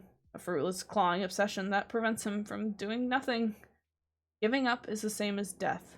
Dream's green eyes had been bright when they met his as he stumbled to his feet, blood dripping hot between his fingers as he clenches his teeth tight, reaching for that last familiar hot wrap of power. We already know that, don't you, Tommy? I'm not much for the whole emotions thing, Techno says beside him, and he refuses to look at the older man, gaze locked on the window without really seeing. But you're clearly dealing with something, and now Will's getting dragged into it, which makes you my problem as well. Tommy's hand is grasping for the door handle before he can think twice about it. Seatbelt unbuckled with his left, the metal clicking open, and there's a scratch of tires, car jerking, door swinging wide with a violent snap, and Tommy's halfway out of it before a hand curls into the back of his jacket and yanks him back with a hard lurch of motion. Topples him back, socked feet swinging against leather, tangled in a wrap of red, spine bending awkwardly, and twists, but Techno is faster. an arm looping tight to pin him in an awkward half sprawl against the man, gear stick digging awkwardly into his hip as he bares his teeth with a hiss, gaze burning lividly up at the man who is pale, something startled in the eyes that stares down at him as his chest heaves beneath a tense arm. His left hand digs nails into the man's thigh, the other caught in a claw-like grip against the wrist of the arm around him. What? Techno says slowly, hand curling tight around Tommy's bicep. You think you're doing exactly. Getting the hell out. Tommy bites out, mouth curling and skin crawling. I refuse to be fucking pitied, and I'm no one's fucking problem, so you can take your shitty attitude elsewhere to someone who wants it. You are in way over your head, Dream. George's eyes had flicked to Tommy, who'd stood in the shadows of the doorway, out of his mentor's sight, 16. Blue eyes unreadable as he met the gaze of his mentor friend. Wasn't that bad of an idea from the start, but now it's becoming a problem. Surely you see that. Don't say that! Dream's voice had been loud, echoing through the walls of the apartment with the slam of his palm against the wall. Tommy isn't a problem, so don't fucking call him that, George, or it's going to be you and me who have a problem. The silence had been a ringing thing, George's mouth curling down, dressed in a too large beige sweater, hair rumpled and looking strangely small in the kitchen. Can't continue on like this, Dream. George's eyes had averted from his, socked feet shifting, drawing back from Dream, who stands with his shoulders bunched tight. It's not fair for either of you. He sinks nails into the arm around him, mouth twisting. Let me go, he demands with a wretched sort of beating to his heart. Techno stares at him for a long moment, the back of Tommy's neck prickling in response, his breathing loud in the silent car, sucked in and out in harsh pushes and air through his nose, something ugly and wrathful clawing in his chest. The man lets out a sigh, long suffering, as he raises his head up to look out the window. The cold air from the open door prickles where the wet fabric of his jeans sticks to Tommy, an abrupt contrast from the heat of the car and the blanket that lulled him into such a false sense of security. And the longer he remains in the hold, the more aware he becomes of the strange heat of the other that bleeds through his jacket from his solid form, a shiver running through him. Mob hybrid, he remembers, too late, a strange buzz in the back of his mind, a wrestle of every two different instincts as muscles refuse to budge even an inch. Part of Tommy wants nothing more than to hurt him, wants to claw fingers into flesh, to bruise his face and chest, to sink his teeth down and tear him bloody until he has no choice but to release him, in answer to the emotions that bubble and froth beneath the surface, wiring through his veins, begging to be left out. But he grasps for a reason with desperate hands, because Techno is Wilbur's brother, and Tommy is lonely in the worst kind of ways, and he's not meant to hurt civilians. I'm sorry. The words are pulled out of a twist of a mouth, a clear reluctance and an uncomfortable tensing of a jaw before the man sighs. Should have worded things differently. Sure, Tommy snarls. Tell me, in all different words, of how much of a fucking problem I am, how much my presence bothers you, how much of a fucking inconvenience. I didn't mean it like that. Techno interrupts him, a shift in his body language that makes Tommy shrink down, eyes narrowing, weary and distrustful. If I let you go, will you close the door and give me a moment to explain? The patient kind of thing, a head tilting, soft pink hair sliding over the collar of his coat. I'd rather not have to explain to Will that I lost you in the middle of nowhere. A weary quirk of his lips. Would make family dinner a bit awkward. Why do I care? Tommy forces out. I care about Wilbur. Techno's gaze is ruthless in its knowing. I wouldn't be here. Tommy's jaw clenches tight, but he can't find it in himself to deny it. Release me. Promise me first, Techno says, unconcerned by the livid look it garners him. I'm not hunting you down, brat. Not a fucking brat, asshole. You are a particularly feral child, the man snorts, mouth curling with a flash of sharp canines. Unfortunately for you, you're not getting rid of me. So promise, and I'll release you, and we can sort the situation out like two adults. Fine! Tommy undigs his nails from the man's thighs. Fucking fine. I promise. Bites out.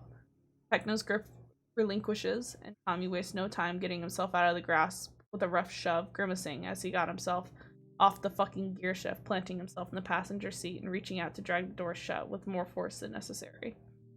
He realizes Techno's seatbelt is unbuckled when he looks back at the other, likely the only reason he'd managed to reach Tommy in the first place. Fucker had been fast, and he makes a mental note of it as he folds his arms tight and angles to get his back to the door. So, you're the adult, so fucking adult, then. Techno's look speaks of dislike, but he faces Tommy properly, apparently keen on keeping his word. Care about my family? The words sound like they're dragged out of him with a brief tensing of his jaw before it smooths out. So I've been told, Tommy mutters bitterly. More than once. Think I'd been caught plotting to shank Wilbur in his fucking sleep instead of giving him a goddamn scarf. A low noise, something amused that makes Tommy scowl at the man. Let me be blunt then. Wilbur can make whatever friends he likes. Techno tells him with a tilt of his head, his features sharp, a brush of long, slim fingers tucking pink hair behind a pointed ear. But I care about him, and that means that when a strange, volatile kid appears out of nowhere to wiggle into his life, I will concern myself with his business.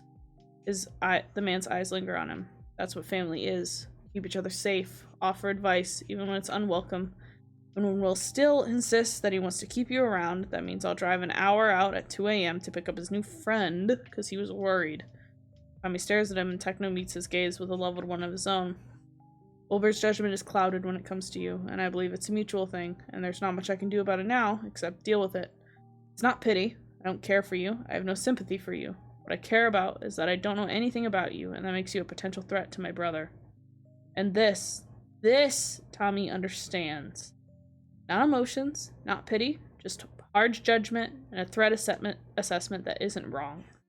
He mentally places Techno in his own position, Wilbur in dreams, and his shoulders loosen, watching the other with a new appreciation that gains him an eyebrow-raising in question.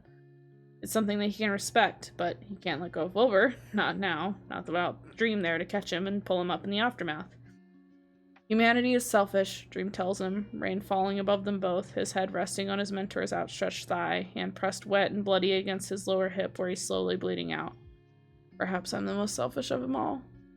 His mentor's hood had been pulled back, blonde hair turning dark, limp, and plastered wet against his forehead from the heavy rainfall. Tommy's breath is rasping, his vision blurry as he stares up at the drops of water trailing down his masked face. You're selfish, Tommy remembers thinking, thoughts sluggish from blood loss and only half lucid when Sapnap appears, swearing as he slides down on his knees beside him, words furious and loud even as his powers flares. Flames shifting from orange to something white-hot and dangerous and a horrible kind of guilt that he tries to smile to. And what the hell does that make me? You smell of secrets, Ed tells him. Tommy scrunches his nose. What do secrets smell like? Like poorly concealed angst, Techno says, voice flat, a weary twist of his lips when Tommy chokes on a noise caught between skepticism and startled amusement that dies quickly with the downward curl of his lips. I don't want to hurt Wilbur, Tommy says, and he wills the other to believe him as he rises his chin and keeps his gaze without bristling anger or defensiveness, without snark or walls. I mean that. Techno's eyes are unreadable, something Tommy doesn't understand in the setting of his jaw and the harsh breath before he looks away, out the window, at the snow falling from the sky in the dark night where the car sits sideways in the middle of the street from the abrupt stop. It doesn't mean you won't, the man says finally. You're angry and defensive, closed off, and 2 steps away from lashing out at any given moment. A gloved hand sets at the bottom of the steering wheel, slides against the leather before stilling, curling tight. If you know the enemy and know yourself, you need not fear the result of 100 battles. If you know yourself, but not your enemy, for each victory gained, you will also suffer defeat. Tommy's mouth stretches wide with flash of teeth. If you know neither the enemy nor yourself, you will succumb in every battle. Sun Tzu, Art of War. Techno's gaze is appraising. You understand where I'm coming from. It's not a question. I'm not your enemy, Techno. The words taste strange in his mouth, and he kicks a foot out, slumping further to his seat. Can't tell you anything, he bites out, so fucking shove it. Can't or won't? Techno challenges with a searching look. Can't. Tommy swallows thickly. I can't because it would mean betray everything. It would mean betraying everything I stand for, and I can't do that. I made that promise. He draws a breath, letting it out slowly. I made a promise, he repeats. I won't break it, not for you. Not for Wilbur, not for anything. Loyalty. Techno tastes the word, one hand reaching for the key in the engine and twisting it with the low rumble of the car, lights flickering on. I guess we aren't so different, you and I. The car rolls into motion and Tommy paws for the blanket, pulling it up into his lap with a clumsy pull, a heavy sort of weight in his chest as he peers towards Techno, who's silent, thumb tapping absently against the wheel, eyes focused ahead. A strange grimace passes over his face, eyes narrowing, a thumb raising to press against his temple, trailing down the arch of his jaw before settling on the steering wheel with a sigh. You can trust Wilbur, you know, Techno says finally, the dark road ahead of them, lit only by the cast from the front lights of the car. And if it's something you feel like you can't bring to him, there's always me and Phil. We're not the sort to just leave a kid on their own if they need help. I owe him a lot, Rambo had said when he spoke to Techno, a flustered sort of admiration in his tone and voice. Tommy turns his head to the window, fingers creasing tight in the soft red fabric in his lap. You're only alone as you make yourself kid, Techno says, voice softening with a low exhale. Trust me when I say that. And perhaps for anyone else it would be true, but Tommy can't afford trust, can't afford weakness, his tongue bound by secrets that would only bring danger to those involved. He's truthful when he says he doesn't want to hurt Wilbur, but he can't promise he won't, because Tommy is meant for more than work at a cafe, no matter how warm it is, no matter how his heart aches strangely at the thought of leaving it. And Wilbur has family, an overprotective brother who loves him fiercely, kindly, and protectively, and a father who looks at him with warm eyes, and a group of friends, but not friends, who can take his place once he's gone. Tommy has nothing without Dream. Is nothing. This is all just temporary, and Wilbur will be fine. Tommy will be back at Dream's side, where he belongs. Keep your friends close and your enemies closer. Techno's ear flicks. Appear weak when you are strong, and strong when you are weak. You're calling me weak, Tommy snaps, his head towards him. A hit dog will holler, Techno says after a beat. And now you're calling me a dog, Tommy says, disbelief bleeding into his voice. What's next? A shot goose? No! Tommy's glads and protests. I'm not.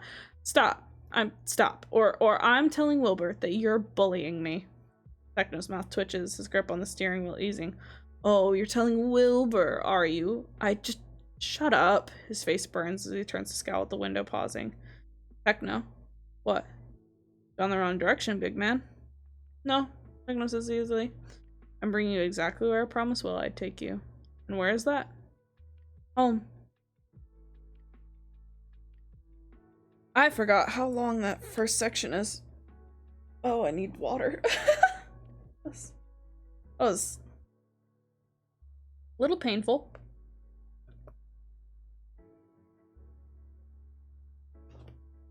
Alright.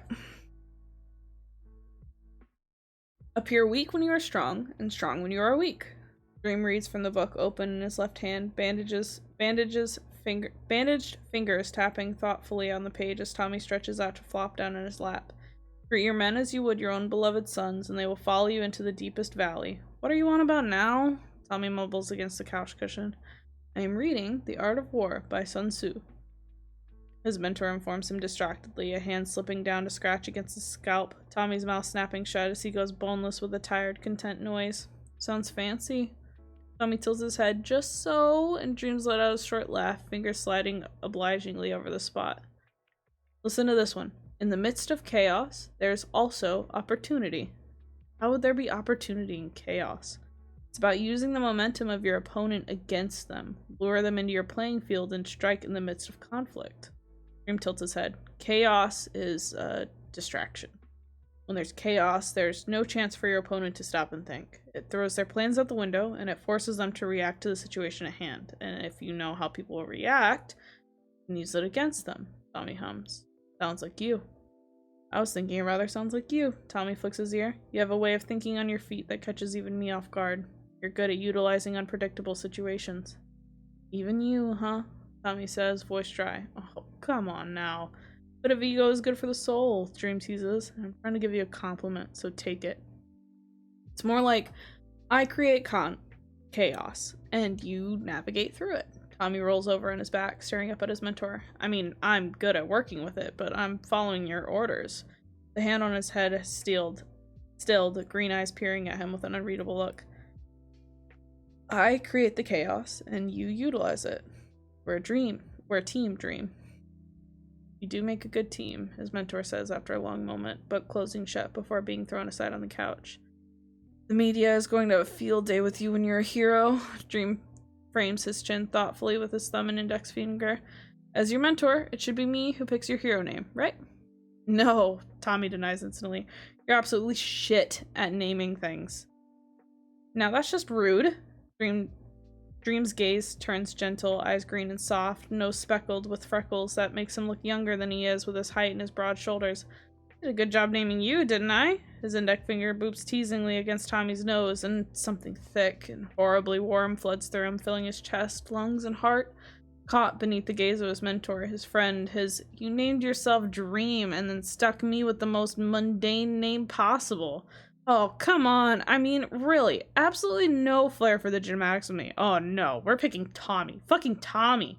He pokes an accusing finger at his mentor's chest, grin spreading across his lips as the older flushes with a sputter of denial.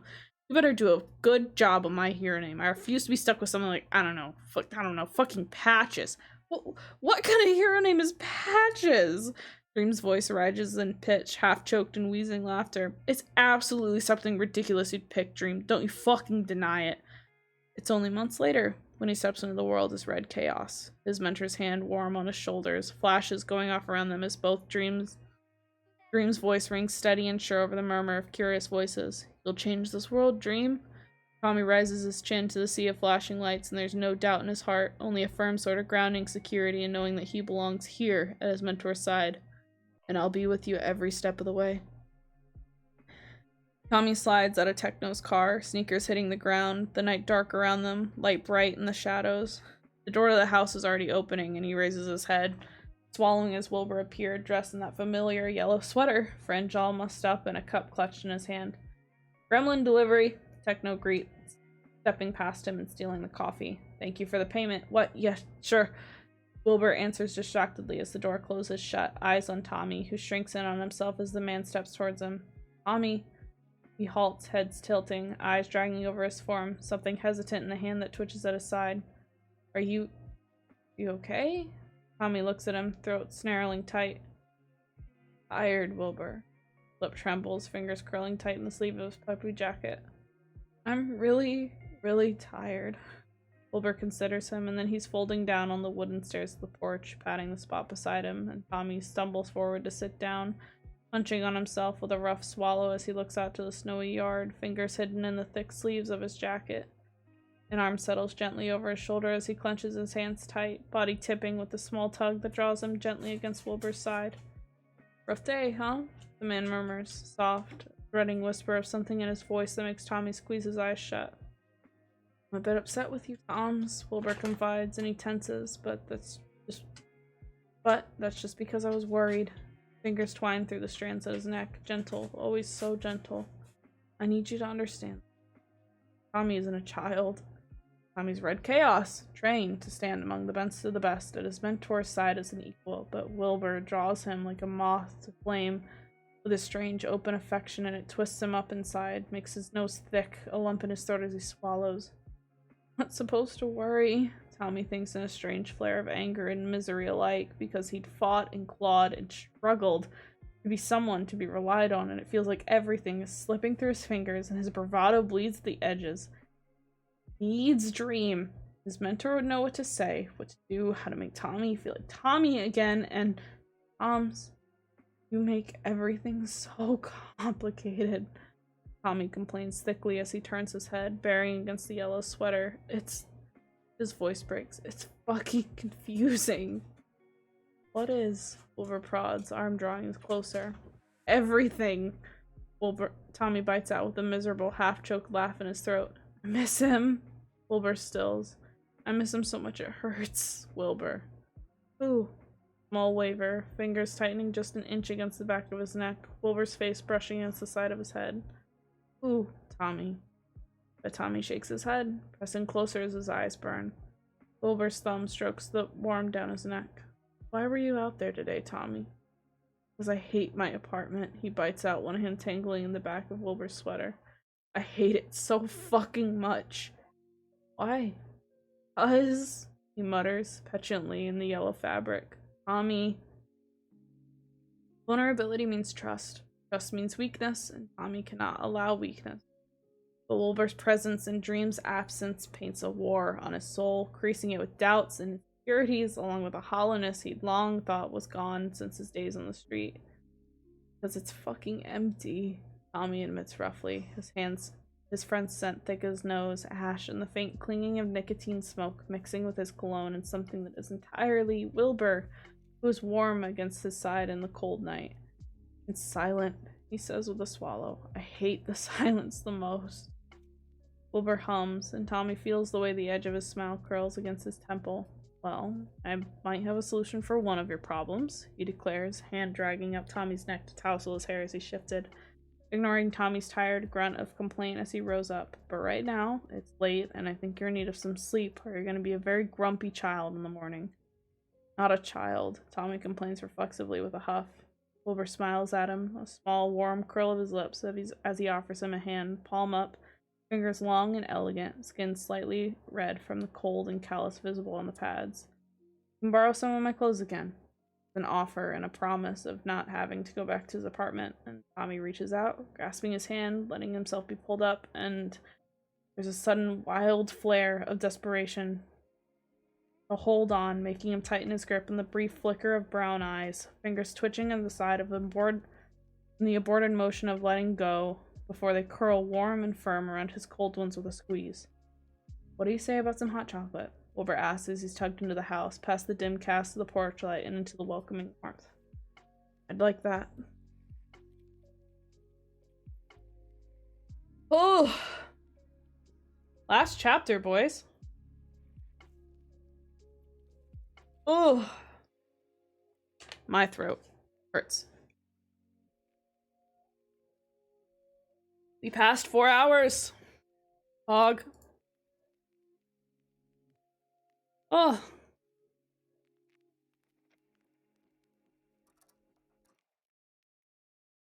How are we feeling, chat?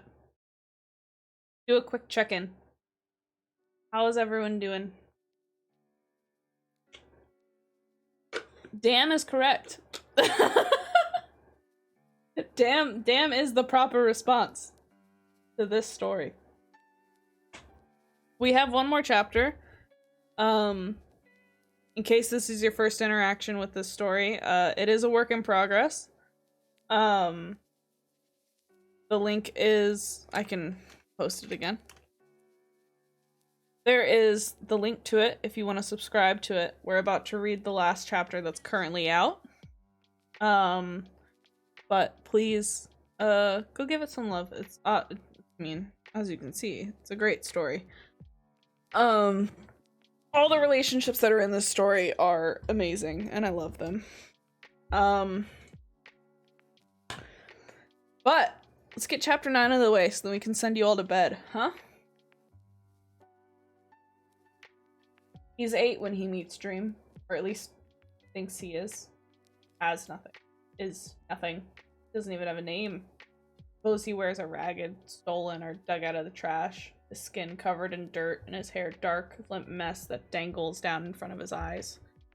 He's wary, he's distrustful, he's anger that burns rotten from his very core with blood from a boy not much older than him, staining his teeth as he bears them, more animal than human, surviving on fight or flight instincts that coil beneath his skin. Dream is 13, wrist bleeding and extended. He takes him in when the rest of the world was content to leave him to die. You look like a Tommy to me. Why is there noise in this song? Stop. There we go. The water around him is dirty, warm in a way that he's never experienced. Knobby knees drawn up, an arm wired tight around them. As he stares at the boy who sits beside the bathtub with arms folded on top of the white edge, drowning in a lime green hoodie too big for him. His hair is blonde, short, with a bit of a wave, freckles smattering over a proud nose and spilling down his cheeks beneath eyes that are green as the leaves on the trees in early spring. There's a wrap of white bandages around his wrist, just visible beneath the edge of his sleeve. You want to stay here with me, Tommy? He looks away, down at the water, drawing his arms tight around himself.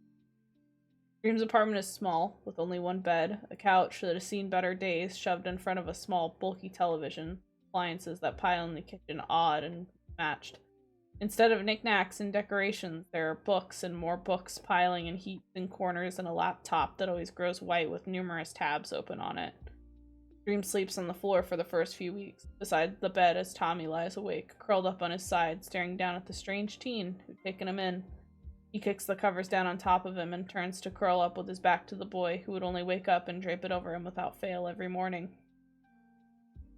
The first hoodie Dream gives him is red, too big for where it pulls on him, sleeves tugged down like paws over his hands, and the hoodie is pulled low to shadow his face as he sits curled up tight on the other side, staring at the paper in front of him. "That's your name," Dream tells him, tapping the pen against the 5 curving shapes. "What about yours?" The first words he speaks to the other, who jerks in surprise, green eyes darting towards him as Tommy's lips draw into a thin line, shoulders haunching tighter. "Show me," man's voice hoarse and rasping. Dream stares at him a moment longer, and then his lips quirk. That night, Tommy clutches the piece of paper he'd torn out from one of the notebooks, staring down at the 10 strange symbols that represent more than he can put into words. Tommy. Dream. Tommy. Cries out quietly in a hushed whisper, tongue darting out to wet his lips. Dream. He swallows, drawing his knees tighter against his chest in the empty room, one ear on the running shower. Tommy and Dream. Feels like a promise. Feels like something new. Something he doesn't understand, but desperately wants to. Dream is tall for his age, looks older than what he is, shoulders broad and proud, and eyes bright. Tommy is short and malnourished. Eyes dull, and he's hunched himself in more times than he's not, skulking in Dream's footsteps like a strange shadow.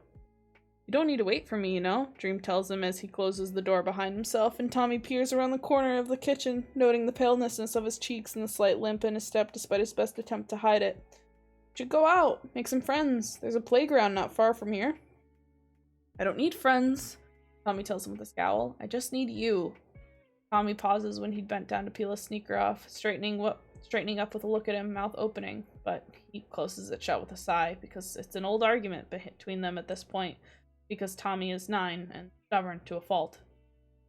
"Let's go to the playground then, you and I," Dream says, one hand raising to rub against the back of his neck, and Tommy perks, peering hopefully at him.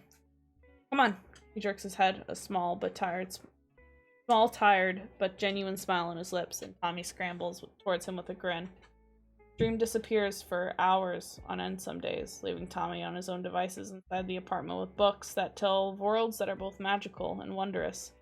They're picked out from the library, mixing with books on math and grammar, history, and all sorts of odd topics that had caught Dream's attention during their weekly book haul trips. He tells Dream about the most recent one he'd finish, as the warm summer wind rips around them both, and he's careful to keep his steps to match the others and not speed up despite the excitement wiring through him as the playground gets closer and closer with each steps. And they're like half fish and half human, Dream. Isn't that the coolest? At first I thought it meant like their heads were like the fish part, but then they're like supposed to get this eerie noise to lure stupid men down to drown, you know? But then I searched it up and there was like a lot of half-naked ladies, which is a bit weird, not gonna lie. Dream chokes on a startled wheeze beside him, and Tommy grins, proud of himself, as they trade asphalt for sand, and he wastes no time peeling his shoes and socks off, discarding them aside, practically vibrating with excitement as he darts for the swings. Late, moon high in the sky above them, and they're the only ones on the playground, the chains cold beneath his hands that he grasps when tight and pushes off with his feet, the beating of his heart picking up as it moves beneath him, bare toes making patterns in the soft sand. The chain of the swing beside him jangles, and Dream drops down onto it. "Have you ever been on a swing before?" Dream asks as Tommy uses his legs to propel himself backwards, curling them up as he uses the momentum to swing back and forth until it slows down and he's almost at a stop before repeating it. He's watching Tommy with a contemplative tilt of his head, and Tommy thins his lips and looks away. Then, after a beat, there's a jangle of metal, soft steps behind him, and then there's a lurch, hands curling tight, and he darts his head back to look at the older boy who's grasping the chains. "Hold tight," he says as he drags Tommy back, and then he propels him forward, his stomach swooping as he goes high, and then Dream's hands finding his back and pushing him forward, sending him higher and higher with every push until it feels like he's flying. He's 9, bare feet bare and stretching out in front of him, wind whipping past him. "Higher," he gasps breathlessly. "Higher, Dream, higher!" Dream is 14 and grinning, a limp to his feet and bags beneath his eyes, and Tommy thinks that for the first time in his life, he understands what it's like to be happy. It's because of Dream. All because of Dream.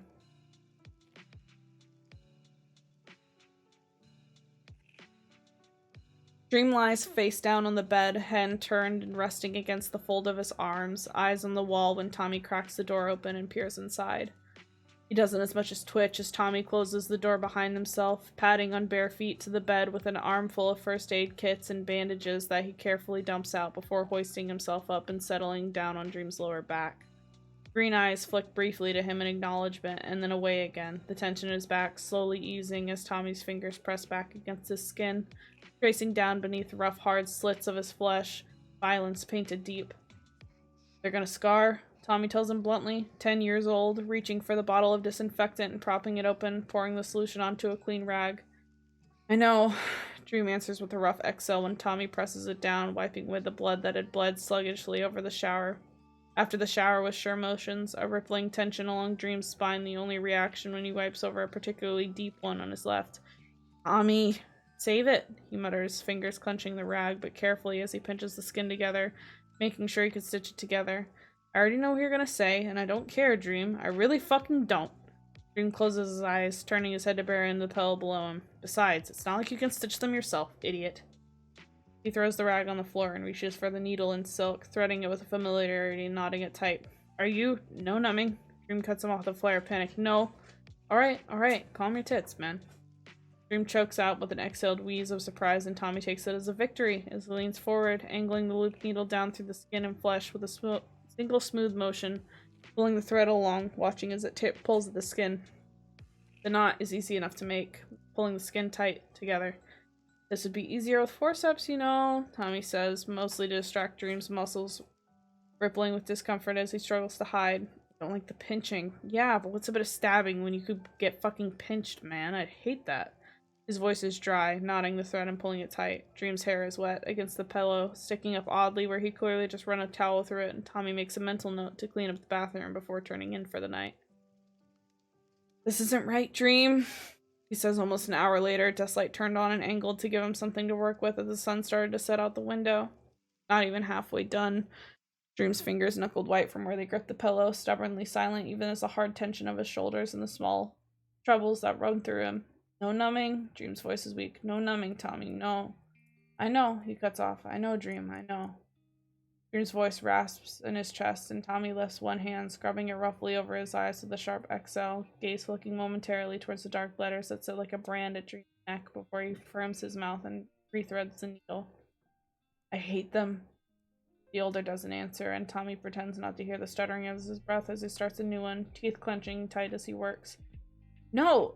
Tommy, you can't be serious. He's 11, plates and glasses shattered on the floor, utensils shining dull silver beneath the kitchen light. Dream's chest is heavy, heaving with the twist of his lips. Can't do this on your own, Dream. He doesn't like to cower, chins raised and arms crossed, drowning in the hoodie he'd borrowed from the other that sinks against his hands like paws his fingers curled into. What's the point of me being here if you won't use me? You... Dream turns on his heel and there's a clatter as the toaster hits the floor and Tommy gives it an unimpressed look. You don't understand what you're asking. Dream's voice is fury and helplessness, his chest bare, a flush stretching from his face down it. You're just a child, a stupid, silly little child who can't even begin to grasp what you're asking of me. I know exactly what I'm asking. Tommy's voice tears through the kitchen, mouth curled in a snarl. I know, Dream, because I spent the last 3 years seeing exactly what it's doing to you. Dream's hair curls around the coffee maker, brand new and only once used, shoulder heaving with his harsh breath as he turns away from him, dropping it with a clatter and flavor of pressing both palms down against the cold counter. On his back there's scars, old and new, the stitches Tommy had made stretching with the curl of his spine, 2 of them torn and bleeding at the edges. I took you in to protect you. Dream's voice is rough, broken and choked with too many as Tommy carefully takes a step forward, mindful of the splatter on the ground as he threads his way to the other unsocked feet. I took you in because I didn't want you to have to go through this fucking shit show. Dream turns his head, bright green eyes boring into his. Have you ever seen a happy hero, Tommy? The apartment is a small thing, shared between the 2 of them with a single bed and a couch that's seen better days in front of a small television, rarely used. There's books crowding in piles, old and new, all sorts of odd topics crowding together, magazines and printed papers with scrawls in the margins from two very different hands. It's ugly. Dream turns around in a jerky motion of tense muscles before he sinks down onto the floor. A smear of red left behind on the white cupboards, but he hardly seems to notice. The hero business. There's far more going on behind the scenes than the world knows. Obviously, Tommy says smartly, putting one palm on his hip. I have fucking eyes, you know. You're such a foul-mouthed child. Dream slumps further on himself. Stubborn. Oh, goddamn stubborn. Dream had been living alone with it before Tommy, something he understands isn't right, even if the apartment is far better than the cold streets that had been his life. He has no parents, no guardians, just a mention of a friend that twists his face with regret and shadows in his eyes. All he has is Tommy. All Tommy has is Dream. You want to change things, and I do too. He plops down on the floor in front of the other, scrunching two long sleeves together before leaning forward. Need help. You're a child. Dream's voice is weak. Not what I wanted for you. I didn't take you in to use you, Tommy. I know. Tommy meets his eyes, unflinchingly and with determination. That's exactly why I trust you to do so. Ugh. Water.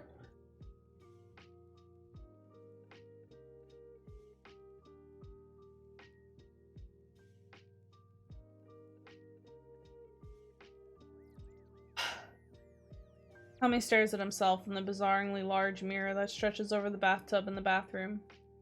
Chest bare, a hoodie clutched limply in his hands, shadows dark beneath his eyes. He's lanky, always has been, boyish in a way that the armor he'd worn beneath his hoodie as red chaos had done its best to bulk out and hide. It had been deliberate, a design he and Dream had argued back and forth on until they'd found a good shape that didn't steer his movement in a way that curled over his shoulders. He'd been a fast grower, reaching 6 feet before 14, and he'd spent early mornings with his chin on his mentor's shoulder, toothbrush hanging limp in his mouth, and still half asleep as Dream fussed over his shavings. He'd usually woken Tommy with a slather of sunscreen oil on his cheeks, and he'd enjoyed those moments of companionship, even as he grumbled and half-heartedly smoothed out. It had been Dream who showed him how to shave when the first awkward little strands appeared on his chin and upper lip, which he'd kept good for a good week with pride, before Sapnap had swung by and promptly choked on his laughter at the sight of him. Maybe it's a blonde thing? Sapnap had hollered through the closed and locked door as Dream prodded him down on the closed seat, arms crossed and mouth twisted down as he kicked a foot out. Dream can't grow a beard for shit either. He remembers the scent of shaving cream and the uncomfortable itch where his mentor had applied it liberally with some teasing print left on his nose, and he remembers how Dream had carefully pulled out a case of his own, revealing a wooden handle with a metal at the base, split in the middle to allow the blade to fold into it. A bit trickier than the normal one, Dream had said, one hand rubbing at the back of his neck as Tommy's eyes widened. But a friend taught me how to do it this way, and, well, I thought I could show you how, now that it's your turn. The case had been gently grasped, the pads of his fingers stroking over the fine handle. I know you're not much for presents, but think of it, well, it's a necessity. Still has it, still uses it, and he remembers how much of a grown-up he'd felt like when Dream guided him how to use it, Sapnap offering the occasional advice through the door, music playing tinnily from his phone, an odd mismatch of noise, the only thing in common the looping lyrics with man crammed somewhere into it. Seated on the toilet, his head angled up, the scrape of a knife up against his jaw, shaving cream wiped off of a towel, Dream's firm hand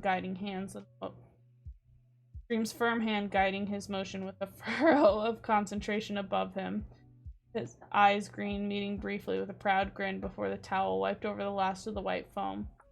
Look at that. You're practically a man now, the words Sapnap had told him afterwards with a rough ruffle of his hair as he tried to duck past him only to be snagged back with an arm draped over his shoulders. Calls for a drink, right, Dream? There had been no alcohol for Tommy, but he'd grinned, sipping on the cola as Sapnap and Dream argued over the rules of poker, enjoying their shock when he cleaned them both out and basking in no longer being the kid. After that, he'd stood at his mentor's side, shaving alongside him in the morning hours. He misses it, and he kept up his habit of shaving every 2 or 3 days, even if he'd never had much growth to begin with, trying desperately not to think about missing the spot beside him. His hair has definitely gotten longer, curling and sticking up awkwardly in places, his fringe long enough that it would be brushing his nose if it didn't bounce up in a mess of curls that makes him think of Wilbur with his blown-out, fluffy mess of a fringe that only once got more and more aggravated with every habitual run through his fingers. He drags it back behind his head, fingers curling around the very small excuse for a ponytail with a huff before Tommy drops it. Tommy doesn't look like a civilian.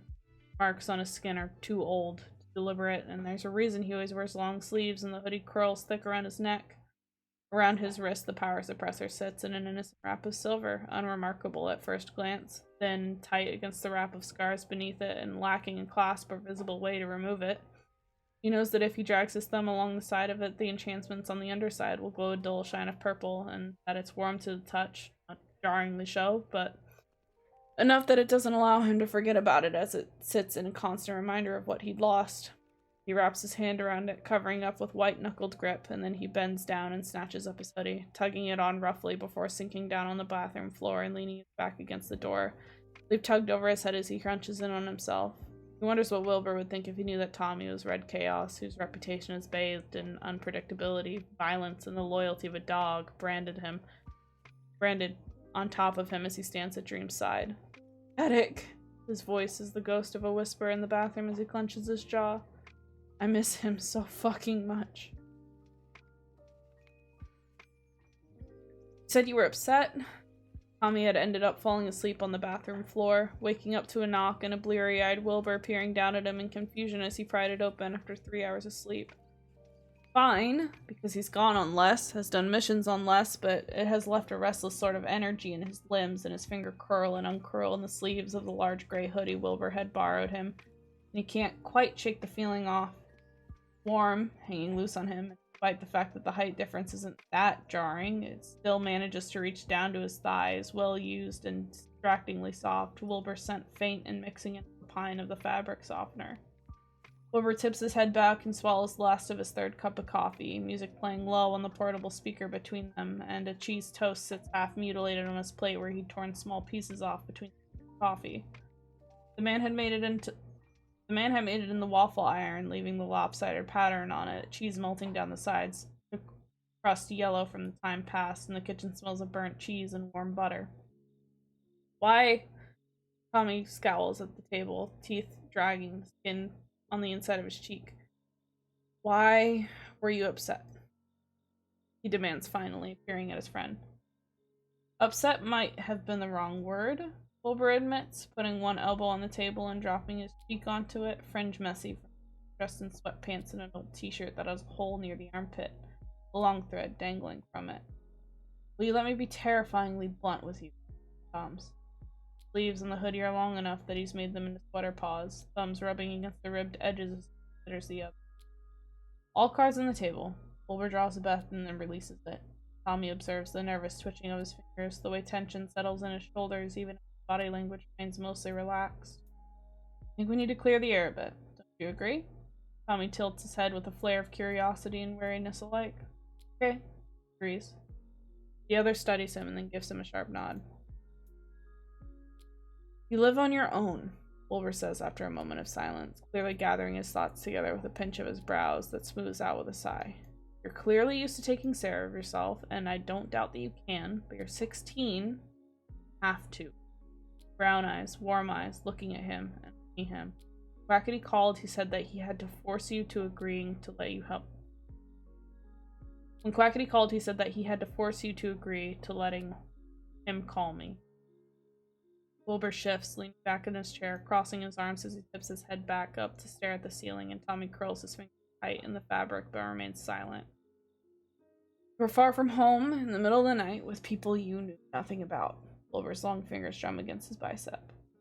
Guess I don't understand why you didn't call me yourself, says finally, head tipping down to focus on him with a flicker of emotions Tommy doesn't understand.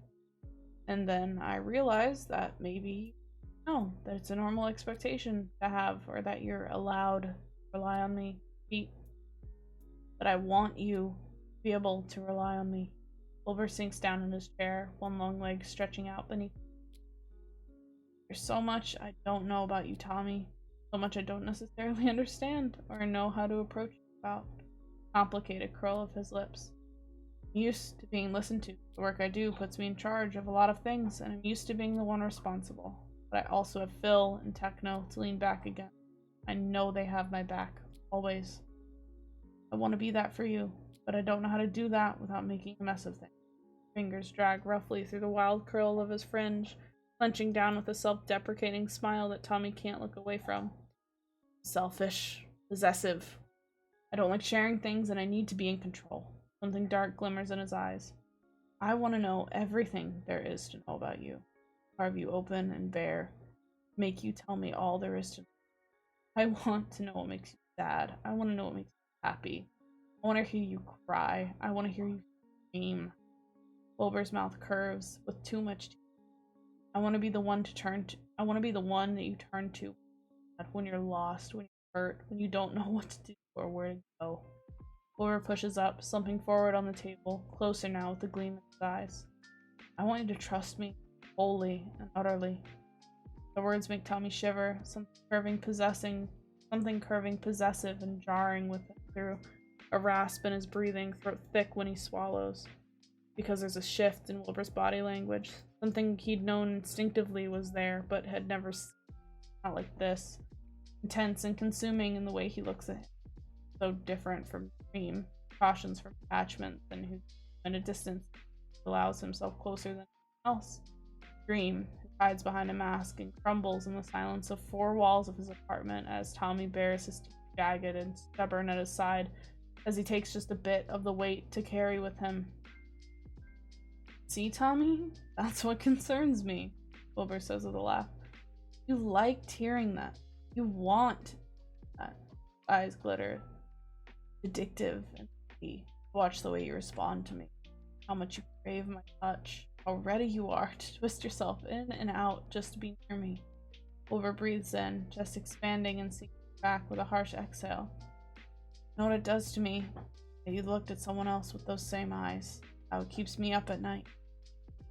Same loyalty can't be bought for money. Lot's eyes burn in his memory, filled with fury and hunger alike as he looks down at him, at Dream's side. How did you do it? You're vulnerable, Toms. Wilbur breathes in with a flaring of his nose. Vulnerable and bleeding at the seams, desperate for someone to fill the spot. Someone you are loyal to. You don't know how to cope on your own. You see how much you're struggling, how much you're fighting. You're fighting to keep a hold of your last bits of sanity, and I want to be the person to put it all together again. There's a moment of silence. Tommy staring at Wilbur, Wilbur looking right back at him, searching his eyes for something Tommy doesn't understand before his body language shifts, softening. The sharp glimmer of his eyes turning warm as he lets out a sigh and Tommy draws a breath. But I also want to see what kind of person you'd be standing on your own 2 feet. Brilliant you shall, given the right guidance and support. So young. You hate to hear it, but that's the truth. No child should have eyes like you. Child should be so willing to give themselves complete absence that makes them crumble. And yet, that is what you've done before me in the aftermath. Tommy hadn't thought himself so bare beneath the eyes of the man before him, but Wilbur isn't wrong in the words. But Wilbur isn't wrong, and his words aren't frightening as much as they are addictive. What does it say about the man you miss when you're drawn to all the ugly sides of me? Wilbur muses. Eyes bright and intense of him, such a lovely shade of brown. I'm not a good person, Tommy. I'm human, flawed, perhaps in more ways than most. Beat. And I know what I'm like. That's the issue. Can't leave, Tommy says, in the small kitchen as one song fades to the next. No, Wilbur agrees with the tilt of his head. I don't think I can. More importantly, I don't want to. Tommy hums, satisfied as he relaxes his grip on the fabric he'd bunched tight, kicking one leg out. I don't mind that you think like that, he tells the older earnestly. I like it. I know, Wilbur agrees with a curl of his lips. Don't make yourself out to be the bad guy, Wilbur. Tommy pronounces with deliberate emphasis on a flash of something in brown eyes. I'm not some kind of perfect, lost little golden boy you can paint with pretty strokes. I don't like people, and people don't like me. His mouth curves with teeth. You're making a mistake if you think I'm soft. He is the world thirsting for his blood. villains and heroes alike, his name dragged through the mud in the mouths of civilians in the aftermath of the clusterfuck that had turned his life on its head. Red Chaos isn't a beloved hero.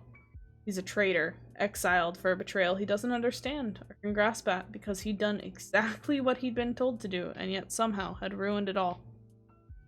I guess we're both a bit fucked up, Tommy decides as he eases back and startles a laugh out of Wilbur, high and melodic, his head tipping back, and Tommy thinks that it's one of the best things he's ever heard. I'll call you next time, promises with an afterthought. That's... The man drops an elbow on the table, sets his chin in the middle of his framed palms with a twitch of his lips. That's not the issue here, sunshine. Fond, warm, a new nickname that Tommy wants to hear again and again and again. Then we'll figure it out, Tommy shrugs. Together. Yeah? Wilbur's eyes glimmer. That's your solution. You can't force me to do something I don't want, Tommy cocks his head. And you don't want to force it out of me because you want me to trust you. I do, the other agrees without a hint of hesitation. You have secret Toms, and I want to know them all. You have secrets too, he says with a measuring look. You're an odd one, Wilbur said. There's an understanding there between them, and Tommy grins a sharp and jagged thing as Wilbur sinks down, arms folding on the table, chin resting against them. You'll call? I'll call, Tommy assures him, and it's a surprisingly easy thing to promise. Okay, Wilbur reads out. And if I overstep, if I push your boundaries too much, I want you to tell me, Techno or Phil.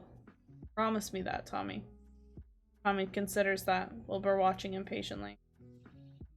That's harder to promise, Tommy says finally.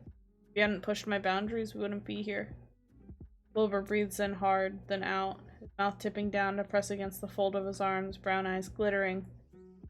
Trust me. Trust no one. Tommy bites out sharply. You're my friend.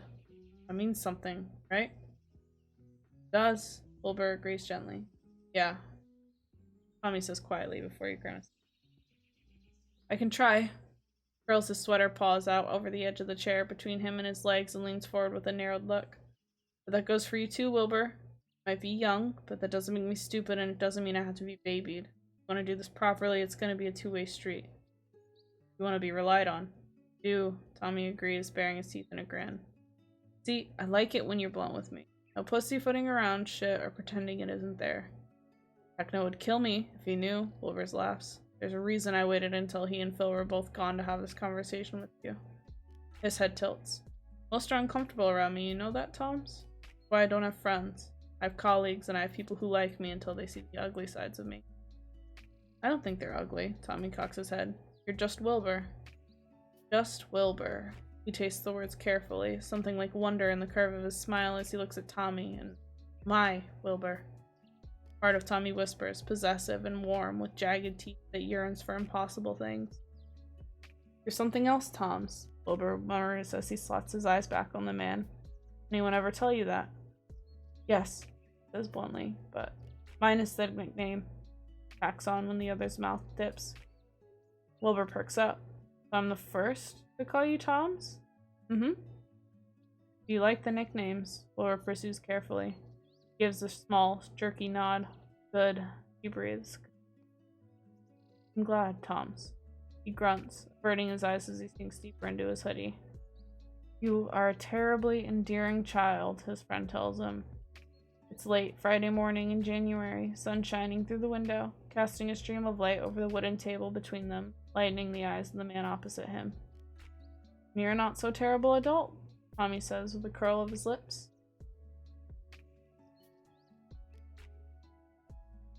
That's it, chat.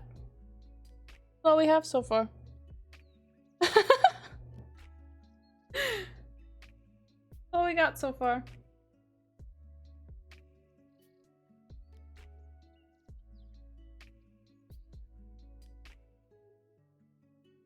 That's all we got. Unless it's updated in the last 10 minutes. Nope. That's all we got. I'm surprised you guys are still awake. Thank y'all for sitting through the stream. We are nearing 5 hours.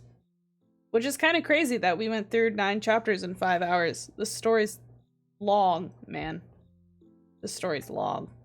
If you want to keep up with it, feel free to click on the link. Follow it. Send so much love to Corpse Art, man. They have their Tumblr linked down in the description of every single chapter. Please go send them some love. Go send them some hearts. Send them some asks, some love. They're an amazing writer, and they deserve so much appreciation. This fic is gonna be amazing, and I can guarantee it's gonna be a staple whenever it's finished. I love the writing of this story so much. I'm so glad you guys found this relaxing. My voice is dead. So, we are probably just gonna go ahead and end it at that for tonight. But I appreciate you guys sticking around for so long. It's a 5-hour stream, which is with just reading. So, I appreciate y'all sticking around and having a good night with me tonight. I really enjoyed it. I won't host anyone because I feel like there's some people who are watching who are asleep. And I don't want to like send them over to like Puns who like is screaming and like, you know, that might be a bad wake-up call. But yeah, I hope you guys have a good night. I will probably be streaming tomorrow as well, but it will be a much more it'll be a gaming stream. So, but if you guys want to stop by and say hi, then I'm always happy to see you guys. Thank you guys for coming out. I really appreciate it so much. I will most likely be doing Passerine next week. But yeah, I hope you guys all have a good night. Get some sleep. Go stretch. Get some water. Have a good night, guys. Bye.